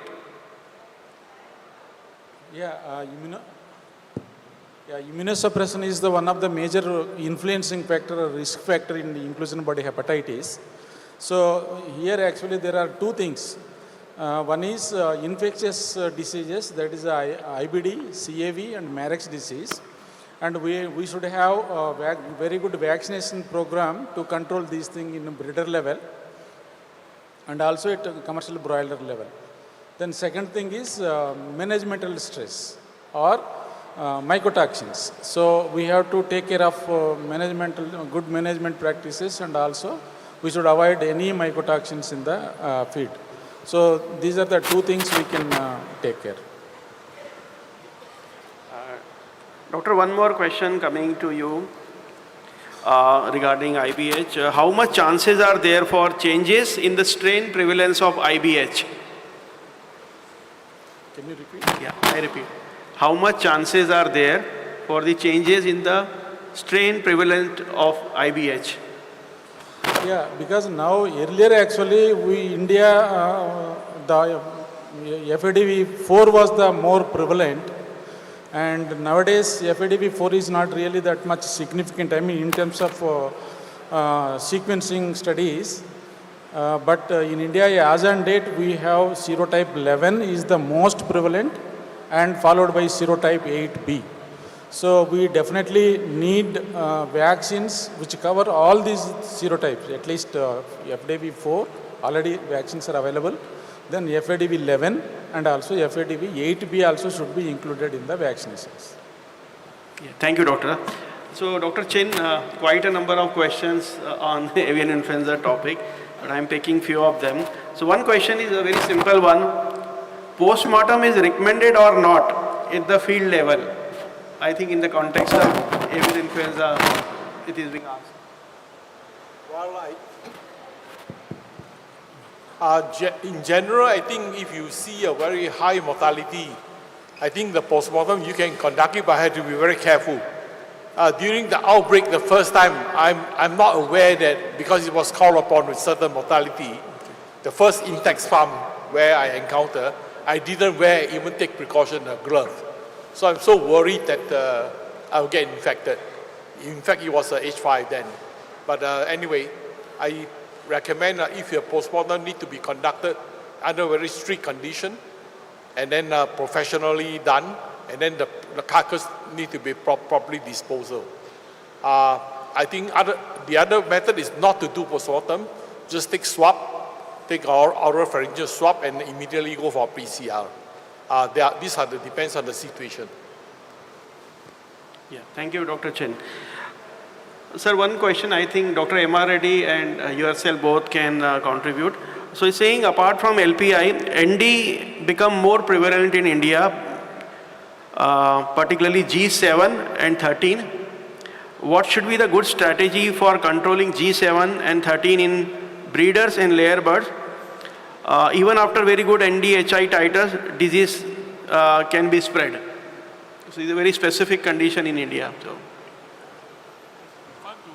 either one of you, yeah, or both of you.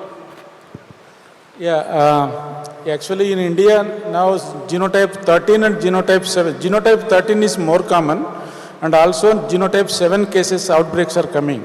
So for control of these things, only solution is we have to include vaccines. Only killed vaccines are available, I think, for both 13 and 7. And we need to include in the vaccination program at least 2 vaccines. One vaccine is not sufficient.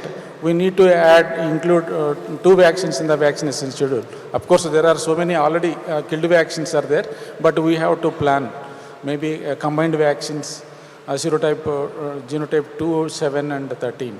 So that is the only solution, but we do not have any live vaccines because these are highly pathogenic strains and we do not have live vaccines. Only thing is we have to include genotype 13 and 7 in the program. Yeah, thank you. Dr. Chin, this is a very good question.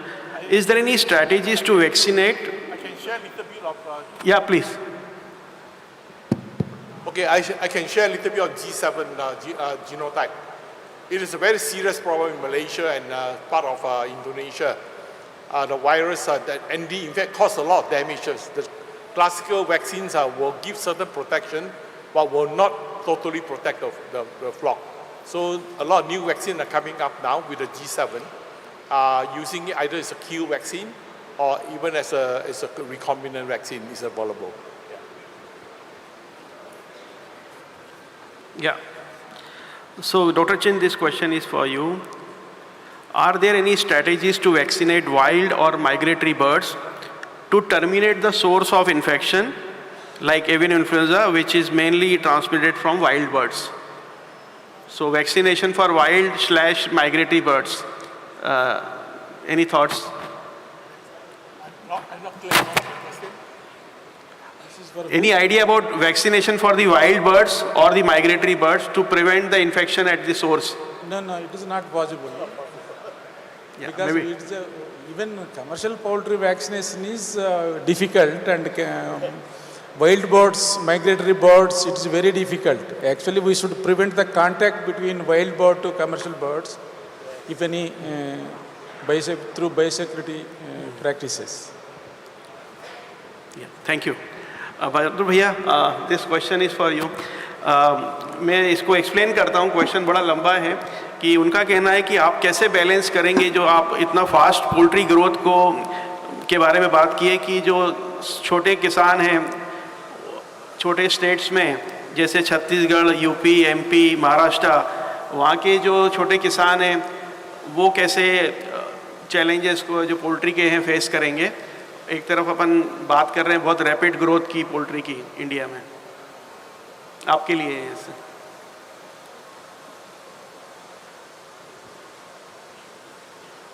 नहीं, ऐसा नहीं है कि छोटे लोगों को कोई काम करने में चैलेंज आएगा. एजुकेशन की बात होती है कि उनको हम कैसा एजुकेशन दे रहे हैं. इक्विपमेंट बेचने वाले कैसा एजुकेशन कर रहे हैं, इंटीग्रेशन कंपनी कैसे एजुकेशन कर रहे हैं. अगर स्टार्टअप ही सही हो जाता है तो फिर मैं बोलता हूँ छोटा फार्मर हो कि बड़ा फार्मर हो कोई प्रॉब्लम नहीं आता.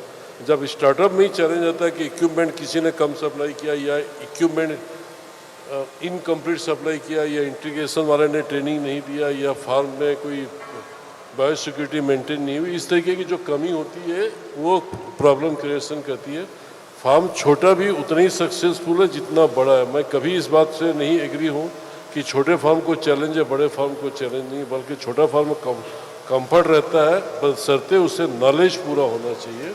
और ये इंटीग्रेशन कंपनी और इक्विपमेंट ये दोनों इंडस्ट्री मिल के काम करेगी तो इंडस्ट्री आराम से सर्वाइव चलेगी, तो कोई तकलीफ नहीं. सतीश जी, आपके लिए क्वेश्चन है, how to preserve liquid eggs. Liquid eggs को कैसे प्रिजर्व करें, उसके बारे में आपकी राय. The liquid eggs, now you can keep it maximum 20 days. You have to keep it in at 4 degrees temperature. In case of freezed one, you have to keep it at minus 18 degrees. You can keep it up to 1 year. Yeah. So, Dr. Chin, again, question is for you. Dear doctor, can we vaccinate the birds during AI outbreak? You are referring LPAI or HPAI? HPAI, no chance. It's too late. Once they wipe the population, the bird die very quickly. LPAI, there's I think also difficult to do during when there's an active infection. As a bird are already in a very moribund state, they are having hypothermia. If you do any intervention, And all these vaccines are kill vaccine.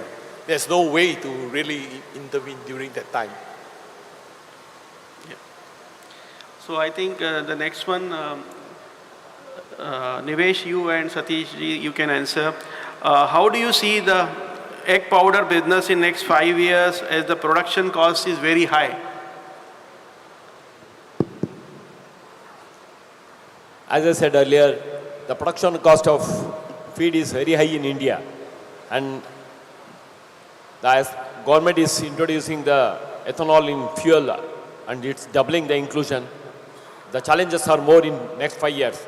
So we have to see, we have to increase the yield, either by increasing the acreage or by yield. We have to request the government to introduce the GMO. As I said, the US is producing 11 tons per hectare. India is far behind, only 3 tons. So yield has to go up, or import has to happen, or the acreage has to happen. Otherwise, we have to face a lot of challenges because the grain prices may shoot up in next 5 years. But the opportunities are there. We should request the government and do something. That is the only way. You want to add, Nivesh, anything? Okay, thank you. Abhay ji, this question is for you. You shared with all of us a campaign around mutual fund Sahi Hai. So we would like to understand how it can be, relatable to our sector, particularly the egg marketing or the chicken marketing. Any thoughts? Yeah. Yeah, the reason when I was working on this topic, that example came to me was because of, there are 2-3 things there. One is the right understanding of, let's say, either the issue or the barrier, कि असल में mutual fund की growth के पीछे barrier है क्या, या उसमें I think it was so that insight understanding कि ये एक the risk averse nature of Indian public, I think तो उसका बहुत अच्छा उन्होंने आइडेंटिफाई कर लिया था एक सिंगल पॉइंट कि भाई हमें इस चीज़ पे काम करना है, that how do we connect with the risk averse average Indian consumer who typically invest in FD etc. I think second was also unhone the use of both the common people but also some of those icons jin pe ki people can trust, and I think the use of that is also something which is very relatable. That's something I think this industry should take learning from. And then I think finally is, and which is I think the most important point, like I said, if you go to the website of Association of Mutual Fund Industry and then look at all those who contributed to this, you will not find even one name missing from that list as everybody contributed to this campaign and this cause. I think that's one of the biggest learning, that if that kind of collaboration can happen even while you are competing, I think that can transform the industry. Thank you. This question is to Nivesh. Any development on cage-free eggs, and what is your opinion about cage-free eggs or the free-range eggs? I think many people are working on cage-free eggs and they're introducing, but to serve this huge population, I think cage-free eggs cannot meet all the requirements to meet up this population. Otherwise, cage-free eggs it is very limited. We cannot expect the population to grow to this much. Yeah. So Pranav, this is for you. Your Murgi compost is only for captive use or like in Punjab only, or you are also selling in the rest of the country? No, we are selling it in the rest of the country. We are on Amazon, so people are buying all over India. So it's available over country? Yes, yes. On Amazon it is available. You can contact us. We'll make arrangements for that. Okay. Devin, there are a couple of questions for you. What is the minimum quantity of manure required for vertical composting? Hello.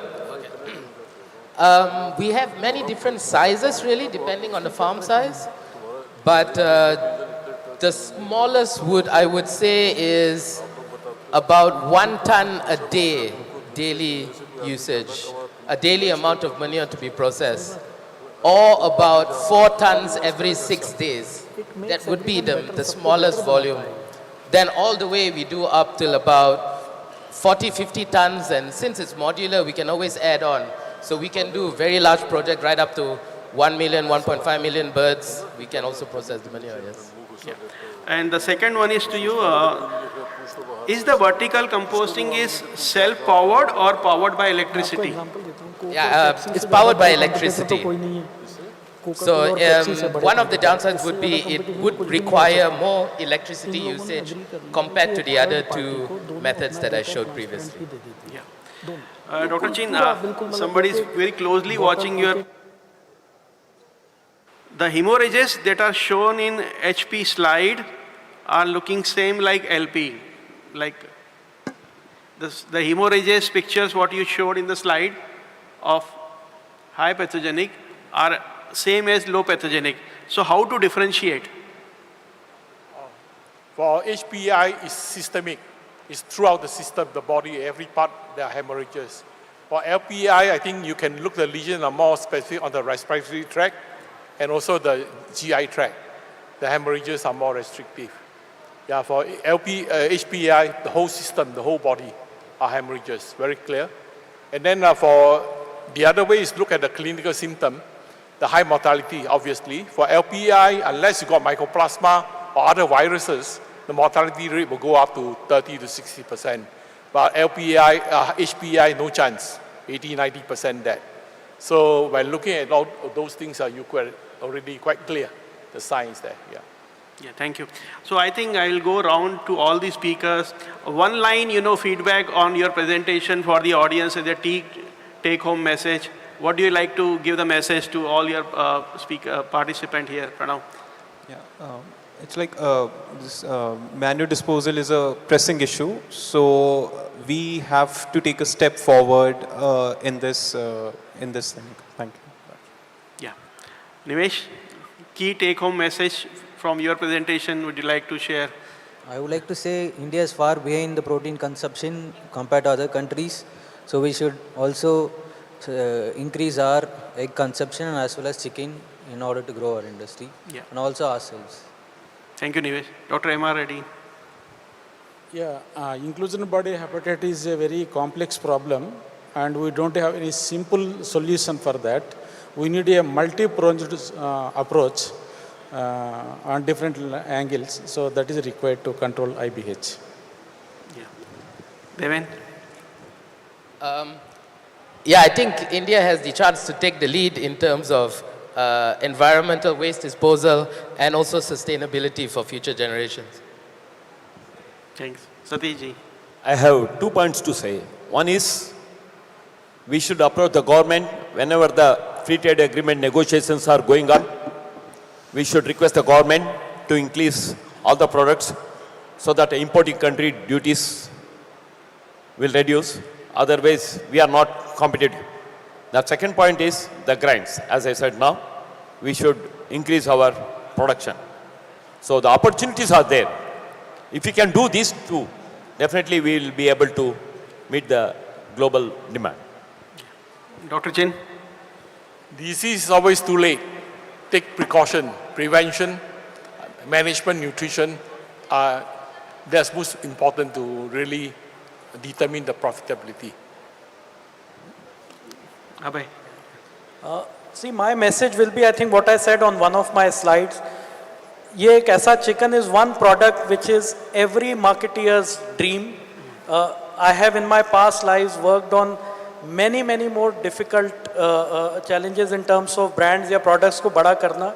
इसको बड़ा करना, I think what it needs is just industry to come together, work in a collaborative manner and invest behind it. I think the kind of value creation across multiple stakeholders can surprise everyone. Thank you.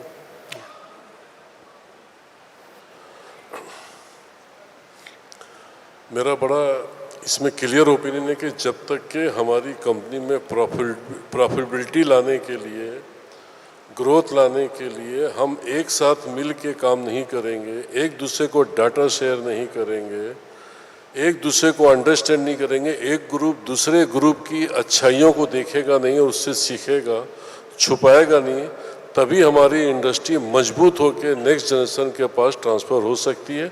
वरना ऐसे ही होते रहेगा कि हर match होते रहेगा, खिलाड़ी बदलते रहेंगे, खिलाड़ी आते रहेंगे और जाते रहेंगे, कुछ ही लोग आगे बढ़ पाएंगे।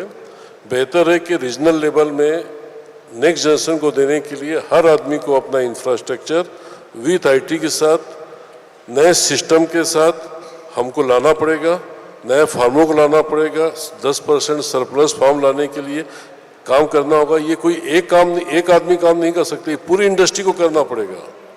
तो मेरी रिक्वेस्ट है कि पूरी इंडस्ट्री से कि हर आदमी अपने अपने लेवल में काम करें, तो अपने आप अगले साल देखेंगे कि हम मजबूत बन के आगे बढ़ेंगे। हमें आगे चलना है, लेकिन गिरते हुए नहीं चलना है, बिल्कुल दौड़ना भी नहीं है। इतने कदम मजबूत होना चाहिए कि हम अपने मंजिल पे पहुंच पाएँ, ऐसी सबकी सोच होना चाहिए। मैं नहीं सोचता कि हमारी भी इंडस्ट्री दूसरे लोहे और मोटर कार वाले से भी अच्छी इंडस्ट्री के रूप में आगे चल के जानी जाएगी। Thank you. Thank you. So can we have a big round of applause to all our speakers for wonderful deliberation. And in case any of your question could not be taken due to consideration of the time, my humble request to all of you, all the speakers are here and also available in next few days here. So please reach out to them one-on-one and get your questions answered. Can I request our chairman, Pankaj Shukla sir, and the entire team to come on the stage for a group photograph with all the speakers of today. So all the committee members of chairman sir, Dr. Shukla sir, please come forward. Can we round of applause for all the committee members and the chairman, Dr. Shukla sir, for guiding us in throughout this journey.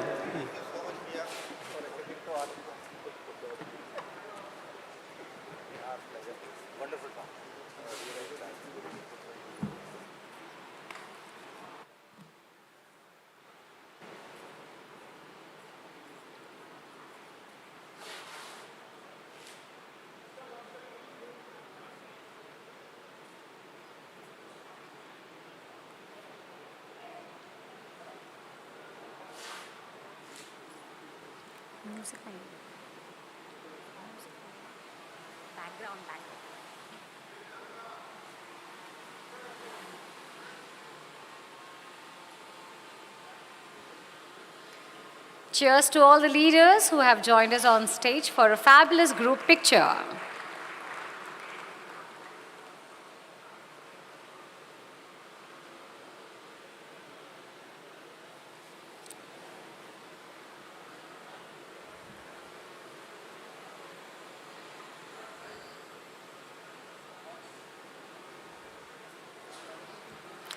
Thank you to the presenters and thank you to the moderator for taking it so flawlessly.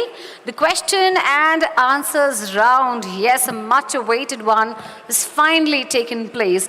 And yes, many of the questions we've taken from you. I'm sure one's question was another's questions too. Taking the session forward, ladies and gentlemen, we all know that the Expo is coming up. But to talk about that, I would not do the honors. I would be requesting the right person to do it. Poultry India Expo inaugural ceremony and further details about that would be given to us by the President of Poultry India, Mr. Can I ask you to spell his name for me, please? Can I request our President, Mr. Ruder, to join me on stage?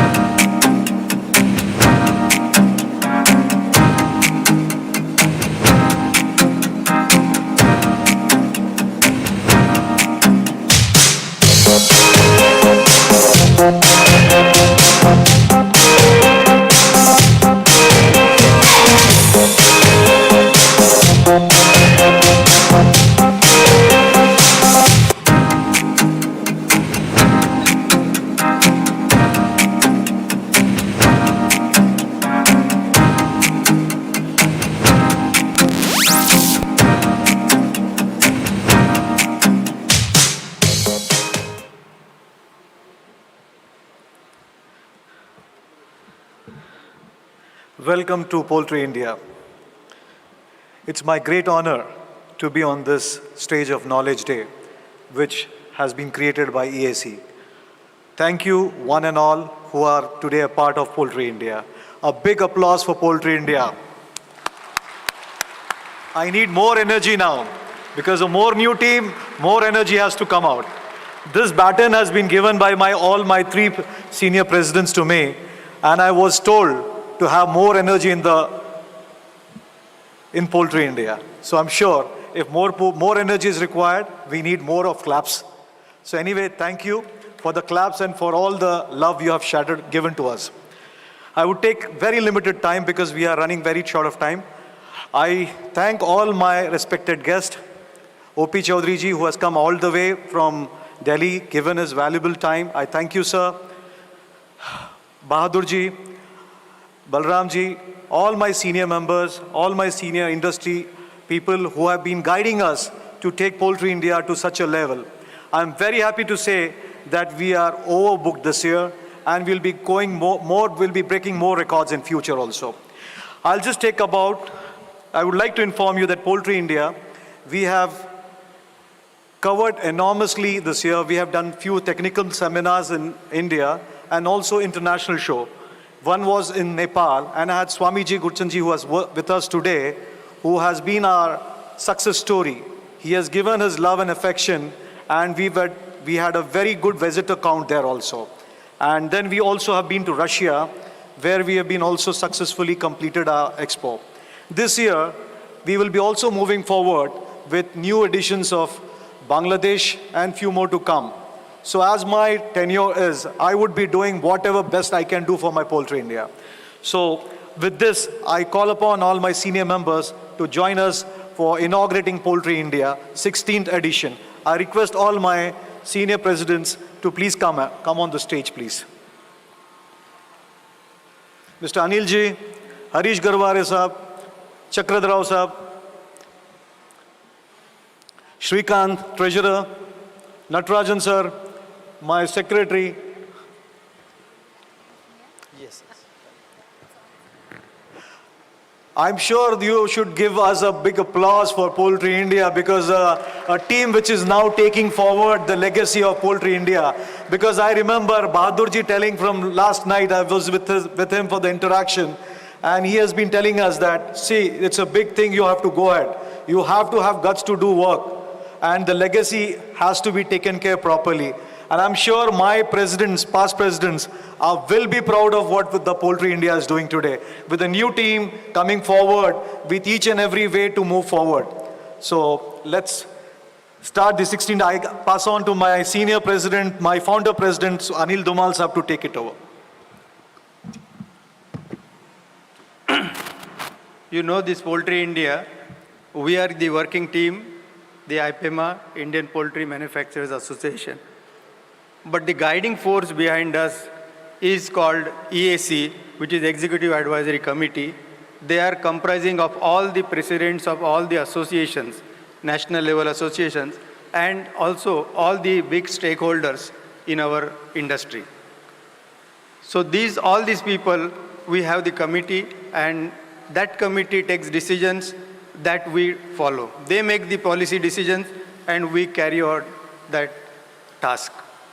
I now request all our EAC members to please join us on the stage for the inaugural ceremony of Poultry India 2024. Please join us in the stage. I also request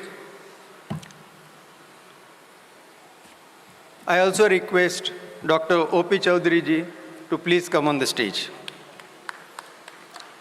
Ranpal Danda ji, Dr. Ajay, Dr. K.G. Anand, Mr. Sanjay Nargilkar, Mr. Saundar Rajans, Mr. Bahadur Ali, Mr. Balram Singh Yadav, Mr. Rana, Mr. Reddy.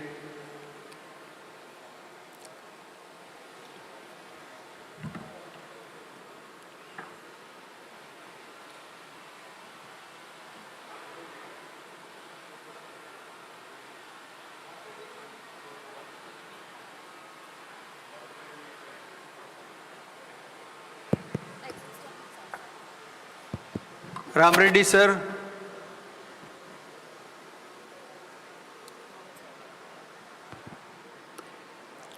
Ram Reddy garu nahi hai?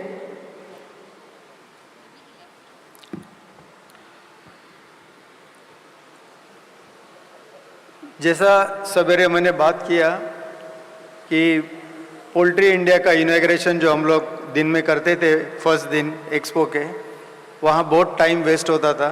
To save that time which is precious time for the exhibitors and all the visitors also, we have thought a process that we will digitally inaugurate this. And I now request Dr. O.P. Chaudhary ji to inaugurate this by pressing the button. Just one. Jaideep, is it ready? Yes.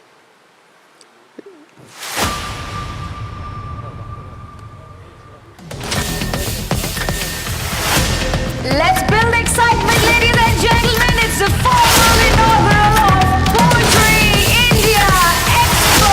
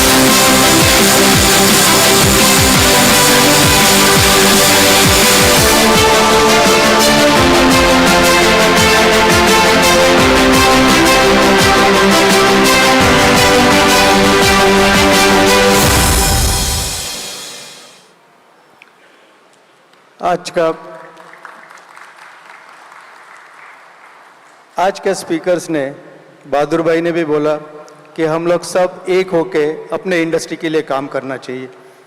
और सब एक जब हो सकते हैं कि कोई एक प्लेटफॉर्म चाहिए जिसके ऊपर सब एसोसिएशंस इकट्ठा होए, सब स्टेक होल्डर्स इकट्ठा होए और अपना पोल्ट्री के ग्रोथ के लिए वो सब इकट्ठा कुछ डिसीजन ले, सब आ जाए. अभय जी ने भी यही बोला कि ये अगर हो सकता है तो ही हम लोग कोई अच्छा काम कर सकते हैं. ये सोच को आगे लेके जा रहे हैं हम लोग और एक प्लेटफॉर्म बना रहे हैं कि जिसमें सब कोई रहेगा. इन शॉर्ट EAC को हम लोग लीगल एंटिटी बना रहे हैं और एक नया एसोसिएशन फेडरेशन बना रहे हैं. उसके बारे में मैं रिक्वेस्ट करूंगा बलराम जी को कि तो कुछ बात करें.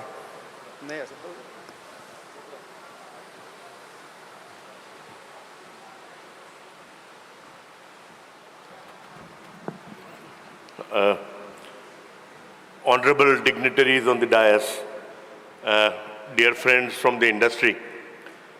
So I must tell you that I have completed 35 years in the industry and I have never been that optimistic that I am today.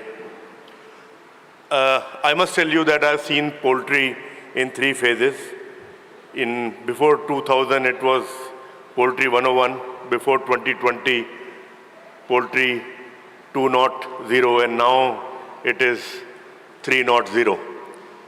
But I must tell you that my optimism is even more now. I strongly believe Bahadur Bhai has said that poultry is 2.1 lakh crores and I am very sure that with India becoming rich and distribution models getting evolved and producers becoming more efficient, I am very sure that in 6-7 years this industry will double. I am also very sure that at least 4 or 5 companies of 30,000-40,000 crores turnover will come up in this country in next 5 to 7 years. So this is the kind of opportunity is going to be there. Having said that, we have to make sure that this growth is profitable and it is sustainable. And I must say that This is only possible if we are all able to come together, and this new association of association is going to be very, very critical in maneuvering the challenges of future. I need to say that there will be a lot of challenges, whether it is raw material, whether it is a disease, whether it is an environmental challenge. Technology will play in its role. I am very sure that a lot of our talent issues will be addressed by digitalization of this industry, but our requirement of talent will also change. All this will require a lot of regulatory maneuvering and cooperation of the government. And on top of that, we heard the stories of exports. I think in case the way we are going, we will also become globally competitive, and that also we can never achieve without the government's help. With so much happening in future, I think we should talk to the regulators, to the government, to the consumer, as Abhay pointed out, in one voice. And that's what Bahadur Bhai has been talking about. That's what the government has been asking. And Chaudhary Sahab is there, and he also always used to say, "Bhai, ek hi baat karo, sare aadmi ek baat karo, sare aadmi ek baat karo." I am very glad to also say that there is so much of evolution which has happened. I think all of us have started coming together, sharing stage, and I think this association, this collaboration, this cooperation has to become more and more for the benefit of industry and all its players. And I must tell you that a big effort also has to be made to improve the image of the industry in front of the government, in front of the consumer, and in front of the talent we need in future. This can only be possible if we make it profitable, if we make it big, and if we make it little more glamorous by bringing more and more value addition. So I see very bright future, but it is for us to make it brighter. It is for us to make it more profitable and sustainable by cooperation and collaboration. And I'm sure this association will provide the new stewardship which is needed to maneuver us into the future. Thank you very much. Thank you, Balramji. Thank you very much. This has encouraged us to take... बोलना है? हाँ, बोलो. Okay.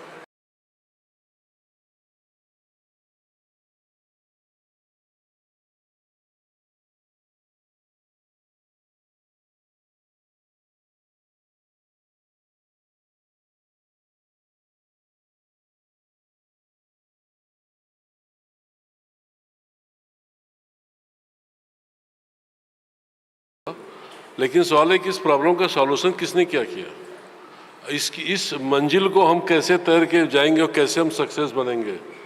तो अपनी industry में एक ऐसा hero है जो ये प्रॉब्लम को दूर कर सकता है और उसको सब एक्सेप्ट करते हैं और उसकी बात को वजन मिलता है हमारी इंडस्ट्री में एक हीरो ऐसा जिसने इतना बड़ा इंडियन पोल्ट्री शो को पूरा इंडिया में एक चैलेंज ला के यहाँ पे इसको सक्सेसफुली आज 16 साल हो गए.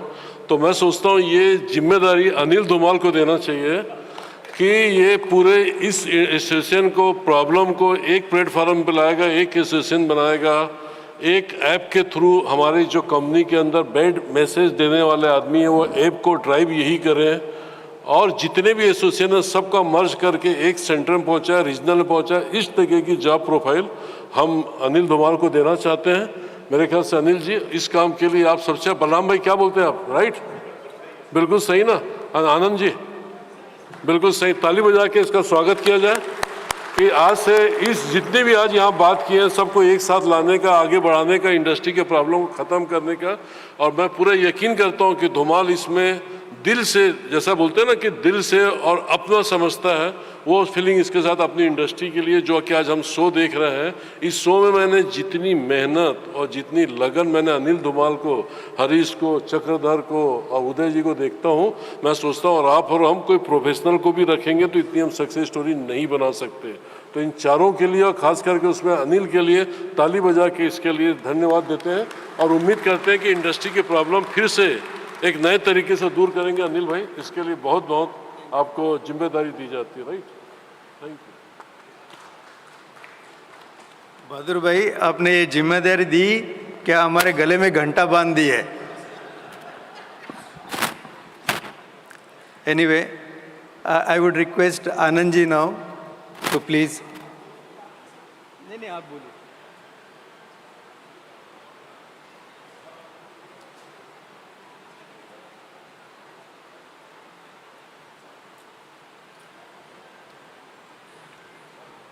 Good evening to all of you sir.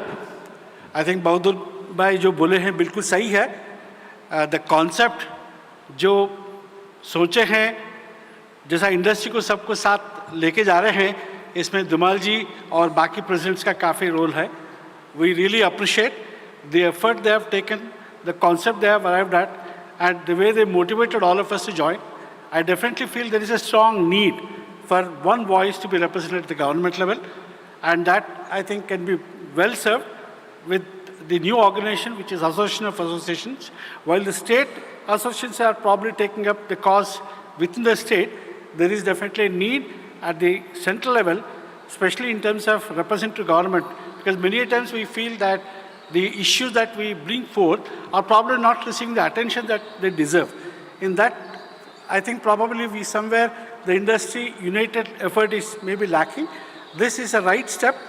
I think in the coming months, all of us should try to give as much support as possible and represent our cause, because there are several issues which we need to be addressed for our industry to move forward, whether it's in terms of addressing the availability of cereals, whether in terms of addressing the problems connected to exports, or in terms of removing the negative publicity carried out in media.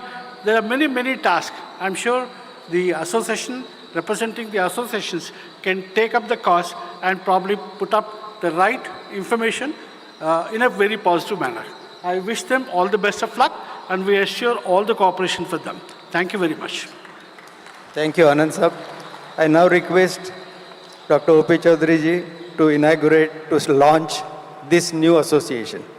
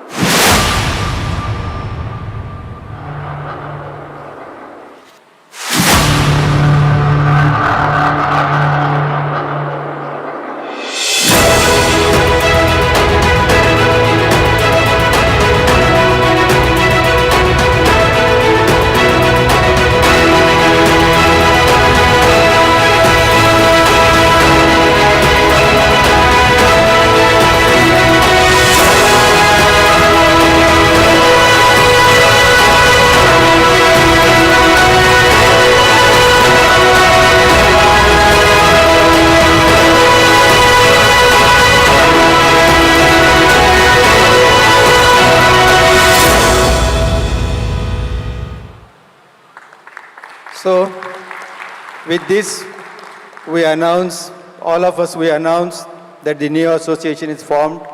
There will be a new platform now. All these people will sit down, discuss for the nation, for the Indian poultry, and they will take decisions and move forward in this direction. Thank you, sir. Thank you very much for this. And I would request now our president to give us a good grand party tonight to celebrate this.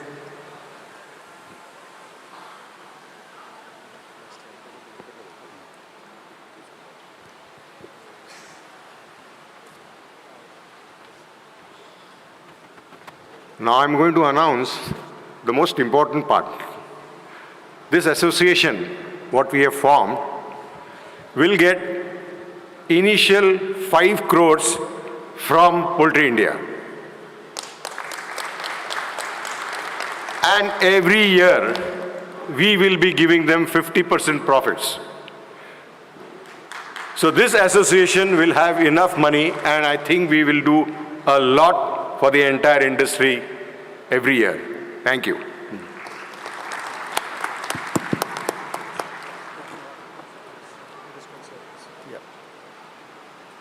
It is surplus, it is not a profit, because this is non-profit making association. We have the directory for the exhibition. And we want to inaugurate that directory.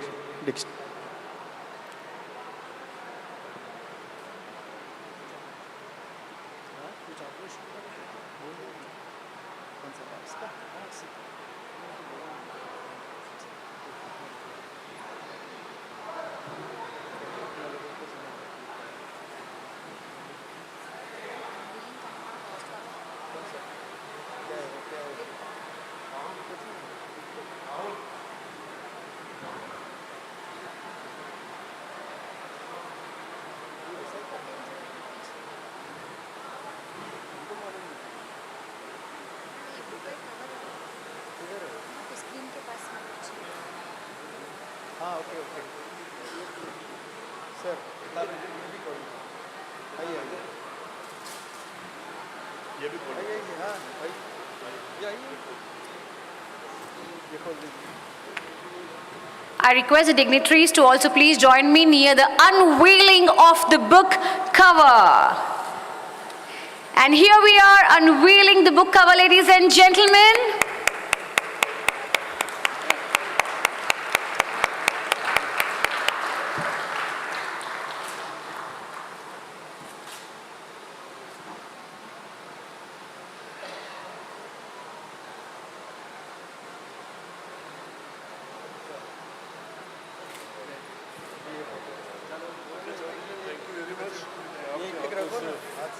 सबका नहीं दिया क्या? मेरा आप photo निकालो. आपको photo निकालना है इससे ऐसा करके.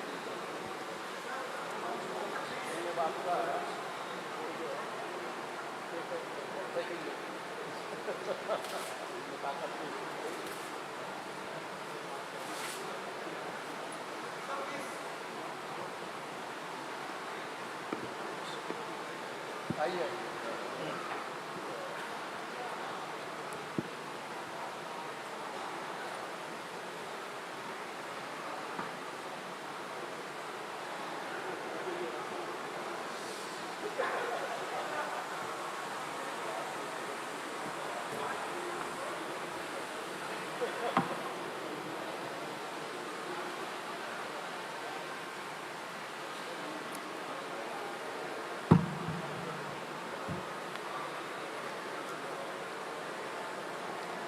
Thank you.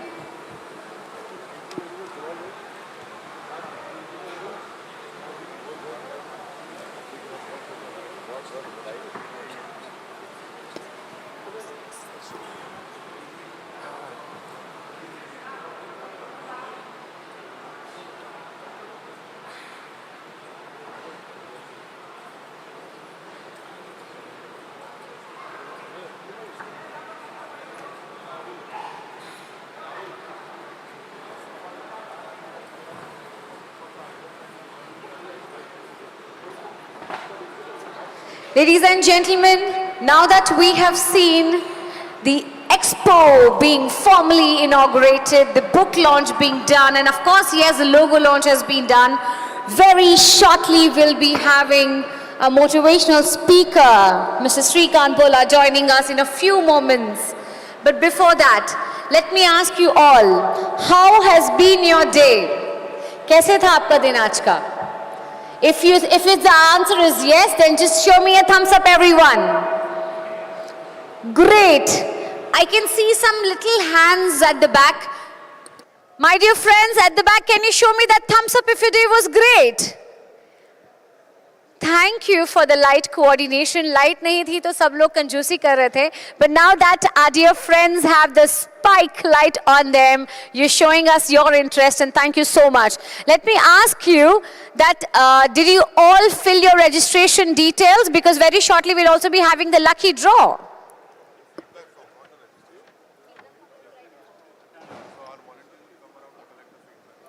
I'm sure that feedback forms have been circulated. आपके पास आया feedback form?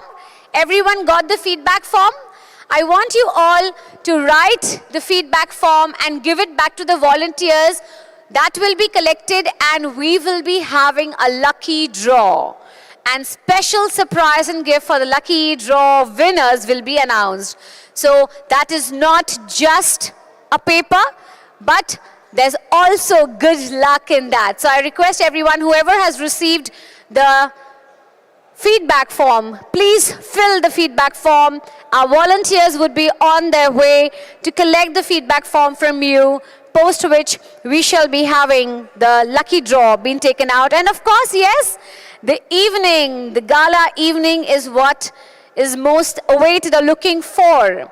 So soon after the second half of the proceeds are over, we'll be taking a break and coming back for the evening entertainment gala night, where it's all about enjoyment, staying together, having fun, music, dance, and drinks. Saying nonetheless, ladies and gentlemen, you all have been a great audience since morning. Looking forward for more such valuable feeds and the most exciting session very shortly coming up from Mr. Srikanth Bulla. We've known about him that he's been an inspirational story, inspirational human being on whose stories the movie also recently came in. He's that gentleman who truly is a beacon of inspiration, that चाहो तो कुछ भी कर सकते हो, बस चाह होनी चाहिए. He recently got married and then he's also named his daughter Nayan. The beautiful child is named as Nayan, that definitely means eyes. We all know that there was one little challenge that he had, and that was only the visual challenge. But as his mental was not blocked, he thought of some dreams to become the president of the country. So just imagine, if he can think it, he can believe it, and then he can do it, then anybody can do it. If you think to fly, you can fly, as we've seen the inspirational video also coming up. We will be very shortly back with our speakers joining in. Until then, I request all my dear friends to please write down the feedback form. Our volunteers are on their way to collect it back from you, fourth which is going to be the lucky draw.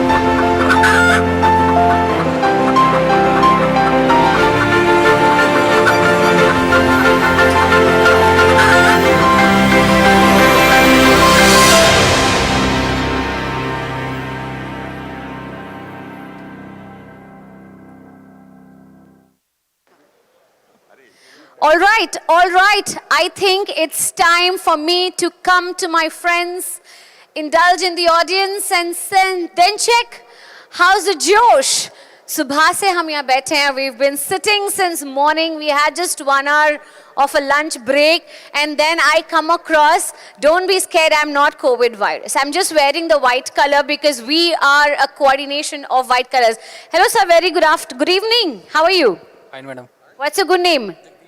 Jagdish. Sonipat Haryana. Sonipat Haryana से एक बार खड़े हो जाएंगे हम सबके लिए. Ladies and gentlemen, let's give it for the gentleman, Mr. Jagdish.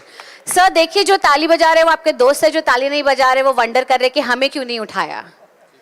Right? So I'll also be coming to them. So you're here for the very first time in Hyderabad? Third time. Third time. क्या खींच लाया आपको apart from this session? Expo Knowledge Day की वजह से आते हैं. Okay, अगर मैं आपसे पूछूं that tell me one thing what you really like about the Expo, क्या रहेगा वो? I'm sure many things, but one thing. Networking. Networking. Imagine out of everything he's mentioned networking. So ऐसा कोई incidents रहा है इन 2 सालों में, this is your 3rd year, that one networking good contact got you somewhere? कोई एक अच्छा contact मिला, कोई एक अच्छा नेटवर्क मिला, या बहुत सारे नेटवर्क्स मिले जहां से आपकी कुछ ग्रोथ हुई, आपने कुछ सीखने को मिला? कई मिले, लेकिन अभी एकदम से थोड़ा. हाँ बिल्कुल, मैं आपको एकदम गन शॉट पे नहीं रख रही हूँ एकदम से, but thank you so much, you have been a sport. Thank you so much sir ji. Alright, हमारे यहाँ पे भाई है. Sir hello, how are you? अच्छा, जैसे मैंने बोला भाई है, वो बोल रहे मैं नहीं ये नहीं वो नहीं वो. अरे हम सभी, we all are Indians, we all love each other. Sir may I know your good name? Ajit Singh. जी पानीपत हरियाणा। हरियाणा, फैंटास्टिक। कितने लोग पानीपत हरियाणा से हैं? हाथ खड़े कर दीजिए जल्दी जल्दी, हरियाणा से। Okay, how many of you are here from Punjab? Okay, there are a few hands. Maharashtra से कौन कौन है यहाँ पर? अरे महाराष्ट्र की तो पूरी फौज है यहाँ पे। Fantastic. How many of you are from UP? Okay, a few there and here. MP, MP, MP से यहाँ पे है एक सर हमारे साथ, तो I would definitely want to come. Can I have some space to walk in please? Thank you gentleman. So what's a good name? आपका शुभ नाम? डॉक्टर महेंद्र सिंह। आप कृपया खड़े होने की गुजारिश है आपसे, अपने दोनों पैरों पे खड़े हो जाए। कितने सालों पहले हो गए सर आप पहली बार आ रहे हैं हैदराबाद? 2006 से आ रहा हूँ मैं। 2006 से आ रहे। जोरदार ताले हो जाए, इतनी अच्छी कंसिस्टेंसी। फैंटास्टिक। सर आपने यहाँ का बिरयानी ट्राई किया है? बहुत, कई बार। कैसे? डिलीशियस? जबरदस्त। जबरदस्त। ओके, अगर आपको यहाँ पे एक टेक अवे देना है, कुछ भी एक मैसेज, बिकॉज हर कोई स्टेज पर नहीं आ सका, but I am sure everyone who is sitting here has got valuable insights. सभी अपने एक्सपीरियंस से कुछ ना कुछ कह सकते हैं। अगर आपको मौका दिया जाए कि आप अपने फ्रेटर्निटी को कुछ एक मैसेज दे पाए, तो what would that be? Sunday हो या मंडे, रोज खाओ अंडे। पहला मैसेज तो ये है। दूसरा मैसेज ये है कि मैं एक वेटनेरियन हूँ और जबलपुर का रहने वाला हूँ और भोपाल में रहता हूँ। मैं ये देख रहा हूँ कि अपनी इंडस्ट्री में अपने विरोध में बहुत सारे लोग खड़े हैं, जैसे कि पेटा है और पेटा है, और बहुत सारी ऐसी ऑर्गेनाइजेशन है जो व्हाट्सएप पे गलत मैसेज डाल रहे हैं। उसके लिए हम सबको एकजुट होकर के उनसे फाइट करना है। Yes, fantastic. यही सर हमने आज यही टॉपिक पे बात की थी, प्लीज विराजमान हो जाइए, कि we all need to be united, क्योंकि जब तक हम सब एक प्लेटफॉर्म पर नहीं रहेंगे, एकजुट नहीं रहेंगे, there will be so many barriers coming up, right? Okay, so until and unless we move forward, I think I should go in the first row as well. Okay, before that, hi gentlemen, very good evening, how are you? Fine, thank you. What's a good name? Dr. Santiago from Spain. Thank you, and firstly, without me asking, you've stood up, so thank you so much for that. Where are you from? From Barcelona, Spain. Okay, from Spain, we have a delegate with us from Spain. So since how many years you're into this business? 6 years since I started at Abidjan, Spain, then moved and now working for IPRA. So you're the first generation, or you are the second or the third generation of the same business category? Most likely, second, yeah. Wow. So until all the other career and business options, you are the first generation who've chosen poultry. And what was that one thing that attracted you, if I may ask, out of my interest? Well, there is an important source of high value protein in Europe, especially, also all over the world. But we want to provide quality and food safety products all over the world. So working against salmonella infection was one of the things that triggered me to choose poultry production especially. So all the way from Spain, having a very good business goal and mindset, what brings you to Poultry India session in Hyderabad?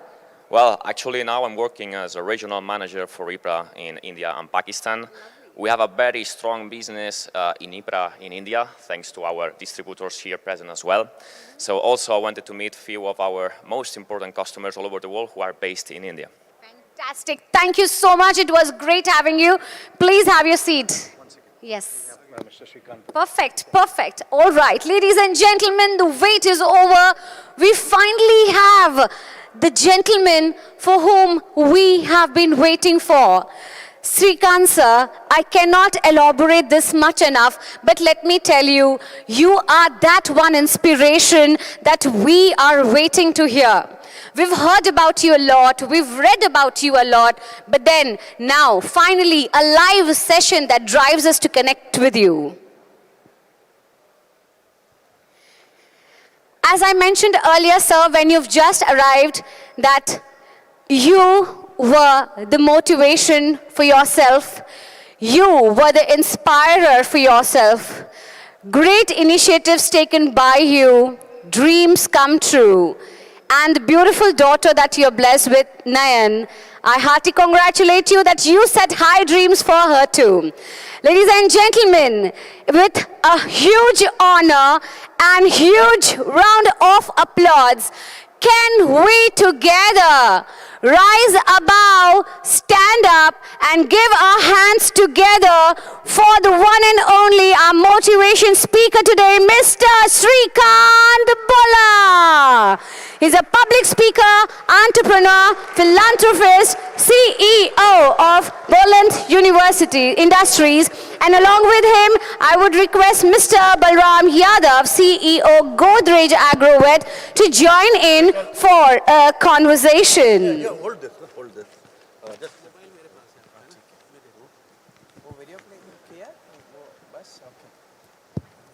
yeah, one mic. Hello. I am Anka Jyoti. Hi. And I'm happy to meet you. Pleasure Do you meeting. want some water? No, I'm okay. Thank you. Good to meet you. See I'll you. just start. Yes, please. Welcome, Carmen.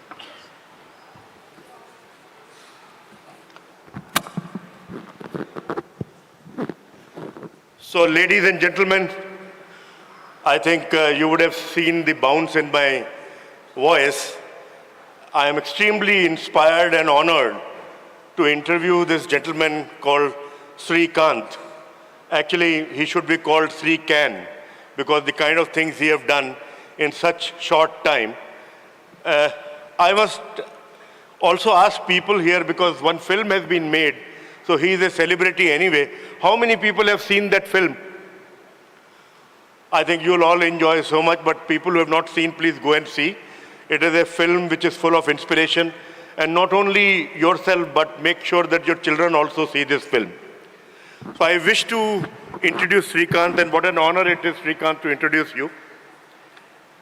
It is with immense honor and great delight that I stand before you today to introduce a man whose life narrative is nothing short of extraordinary. A beacon of resilience and testament of indomitable human spirit, Mr. Srikant Bola, born into a world that was dark to his eyes, Mr. Srikant's vision has always been very clear in his mind. His journey, marked by an unyielding resolve, began with a dream to break the shackles of societal constraints and soar in the realm of science and engineering. Faced with an education system that barred the visually challenged from the study of science and mathematics, Mr. Srikant did not falter. With the unwavering support of his school management, he embarked on legal battle against this exclusionary practice, emerging victorious and forever altering the course of educational law.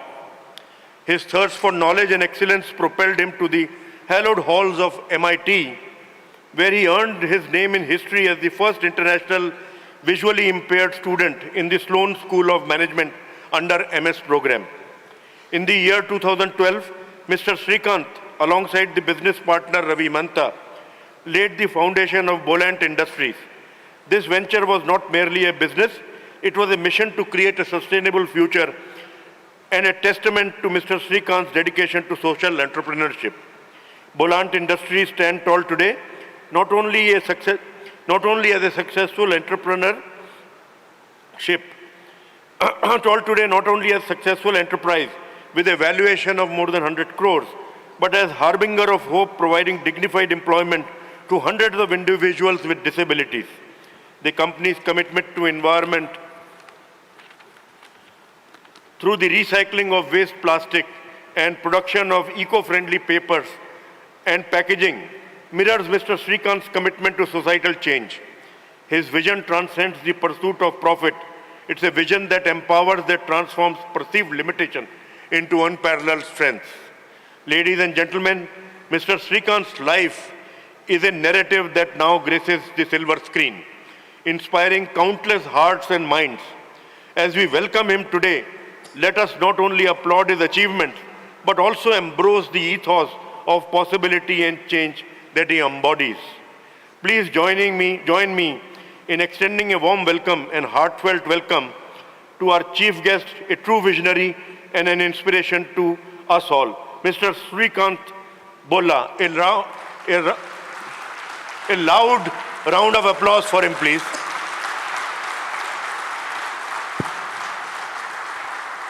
Thank you so much. Indeed, happy good evening to you all.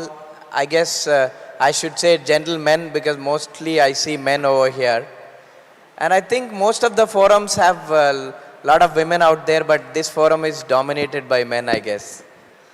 But indeed, it's my honor to be here with Balramji and all of you and to address Poultry India group and, because you are the people who are the generators of protein for all of us. And I'm very glad to even see that India is almost 4th or 5th in terms of poultry production and protein giving to the entire world. So thank you for keeping up the good work. Thank you for giving us healthy protein. Thank you for minimizing the usage of steroids. Thank you for minimizing the usage of harmful medicines. And with all the help of technology and good feeds, and you are giving us the juicy and nice chicken for people like me to eat every day. Indeed, it's a great honor to be here today. Look, guys, you have to be louder than that, huh? It's okay. Let us start. You were born in a village Your mic is not working. You were born in a village in AP to parents whom livelihood was farming. It was a shock for them to have given birth to a visually impaired son. But today you are a hero in your village and country. How does that feel? You know, this question, nowadays I see this question very often. I don't know, people just ask this over and over, but I keep telling people, I don't have to, I didn't become a hero because the movie Shrikant has come in. It's the Rajkumar Rao who had become a hero by enacting my role. But the irony is, I was anyway born hero. So I don't have to become a hero now after 33 years. I was born to be a hero. When I was born 33 years ago, the whole community thought I was a zero. But it was my parents who had realized that I was born to give the heroism in the form of bright light, knowledge and vision to people. So I was able to realize at a very young age that I was born to be blind because I was born to have 100% vision. You know, most of the people come and ask me, how much vision do I have? I always tell them I have 100% vision. That's when people get confused and say, then what's wrong with your eyes? What they mean is sight and not the vision, my dear friends. Because, you know, it's very important for us to understand that sight is purely for the mind, eye and the body, and vision is purely for the mind. You know, a person without sight or any physical issues can conquer the Mount Everest or can do anything, just as I have done it in many things. But a person without vision can do nothing. Because it is the vision that we cannot see, but we all have to feel it and we embrace it. You know, on this note, I always believed in knowing that God can only give you starting circumstances, but we make our own destiny. The future is in our hands with just enough randomness to make things interesting and less predictable. I mean, this is not to say that the problems that we face are easy. Of course, we have issues, but the stakes are higher. You know, think about it. A person working in a quarry from morning to evening is definitely working harder than any of us in this room, but her productivity is not enough to build something meaningful or let alone feed 3 meals a day. This is why I tell you, we all get starting circumstances. The exposure that we face is what really matters. But without right exposure at right age to right things, all your hard work and talent won't take you beyond breaking stones by hand all day. I think today, these kind of days is what creates that right exposure among people like us in a cohesive group. And it is the platforms like this can actually inspire us to go beyond what we think every day. Because when we actually work among our own teams or in our own purview, we don't know what the whole world is doing. Just as when I was in a special school, I couldn't even know how the world dreams and lives. But it was the day when I got kicked out of school, that's when I realized the bigger world is beyond 4 walls that I lived in. I think every day as a leader, we learn so much. When I was born, everybody told my parents, you give him up. He's not useful to anybody. He will be a bread taker, not a breadwinner for you.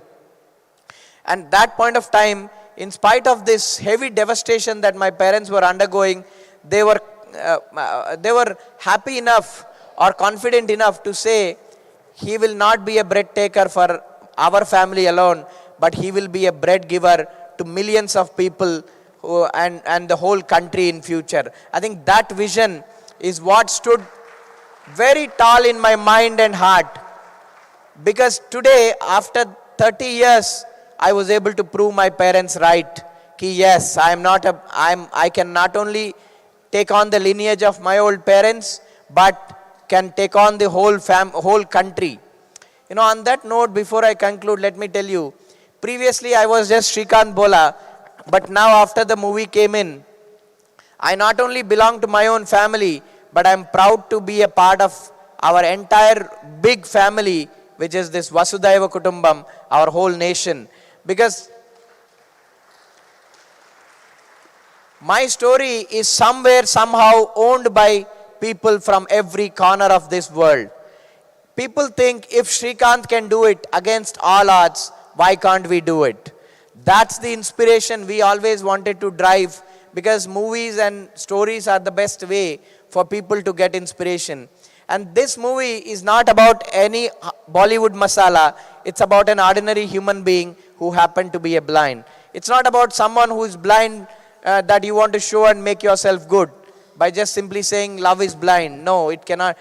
A person with full of vision was grown up by saying that he has no limitation. You know, my parents, my teachers and my principals and my well-wishers, when I was growing up, told me one thing, that Shrikant, you have no limitation. I think that became a part of my DNA. You know, all of you may have two choices as leaders in day-to-day life. When you encounter a challenge, you show two responses. Either you show a flight response or a fight response. What is easy for you? Flight response, right? You can simply walk away from the problem or push it on to someone or lobby to get the problem done. But for me, because I don't have the eyesight, the only thing I can do is खड़ा होके लड़ना. Because if I run, I will fall down. But if I stand up there and fight, I will win. I think this has become my mantra for success so far. Excellent answer, Shrikant. So everybody wanted to know one thing. Actually, I just wanted to ask, how much justice the film has done to your story? I think 98%. Excellent. So then I think my questions will make a lot of sense. I think one of the key persons in that film and in your life is your teacher, Devika.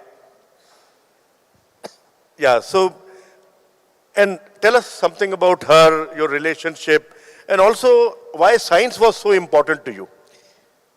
You know, in life, we all have, as I said, I was lucky enough. The setbacks I had in life enabled me to gain more exposure and meet right people in my life. You know, the ground level is always filled with no-sayers because people believe anything cannot be done. But as you go higher, you'll meet people who think anything is possible. I, from day one, have never taken answer for a no. I built my life at my own terms that no one can negotiate. You know, we all believe in Vastu and nothing wrong with it. I'm not trying to say you don't want to. But we all believe Vastu, we all believe astrology. But I, on the other side, write my own astrology rather than believing it. Because I think, as I said, God has given me enough talent, enough opportunities, and it is my destiny that I have to create. Because, you know, we are all born with this problem of fear. By choice, we were all disabled or specially abled, because when we look at fear, we all take a step back and say, no, this cannot be done by me. That is, because I don't see fear, I became fearless when I was young. I have grown up by seeing hardships as an opportunity. Because when I had to walk to study, I had to walk almost 5 kilometers a day. And even after struggling so much, and let me assure you, all my senses were keenly developed, simply surviving walking on the village roads without the privilege of eyesight. But even after doing so much hard work, nobody would acknowledge my presence, nobody would talk to me. So I sat in the last bench wallowing in my loneliness as a young kid. Now that I think Lord Gautam Buddha would have had similar experience when he sat in Lumbini before he got enlightened. But as a 6-year-old, I wouldn't knew about that, right? But I just simply wanted to play with everybody and want to enjoy. But that was not happening. That was the first time I felt I am the loneliest child in this world, because not that I don't have lunch box to eat, but I was made lonely by the perceptions of the people. This is where I have realized that loneliness is actually the poverty and not all the money in this world. In fact, all the money in this world makes you vulnerable and not happy.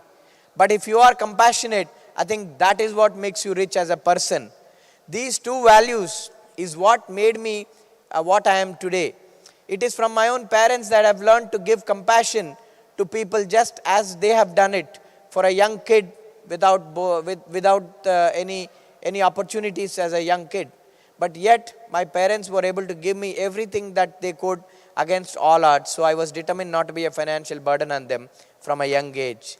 You know, it was in special school that I saw my liberation. I was access to top class library, peer group and whatnot. The stakes were much higher. That's when I realized if I'm going to work hard, I might as well aim as high as possible. You know, this is where I have learned to face hardships. I have learned to face the world because of my own teachers who had hand-holded me and said, Shrikant, you had no limitations. I think that mantra stood very, very firm, and I was able to do everything. Whenever someone said no, I proved them wrong in everything. When a young age, when I was studying, somebody came and hit me with a ball and said, Arey bhai, aap to just big man mangne ka kabil hai. You cannot play cricket with us. That's when I told him, one day I will play for this country. And after 10 years, I have proven that goal. When someone said I cannot play chess while not seeing the board, I have proven that I can in fact become the international grandmaster. When someone said I cannot play baseball, I have not only become proficient in that, but hit the best runs in the game. I think all that I needed for me to be successful is a no from people like you. Whenever somebody turns away from me, I will ensure to make that happen and ensure to win the game. You know, the reason I am telling you this is you are all leaders in your own chosen path. Challenges haunt you every day. In fact, they are good for you. If you don't learn to accept challenges and overcome them, then you cannot be called a leader. A leader is someone who does not simply dream, but makes dreams a reality. You know, dreams are never practical. They are just like what you see in the sleep. But for us as leaders, dreams are not what you see in the sleep. They doesn't let you sleep until the work at hand is completed. Well said, Shrikant. Well said. Yeah. Shrikant, ladies and gentlemen, Shrikant is a lover of chicken. And in the differently abled school he was asked to thank the management. And what he does is he says, when the trustee was there, he says that every day chicken is cooked, but it is not served to us, it is eaten by the teachers and other people. So this is his chicken experience. I just wanted to know whether you started getting chicken after the complaint or not? Of course. Interesting thing is, people say if you don't have eyesight, all the other senses will work in a much better way. I don't know about that, but I can definitely smell things very right. You know, when I was studying, we were just used to wonder while playing and all, "Arey yaar, aaj to chicken ban raha hai. Aaj to humko chicken milega." And then all what we used to get for 10 years was only the bengan and sambar. So if somebody says, "Today we'll give you bengan," I'll say, "Thank you so much, I don't need it." So people ask me, "Are you a vegetarian?" I simply respond them, yeah, I'm a vegetarian, but I only eat anything that moves. I don't eat anything that doesn't move. And you know, I today, even on the plane, I was flying Virgin Atlantic this morning from London, and the crew says, sir, anything for breakfast? So I said, what do you have? And she says, started saying idli, though, whatever, Indian breakfast. Ma'am, what do you have in English breakfast? Don't you have eggs? So I think my day starts with eggs and ends with chicken. So I'm very happy Thank to you, say Srikanth. that. And on the chicken episode, you know, it's an interesting thing. I was a school leader. So when you are a leader, you are not leader because for a heck of it, right? If you are a leader, you are bound to do something for your own people around you. If you don't spread that compassion and do something for someone, I don't think you will be the first beneficiary. But in turn, if you try to do something for someone, you will be the first one to benefit. And when I was young, I always had a lot of empathy because, you know, it is the empathy that you can show on people to create livelihood, to show concern and what is called compassion. Compassion does not mean giving a 10 rupee coin to a beggar on the street. It's come from your empathy and in the emotion that you show on people to create meaningful opportunities for everyone around you. So when I was a leader, I always wanted to do something best for my own hostel mates. And we were not given chicken, we were not given good food. Even though a lot of donations were flowing in, people used to do anything they want. And all that they used to give is, as I said, only that watery sambar and hard bengan curry. So one day when I got a chance, I pulled up the gun and said, sir, these people are not giving us chicken. All that, so I don't want to thank you. I only want to half thank you because half the money is spent on us. I think that ended up changing a lot in the school, but the repercussion was I was thrown out of the school. That's what I wanted to know. And that, in fact, for me, it opened up the whole world for me to excel. And I was able to see what is there beyond four walls.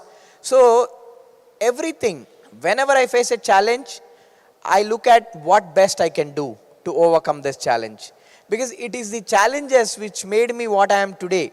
If I don't face a challenge, I may not be successful. You know, success is not a one-stop journey, a destiny. It's a journey that is filled with a lot of challenges. You know, even today, let me tell you, you're all entrepreneurs in your own chosen field.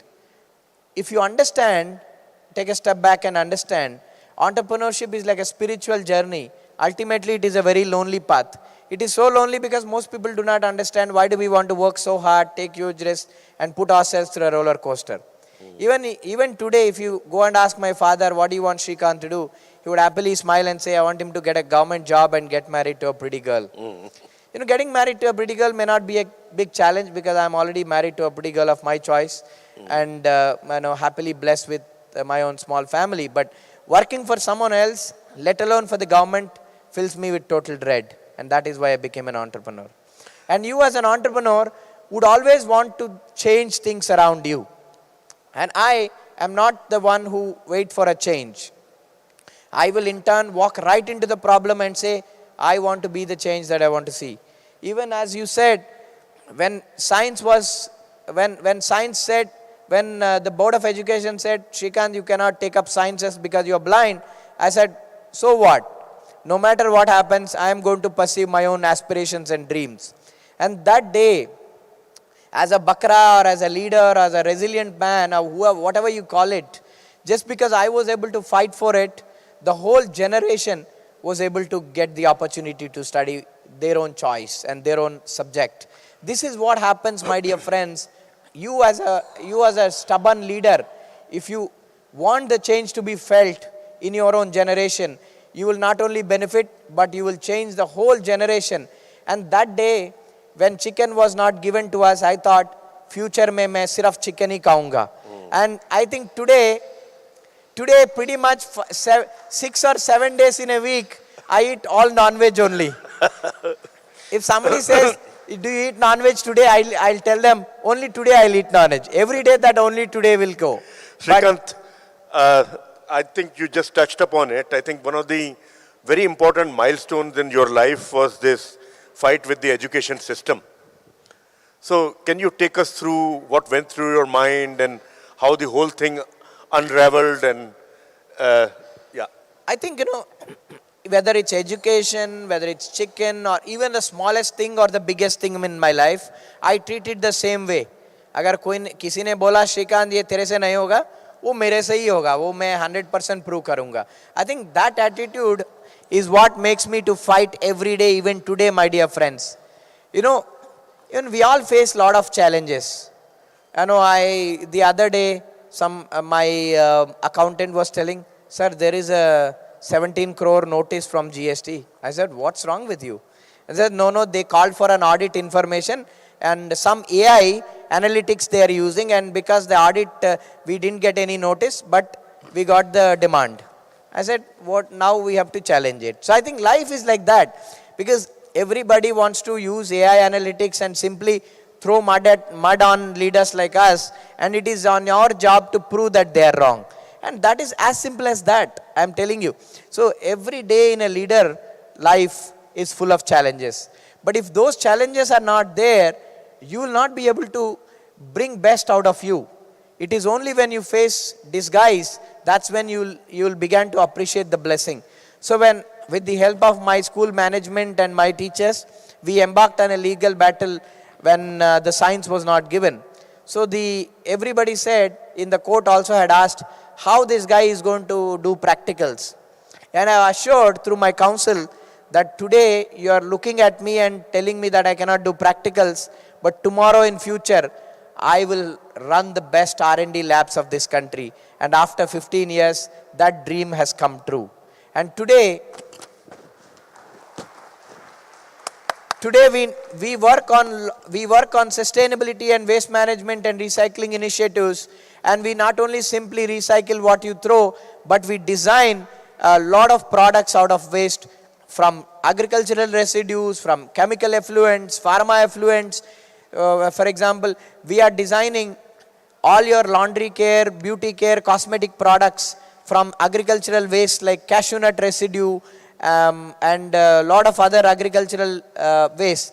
We are making high quality food packaging and tableware products out of palm leaf waste. We manufacture paper for packaging and other applications from municipal waste out of dump yards.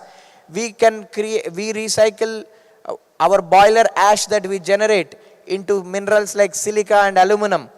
We make biofuels out of pharma effluents and chemical waste. We at Bolent has no restriction on what we can recycle. That's because I am there to research and develop new products, because we at Bolent think innovation is not only simply creating new product, but making an existing product in a right way, a right price and right quality for mass users and mass consumers. And that is what I believe is innovation. You know, on that note, when I saw a small cottage industry segment in India 10 years ago, I saw a lot of problems. You know, you also look at it. A cottage industry is nothing but subscalable, substandard, low productive enterprise. But if you can't grow, you can't become efficient and innovate. Without efficiency and innovation, you'll fall further behind. I think this vision is what led me to find Bolent Industries, to consolidate the entire cottage industry and create a ripple that would have impact on multiple sectors of India. Because I, as an entrepreneur, believe one cannot create something by sitting in the lap of luxury. In fact, our brains are hardwired to produce our best efforts only when we face hardship. And as I said, I face so much of hardship in my life that it has become an addiction for me. So if I don't face any challenge now, I become restless. So I think if you can make hardship as an addiction, nothing can stop you from achieving. And that day, because of this addiction of hardship, is what allowed me to study science and pass with 98% and make sure that has become a permanent norm for the generations to come.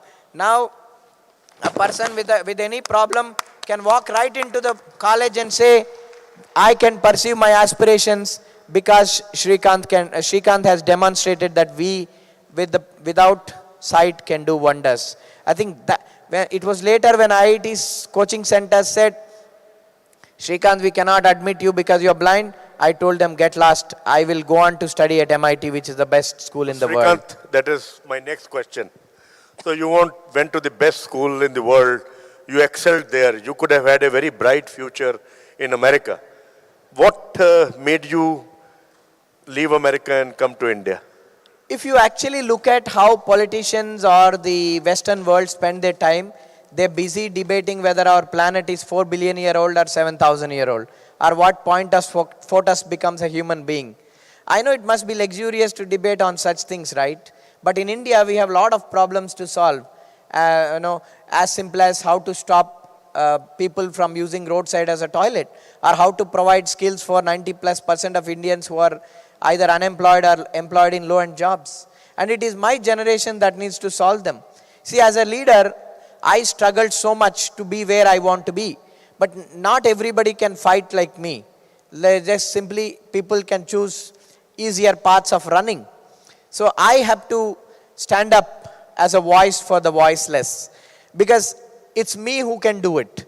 And it's only me who has to be a beacon of hope for people who live in darkness even today.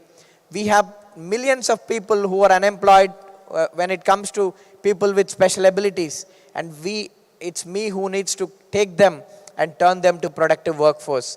I think this was a vision that I had behind coming back to home and then setting up a company and demonstrate that people with special abilities can in fact perform better than the robots in the Apple factories. Because we all talk about DI, diversity, inclusion and equity in the corporate world now. But we have demonstrated that equity and inclusion and diversity were the essential ingredients of a social enterprise 10 years ago, when social enterprise concepts was very new to India. We said making money in a socially responsible manner is the only way to create scalable businesses, and treating industrial waste and consumer waste that we generate is the only way to make scalable businesses. And today, whole world is going after sustainability, but we have demonstrated that 10 years ago. And we want to be pioneers and drive the way that we be the change in the sustainability space that we want to be, while creating meaningful opportunities for people who are at the margins of the society. And we have a long way to go. Abhi जो कुछ आज तक हुआ सिर्फ a trailer, but picture अभी बाकी है, because I have to act in it anyway. Excellent, excellent, excellent.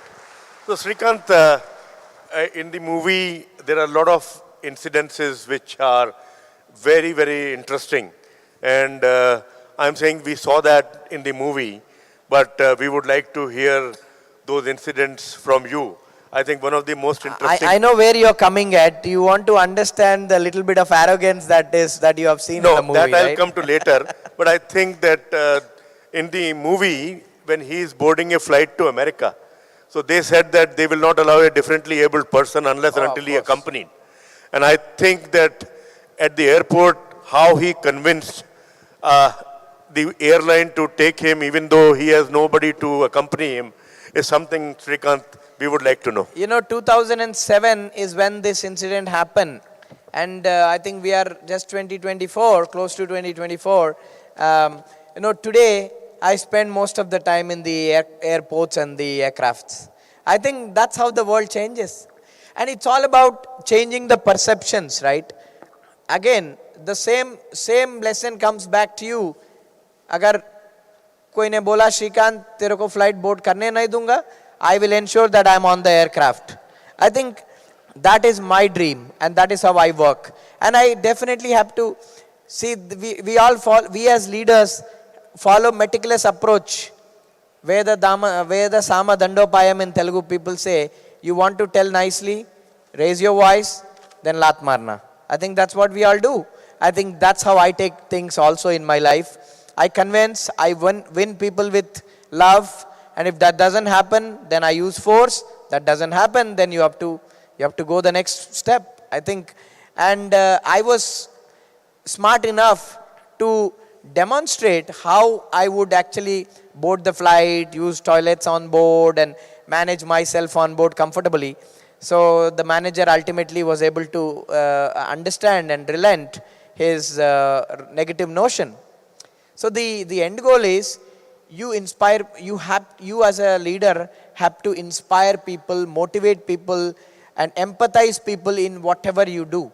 It's not only one incident, my dear friends. Sometimes people even come to me and ask, can I help you? Can I help you carry your bag? And I tell them, thank you so much, I can do so. And people ask you as small questions as, can I open your food pack? I tell them I can do it. And we'll go by lift. I can tell them I can go by escalator. So you need to teach them what you are capable of. I think if we can do that, I think no challenge is bigger in terms of the bigger dream that we have. See, on that dream, right, people ask me, what do you want to do when you become the President of India? As my ultimate goal is to be the President of this country. Just wait, Srikant. Okay, That is my question. Oh, he has a plan for it. Yeah, so it so happened that Srikant met Dr. Abdul Kalam, and he asked him what he wants to be. And Srikant will tell in his own words what he wants to be, what was the interaction with the Honorable President, and his association with him. Srikant, please talk about that. I think we have so much of respect for that person. One of the important value that I really want to talk about today is the power of manifestation. When I was young, I always wanted to become a doctor. Then when I realized I can't do proper justice being a doctor without having eyesight, that's when I decided, अगर मैं doctor बन नहीं पाऊंगा तो ठीक है, doctor से शादी तो जरूर करूंगा, but engineer I can become.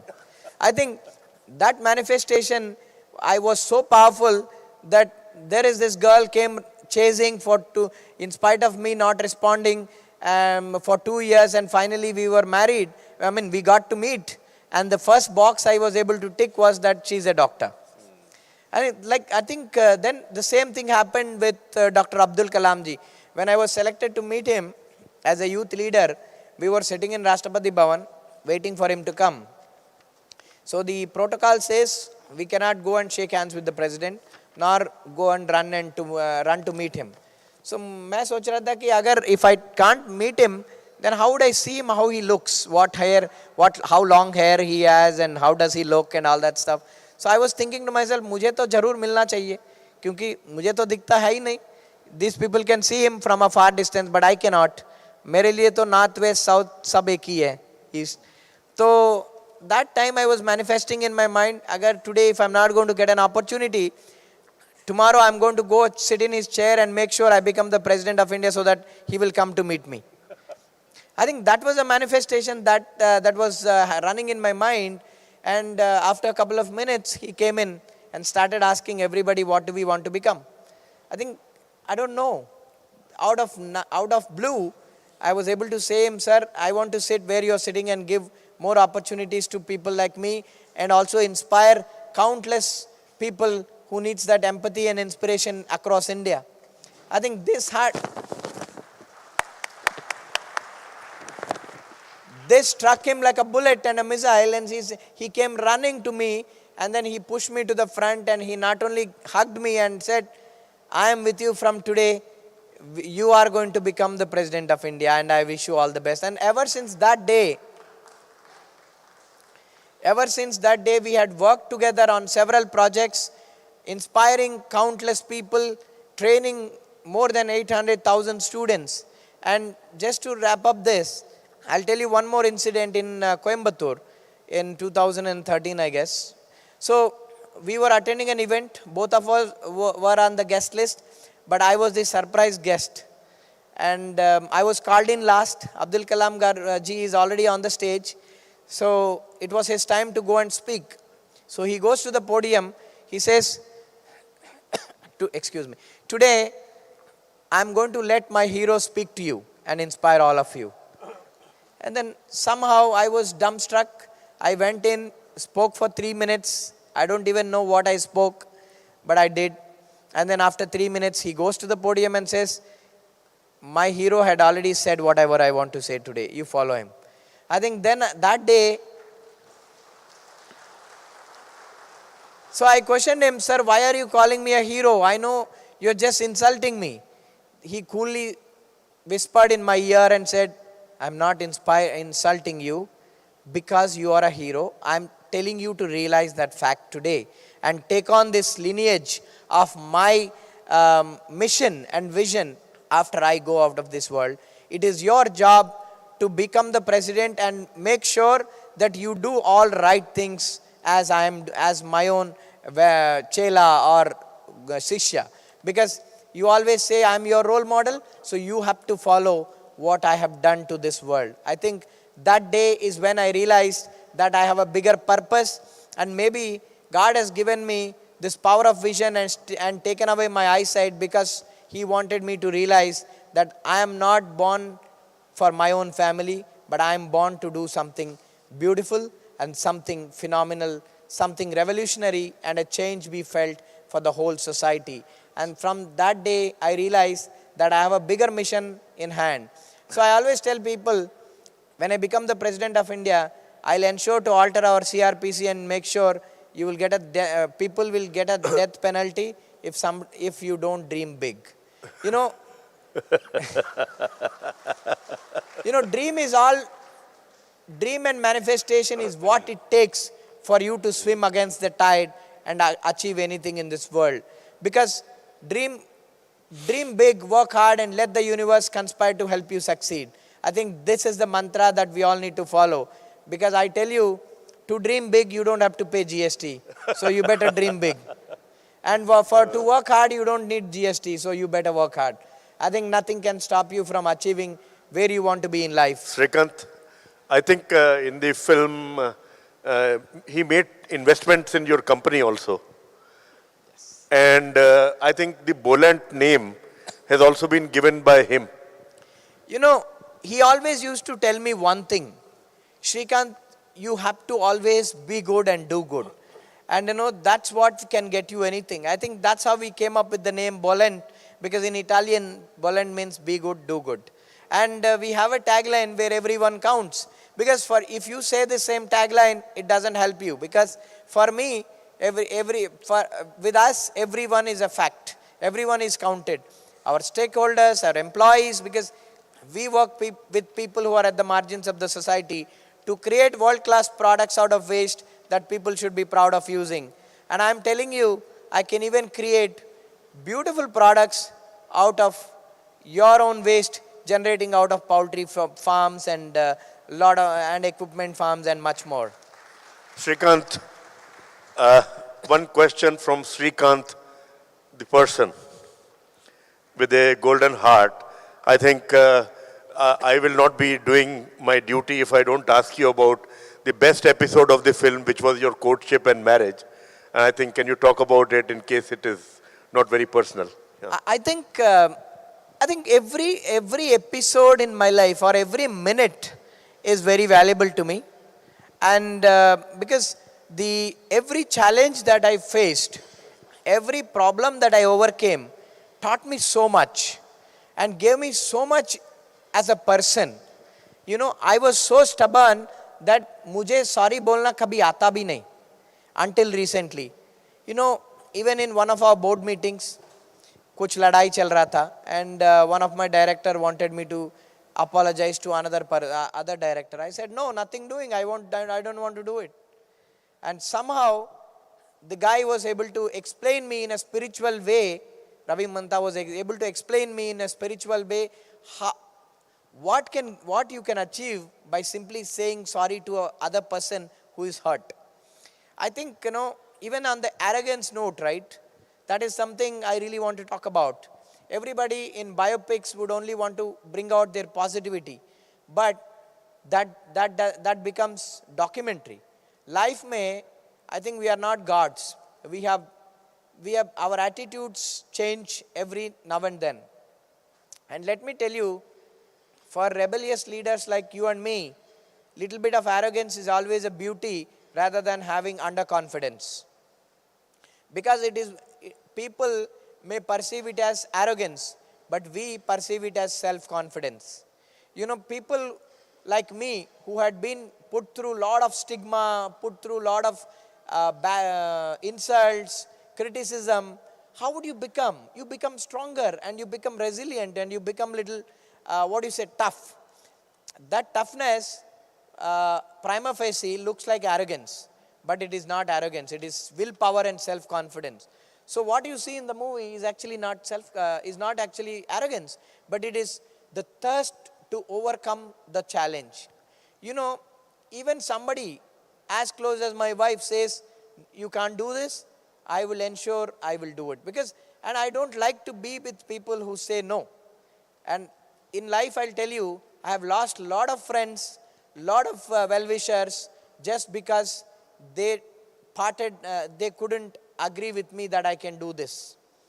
And I think I don't feel regret in some way, but because they are not the right people to be with, because they are the no-sayers. They see negativity, but I see positivity. So we as leaders must choose right partners, right team, and right ecosystem who always says anything can be possible. And as you all know, I think we all dedicate our success to the women behind us. The same way, women in my life had been a phenomenal contributor in my success. Starting from my mother, my teachers, then my wife. I think at every step, a woman stood by me as a pillar to make me achieve anything that I really want to. And today and tomorrow, my daughter, Naina, should be that pillar of my hope and my aspirations, because my parents could not realize the apple of the eye became true for them. But for me, my daughter is my apple of the eye, because she has to take on the values and lineage and the legacy of what Srikanth has done for the world. Fantastic, Srikanth, fantastic. So, Srikanth, now the norm in fireside chats is that we have a rapid fire round also. And very short answers I want. Sure. Can I start? Sure. What is the first thing you do when you wake up? Oh, I want to eat eggs or chicken. Oh, fantastic. And I'm lucky to find a good wife as a good chef.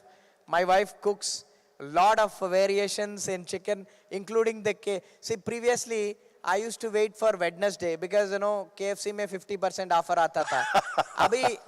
अभी मैंने भूल ही गया था KFC को, क्योंकि घर में KFC बन रहा है. चलो. तो Second question. चिकन टेंडर्स बनेगा, चिकन लेग पीस बनेगा, विंग्स बनेगा, तो क्या देखेंगे? Everything is. So my day starts with my favorite dish, which is egg and cheese chicken sandwich made out of brioche bun. Very sumptuous. Second question, who inspires you the most? I think I self-inspire myself, because I am such a rebel that no one can compensate me and my attitude. So I think मैं जैसा हूँ वैसा ठीक हूँ. This deserves an applause. What is your favorite way to unwind after a long day? I think work more to create the next big thing is the best way to unwind. Just as I have traveled and today I had to come here and interact with you, this is my best part of the day, to make sure that I've achieved something in inspiring and empowering co-entrepreneurs and leaders like you. So I would always find joy in learning from people and in giving to people. Great. Because for me, giving is best art of living. Yeah, great. If you could have dinner with any historical figure, who would it be? That's a complicated question. I never thought about it. Maybe you. I'm not a historical figure, but thank you very much. I'm really flattered. What is the best piece of advice you have ever received? I think learning to say sorry and keep grounded and stay humble, stay focused. Because, when people like me get success, it gets into their head. But for me, success gets into my head in the form of heavy weight. I cannot handle limelight, celebrity status, because for me, I want to be myself, because I feel जो कुछ अभी तक हुआ है, कुछ नहीं है according to me. There is much more to come. Best is yet to come. Because Shrikant जी का sequel to आना है, उसमें मैं act करना है राजकुमार राव के जगह. So अभी responsibility is more, but people think I have achieved, so people want to click selfies, photos. It's a big responsibility. It comes with lot of freedom, comes with lot of responsibility. So I think living this life is a toughest thing, but I want to live and do more to make you all proud and do more and more. Well said. So what innovation in the last decade do you find most significant? I think all of us know. I think for me, it's WhatsApp and the analytical AI. I think WhatsApp has taken our lives so well. I think it has made our lives so beautiful in terms of how business can be done, how transactions can happen, how communications can happen, and people without WhatsApp can never live for a minute. I think it has been a God-given beautiful gift to the mankind, and we have to use it responsibly. Great. Goal for 2025? I think I'm looking to stabilize my company to set for IPO in 2025 or 2026. I think that is the immediate goal, and we have begun our export business into United States, because if you see countries like US and Europe generates a lot of plastic waste. So we have launched biodegradable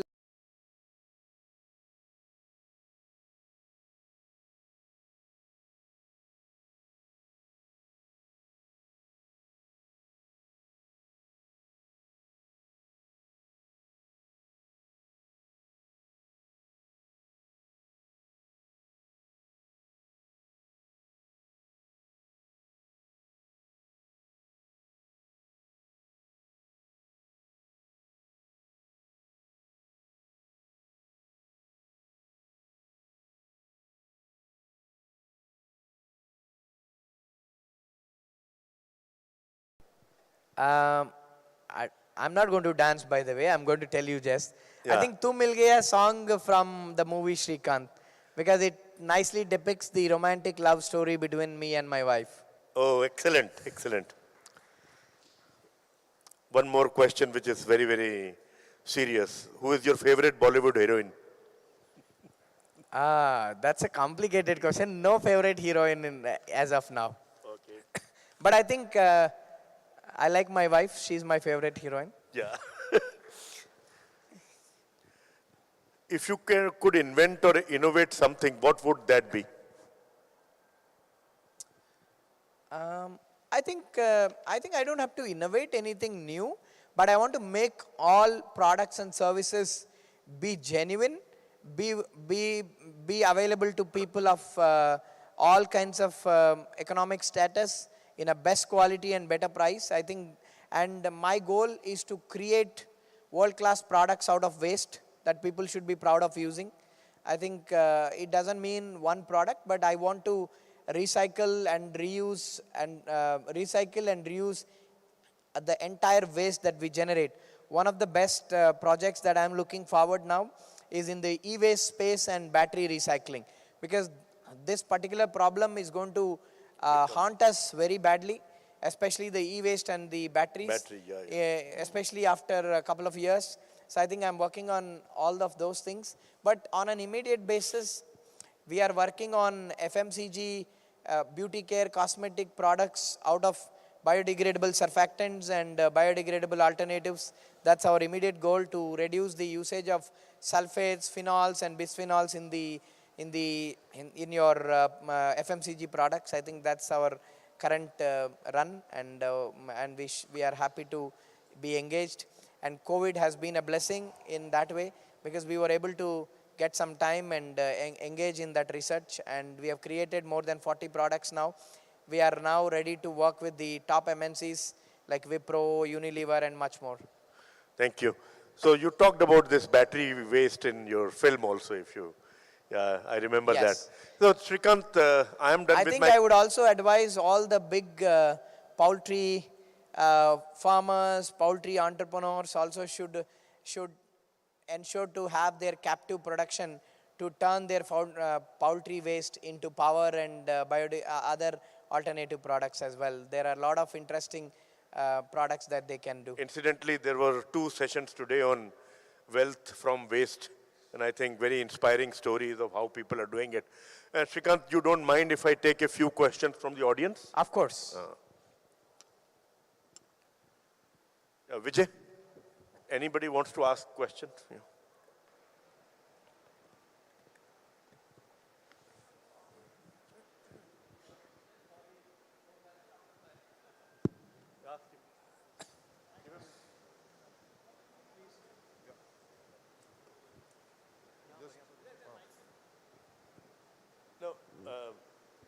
start with the lady. She raised the hand first.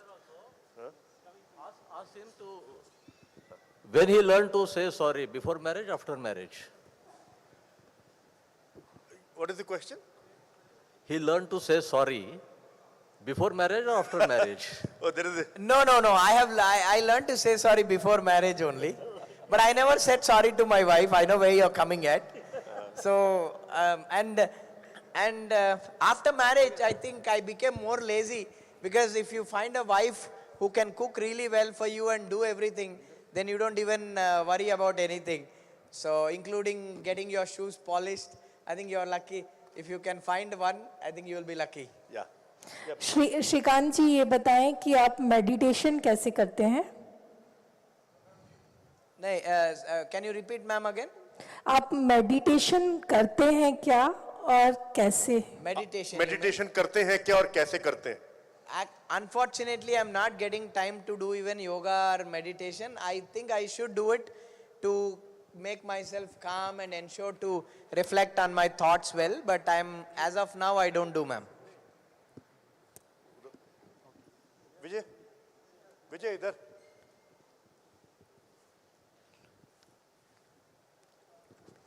Shrikant ji, this self-confidence is born quality or you achieved it, and how? I think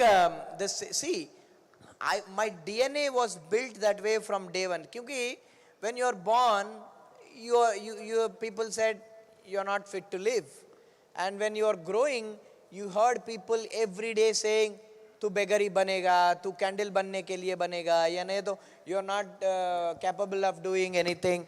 I think when you grow among criticism and negative thought process and lot of stigma, either you can lose your focus and become, as they were saying, maybe you can just give up this life and become a vegetable, or you can become rebellious and look at that negativity as a positivity and overcome all the challenges. I think I was fortunate enough to have right guidance from my parents, right mentors, teachers, and who was able to tell me how to take negatives into positives. I think if someone says no, I don't hear it as no, I hear it as yes. Because for me, all the people who insult me are my best friends, because they make me what I am today. So I think that's how my confidence builds up every day, and that's how the momentum is carried. That's how this inspiration is always there. We as human beings, when we hear some leader talking, we get inspired and say, "Wow, I want to become like that." But after that, thoda wo down ho jata hai. But for me, every day is a challenge. Every day is a hunt. I think that doesn't let me go down anytime. I think that's how I become self-confident as I grow. And I'm learning every day. And believe me, what I have learned till now is nothing. What I'm about to learn in the next 10 years is going to be much, much more. And I will continue to do so. Yeah. Good evening, Srikant. Today, all the people sitting here are connected to poultry. Poultry is the most challenging business. We produce, but we are not the person who is going to decide at what rate we are selling. Sometime we produce more, sometime when we produce more, that time rates are collapsed, lot of losses. As a challenge, just as a fun, would you like to come in poultry business? Yes, if the opportunity comes, I would definitely. One of my passion is also in the is to come into feedstock business, livestock business, because I eat chicken every day, so I really want to grow my own chicken. But I'll tell you, sir. Poultry business is not challenging business. Every business is challenging. No matter what business you do, whether you create a Zomato or a Swiggy or a Byju's or whatever company, or even if you create a small Pani Puri Bandi or whatever, I think challenges are there for everyone, but it all depends on how we overcome them. When I started my company, I was not able to know the price of paper. And because mafia kind of says, "Aaj 2 rupaye बढ़ गया, 3 rupaye बढ़ गया." So that's when I decided, agar price of the egg is published in paper, if the price of the egg is being published, why can't paper price be published in paper? And if no one is going to do it, I am going to do it. And that's how we created a marketplace to announce all market trends to all our customers. And even today, we have more than 1,000 factories on that market portal. On a WhatsApp we have created. So no, you need to think uniquely and come out and say how you have to contain the price parameters or the feed parameters or whatever. I think raw material pricing and finished product pricing is never in our control. And we simply blame market is not good. Market is never bad. It is we who is bad. If we know how to do business, I think everything will come right for us. Well said, Shrikant. So there is a young poultryman who wants to ask you a question. Go ahead, please. Shrikant ji, you were kicked out of school, right? Sorry? You were kicked out of school. Yes. Then how did you excel in your studies? See, I was kicked, when I got kicked out of the school, that's when I was able to go and study with normal kids in a different school for my 11th grade. And that's when I have realized that the world is beyond those four walls that I spent for the last 10 years eating sambar and bengan. And that's when I was able to see how people are dreaming big to go to IITs, MITs, BITS, and people are trying to excel in various fields. And that's how I was able to also dream big and work hard and make sure I excelled in not only in education, in sports and in everything that I did. Because for me, if I really want to do something, I will definitely do it, no matter how difficult it is. I would urge all of you, I think, to see that film. And I think once you see that, you will realize how difficult things have been and how he made it look so easy and doable. Yeah, go ahead. The next question, please. Mr. Shrikant, we would like to know about your partner who assisted you in your initial days to set up your venture. To set up? Your venture. Your venture. No, when I started this company in 2012, just like every entrepreneur, I was looking for investments to scale up. So I was introduced to my partner Ravi Mantha through an MIT connection, and I was fortunate enough to meet him in Hyderabad when I was visiting India for spring break. He said I would meet you for 10 minutes, but the meeting lasted for 3 hours, and that meeting changed the whole thing. He only said one thing: you have a gemstone in you, and I am going to polish it. I think that he fulfilled it. Even today, he's by my side during ups and downs. I think you need a great mentor and a great partner who can believe in your vision, believe in your ideas, and allow you to excel in your ideas without putting knots to your vision and your goals. I think I'm very happy and proud to have right partners. It's not only one person, right? Today Shrikant Bola is Shrikant Bola because of the unwavering sacrifices done by employees, stakeholders, customers, mentors, everybody who had stood behind me to make me where I am today. And I really owe my deepest debt of gratitude to them for contributing for my success and being the pillars of my own growth. And I assured them that I would have to do much more to make every one of you proud. Thank you, Shrikant. Thank you, gentlemen. I think Shrikantji, last question only. Last question. As eyesight is so very important, nowadays what we see these small kids, they are very much addicted to mobile. And what is your advice on that? I think it's a very complicated, important question, right? As a parent myself, we at home had pledged to both of us took a pledge saying, no more TV watching even by us till 3 years, because if we watch, our daughter will watch. And no more screens for her till 3 to 5 years. And no sweets, no artificial sugars for up until she is 3. I think these are some of the things you as parent must sacrifice and must make sure that you ensure that you don't give it to your kids. Because once they are addicted to the screen, then they will not come out of it. And today, let me tell you, no matter how big school you send your daughter or son to, they don't become superheroes until you become a superhero and be a superhero to them. Because you need to demonstrate that their father is a superhero or their mother is a superheroine. That's when they can emulate and take inspiration from parents. 50% of kids' growth depends on parents. Nowadays, parents are running their homes like hotels. Every daughter, every son has a different driver, different car, and different maid. I think you're not teaching the values of family. You're teaching the values of living in a hotel. If you are teaching the values of living in a hotel, then you will lose them in terms of emotion, love, and empathy. So after they grow to a certain age, then they can come up to you and say, Papa, you keep quiet, you don't know anything. You don't want to go there. It is you who is the culprit, right? I mean, we are losing, we are only spoiling them, and in future we are saying, my kid is not respecting me.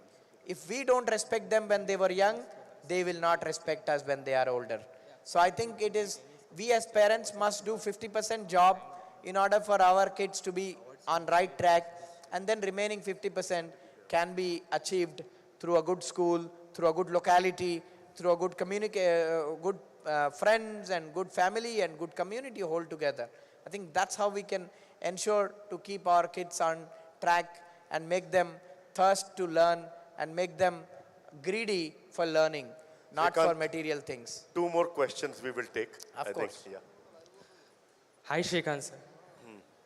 Sir, in front of a special child, what is your kind and what is the motivational words to him? I think, go ahead, you can repeat the question again, I didn't get you. If you met an special child. If you met a specially able child. Okay, got it. Okay, understood. So basically, as I said, right, whether it's special children or specially able adults, I think the first thing that we need to show on them is an empathy rather than sympathy. The minute we see someone who is blind or mentally challenged or hearing impaired, the first thing that comes to our mind is sympathy. We say, oh, what do we do now? Do we give some money or them? But we need to think about creating opportunities for them. If they are kids, we can help them get a good education or put them into right communities, right mentorship and right ecosystem. Or if they are adults, we can give them employment. See, on that employment note, right, you're all leaders. And let me tell you, if you hire people who are specially abled, you will increase your business outcomes. You know, if you have to see this, you believe people with disabilities cannot work well, that is not true. We at Boland has demonstrated that these people can work with 100% accuracy without injury at all. I mean, in the last 10 years, none of them got hurt in my factory because they are more loyal in terms of performance and they are more careful in terms of getting into accident or getting something wrong. So when we actually take inclusion as a mandatory pledge or a DNA, I think we can create a lot of changes. Because we all think, ठीक है हम CSR करेंगे, थोड़ा 2% spend करेंगे, donation दे देंगे, वो हो जाएगा. No, that is just removing your guilt. You can become a compassionate leader when you can actually create meaningful opportunities for vulnerable communities. So please ensure to create your own bit in terms of giving that compassion out to people, thereby making yourself richer and thereby making yourself wealthy in the world. Let him ask this question. You want to ask the question? Mr. Shrikant, do you have any other companies except Boland Industries? So basically we do a lot of projects under Boland, and because the waste management division is separate, the paper division is separate, chemical recycling division is separate, solvent recycling division. So we do a lot of things under one umbrella. Because you don't need to create companies to do different things, but you need to create new innovations, new products, new services which are beneficial for masses. And that's what I believe in. One last question. Yes. Just be quick. I have my treasurer's daughter here. She has a question for you, and this Please is the go final ahead. one, sir. Go ahead, no problem. Good evening, Mr. Srikanth, sir. Sir, I wanted to know, like, how did you convince your investors to believe in your vision, especially with your disabilities?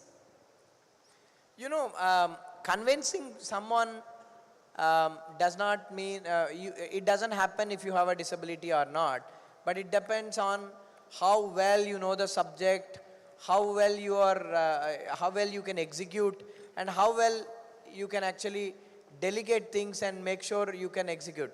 So when see, for me, it is easy for me to convince people because I don't see. Because I take my blindness as an advantage, because I have, people are able to understand so well, because I'm able to explain so clearly, vividly, and with absolute clarity of thought, because that's how my mind works. And see, when you look at how you'd work, right? See, you can only see me, but I can see beyond all of you, because that's how I think. And I use technology to see beyond all of you. No one can cheat me, but people can cheat you. Because I can control everything from the touch of my phone. I can use technology to make sure whether my truck driver is filling 100 liters of fuel or 90 liters and getting the bill of 100 liters. I have proximity sensors installed in the fuel tanks. I have geofencing devices. I have PLC machines incorporated to my mobile app. And I can exactly tell you how much speed my machine is running. So if you can use technology, if you can use systems, then any disability is an advantage. Now on the convincing of investors, if you have right idea, if you have viable model, investors automatically will come to you. You don't have to go to them. All that you need to do is you have to have absolute clarity of thought and purity of mind in what you're doing in terms of your execution. Then if you believe in your own spark and if you believe in your own aspirations, I think you will believe people who believe in you. Thank you, Srikanth. Thank you. Very inspiring. A wonderful session. Friends, I think this deserves a standing applause. So I think, and please make sure that it is loud. Ladies and gentlemen, we have witnessed Mr. Srikanth Bola with us today. He's covered up several topics right from his childhood until now and his growth and his future plans. Like, he's a man made by himself. I am sure we all are determined and we can make anything come possible. Just believe in yourself. Can we hear a round of applause and a huge cheer for Mr. Srikanth Bola? Thank you very much, sir, for taking out your valuable and precious time and joining us. We will be definitely looking forward to see you again, meet you again, and get inspired from you again.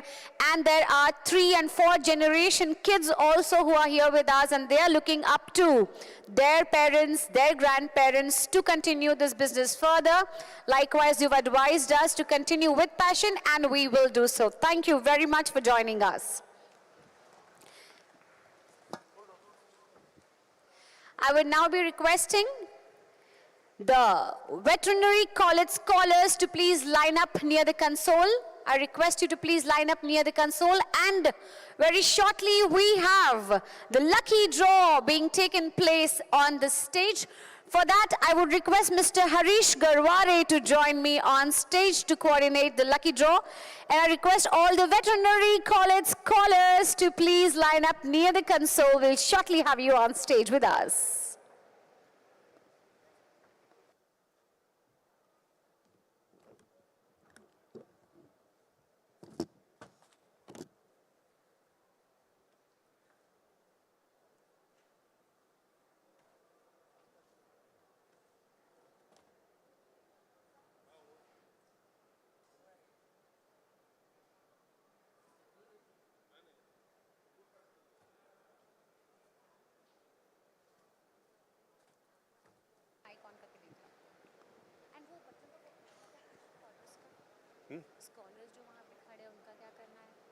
उनका बाद में photo है सबका Just group picture. अब भाई group picture के लिए खड़े हैं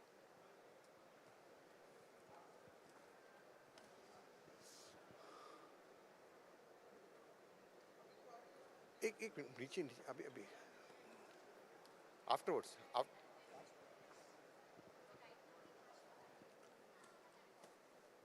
Now we have a lucky draw. All who have sent us questions, they are going to get 15 है और आप नजदीक रख के बोलिए. So we are giving you nice presents for this job. And I would like, there were young boys, who were the young kids were here, they can help us select. Are they gone? Okay, they are gone. So anyway,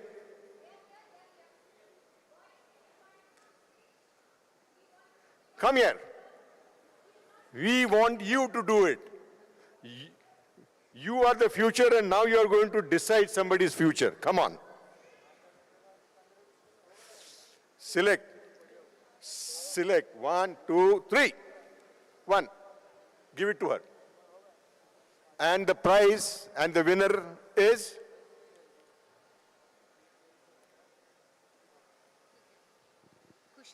kushalappa.com. Kushalappa from CPF India Private Limited. Is he here? CPF India Private Limited. आ रहा है? Very good. नहीं तो हम ले लेंगे. देरी हो गई तो गए. जल्दी आओ.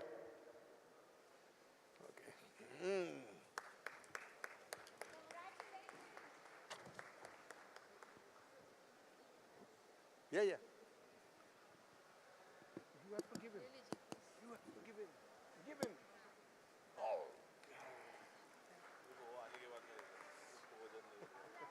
Why don't you have your mic? Okay. Now you. Thank you, sir. Thank you.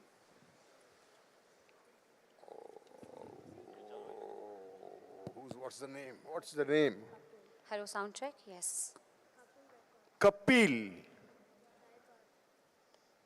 from the Swastika Pharmaceuticals. Kapil Dagiparthi, I request you to please join us, the Swastik Pharmaceuticals. जब भी हम आपका नाम बुलाएं, and if you're around, just raise your hand that we know you are coming. Congratulations. Ladies and gentlemen, can we give them a round of applause? Kapil Dagiparthi, hi, very congratulations. Please join forward to collect the gift from the children. The futures of the Poultry India industries. Okay. Next one, let's go for the next Now one, you. children. Go deep, go deep. Oh, go deep. Search everywhere. Go Yes, deep. yes. That's it. Show me the name, let's see who that is, who the lucky winner is. That is Dr. C.H. Sai Praveen from Alivira Animal Health Limited. Are you around? It is Dr. C.H. Sai Praveen. If you're here around, please raise your hand. हम लोग side में रख देते हैं. We'll go for the other ones. Okay, okay. Now, go deep, inside, and see. Not this one. Okay, okay, fine. Yes. Wait a minute. That is Dr. Dilip R, student KUAFSU. Congratulations, Dr. Dilip. Now we have a very special guest. What's your name? Congratulations. Did you take a picture with the child? Did you take a picture? Can we have a picture, please? Just one lovely picture, if you can just follow that camera. Chalo, let's see what's the next one. Can I take this? Yeah, this one. And the winner is Krishna Murthy from VPN Assets Limited. VPN Assets Limited, Krishna Murthy. Sir, are you around? He's coming. Krishnamurti ji is running like a marathon runner. All right, fantastic. Sir, congratulations to you.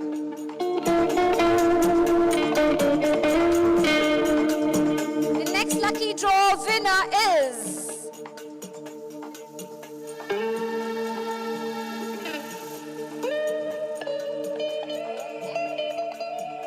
Om M. Holkar.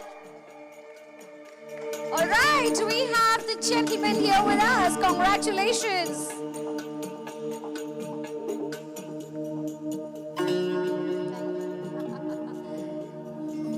Fantastic. We have the winners here in house, which is superb. Let's have the next list. Who's the next winner?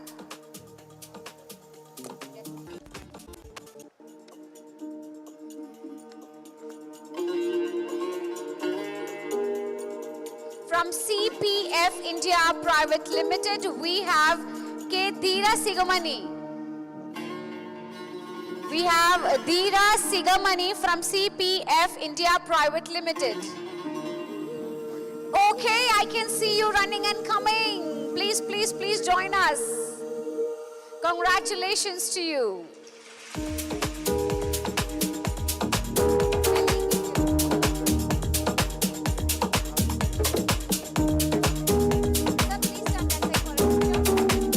Congratulations to you, sir.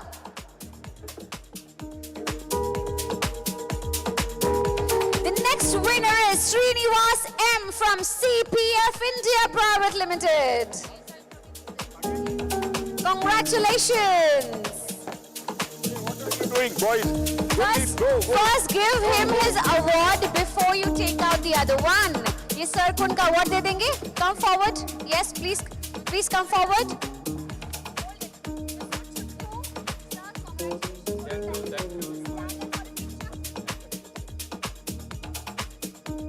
Take out the next one. Thank you very much, sir. Hearty congratulations to you. Okay.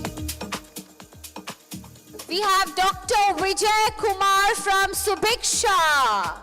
Subiksha Farms, Dr. Vijay Kumar. Till then, we have one of our winners who just joined us. Sir, please join us forward. That is Dr. Sai Chekuri.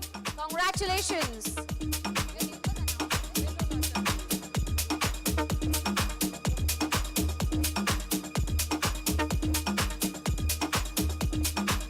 I request all the winners whose names are announced to please join us on stage so that we know you are here. Otherwise, I will take the prize.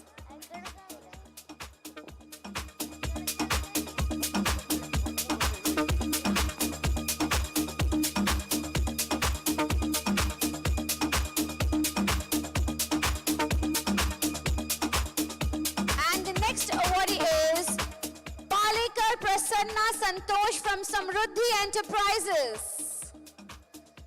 From Samruddhi Enterprises, we have Prasanna Santosh. Are you here with us? Maybe not here, we'll take out the next name. I'll keep this side. Palekar Santosh. Nikalo beta, you take it out, no problem. Any one of you. Can I take this? There are two. And the winner is Dr. Anand Sarode, Hester Biosciences. Congratulations, Dr. Anand Sarode, Hester Biosciences. Are you here with us?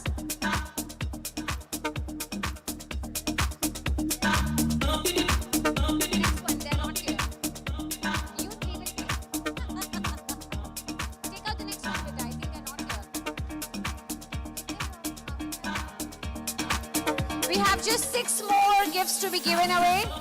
I'm really sorry to make you waiting in the queue. Just 6 more minutes, my friends. And that is Rupa Krishna Reddy from Natural Remedies Private Limited.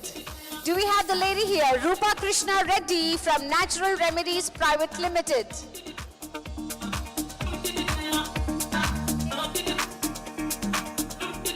Do we have Rupa Krishna Reddy with us?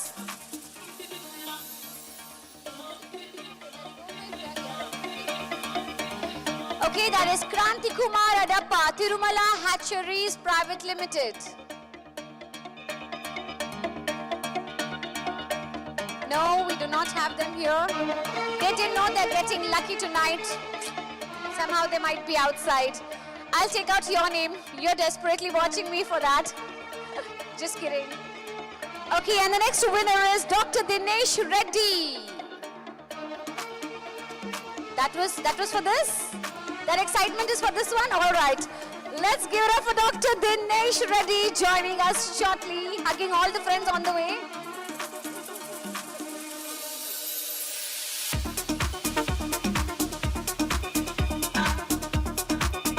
Congratulations, Dinesh. Finally, we have someone who is here to receive the trophy. Let's have the next one also keep ready.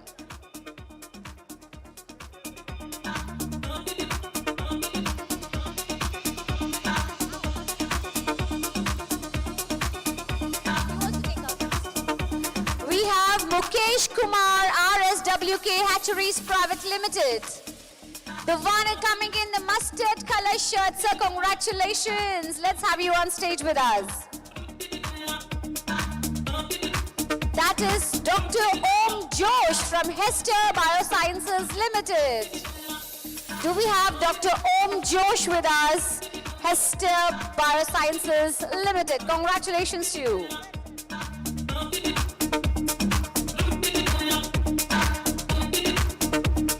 And the next awardee is Firoz Monani, MSD. I'm not able to read it correctly. It is MSD Aman Health. Firoz. Mr. Firoz Mosani from MSD Aman Health. Are you here? Next one. Let's take out the next one. Dr. Vaibhav Megharaj from PGJVAS. Congratulations! We have the winner with us. Can we have the gift? Yes. Take out the next one, baby. Take out the next one. Koi bhi ek nikalo. Take anyone out. We gotta see who is here. Shall I read this? This is S.N. Rao, Narsipur Chemicals Private Limited. Mr. S.N. Rao from Narsipur Chemicals Private Limited. Are you here? No, let's take out the other one. We have 4 left. 3, only 3 left. 3 lucky winners. Okay. And this is Dr. Rohit Namdev from Premium Check Feeds Private Limited. Dr. Rohit Namdev. Next one, Dr. Rohit Namdev. Anyone here? All right, I think we would take out just last one. We will take out the last one. That is G. Sivaraman, CPF India Private Limited. G. Sivaraman from India Private Limited, CPF. All right, I think we'll move to the next segment. We have this with us. If anyone is... Okay, finally we have the last winner with us. Congratulations to all the winners. We have the last winner coming on stage. Thank you, sir. Hearty congratulations. And now I request my dear scholars, I now request you to please join me on stage. I'm really sorry for the long hold and delay. Now the stage is all yours, please. Thank you, sir. And what's your name? Chakravarti. Kritin. What's your name?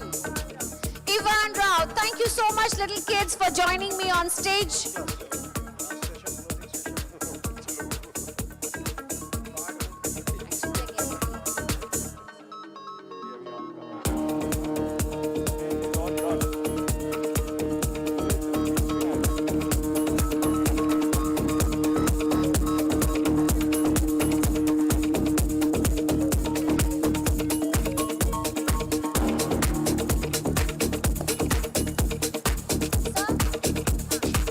Sir,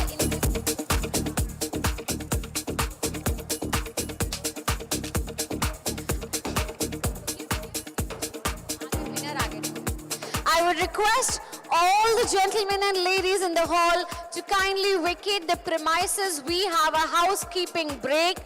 Request to each one of you to kindly vacate the hall as we have a housekeeping break. But I would like to see you back right at 7:30 in next 45 minutes. I want all of you to come back with energy for the next evening, gala evening, entertainment evening. Let's all join together, have lots of fun tonight. Requesting everyone to please clear the premises so that we can come back.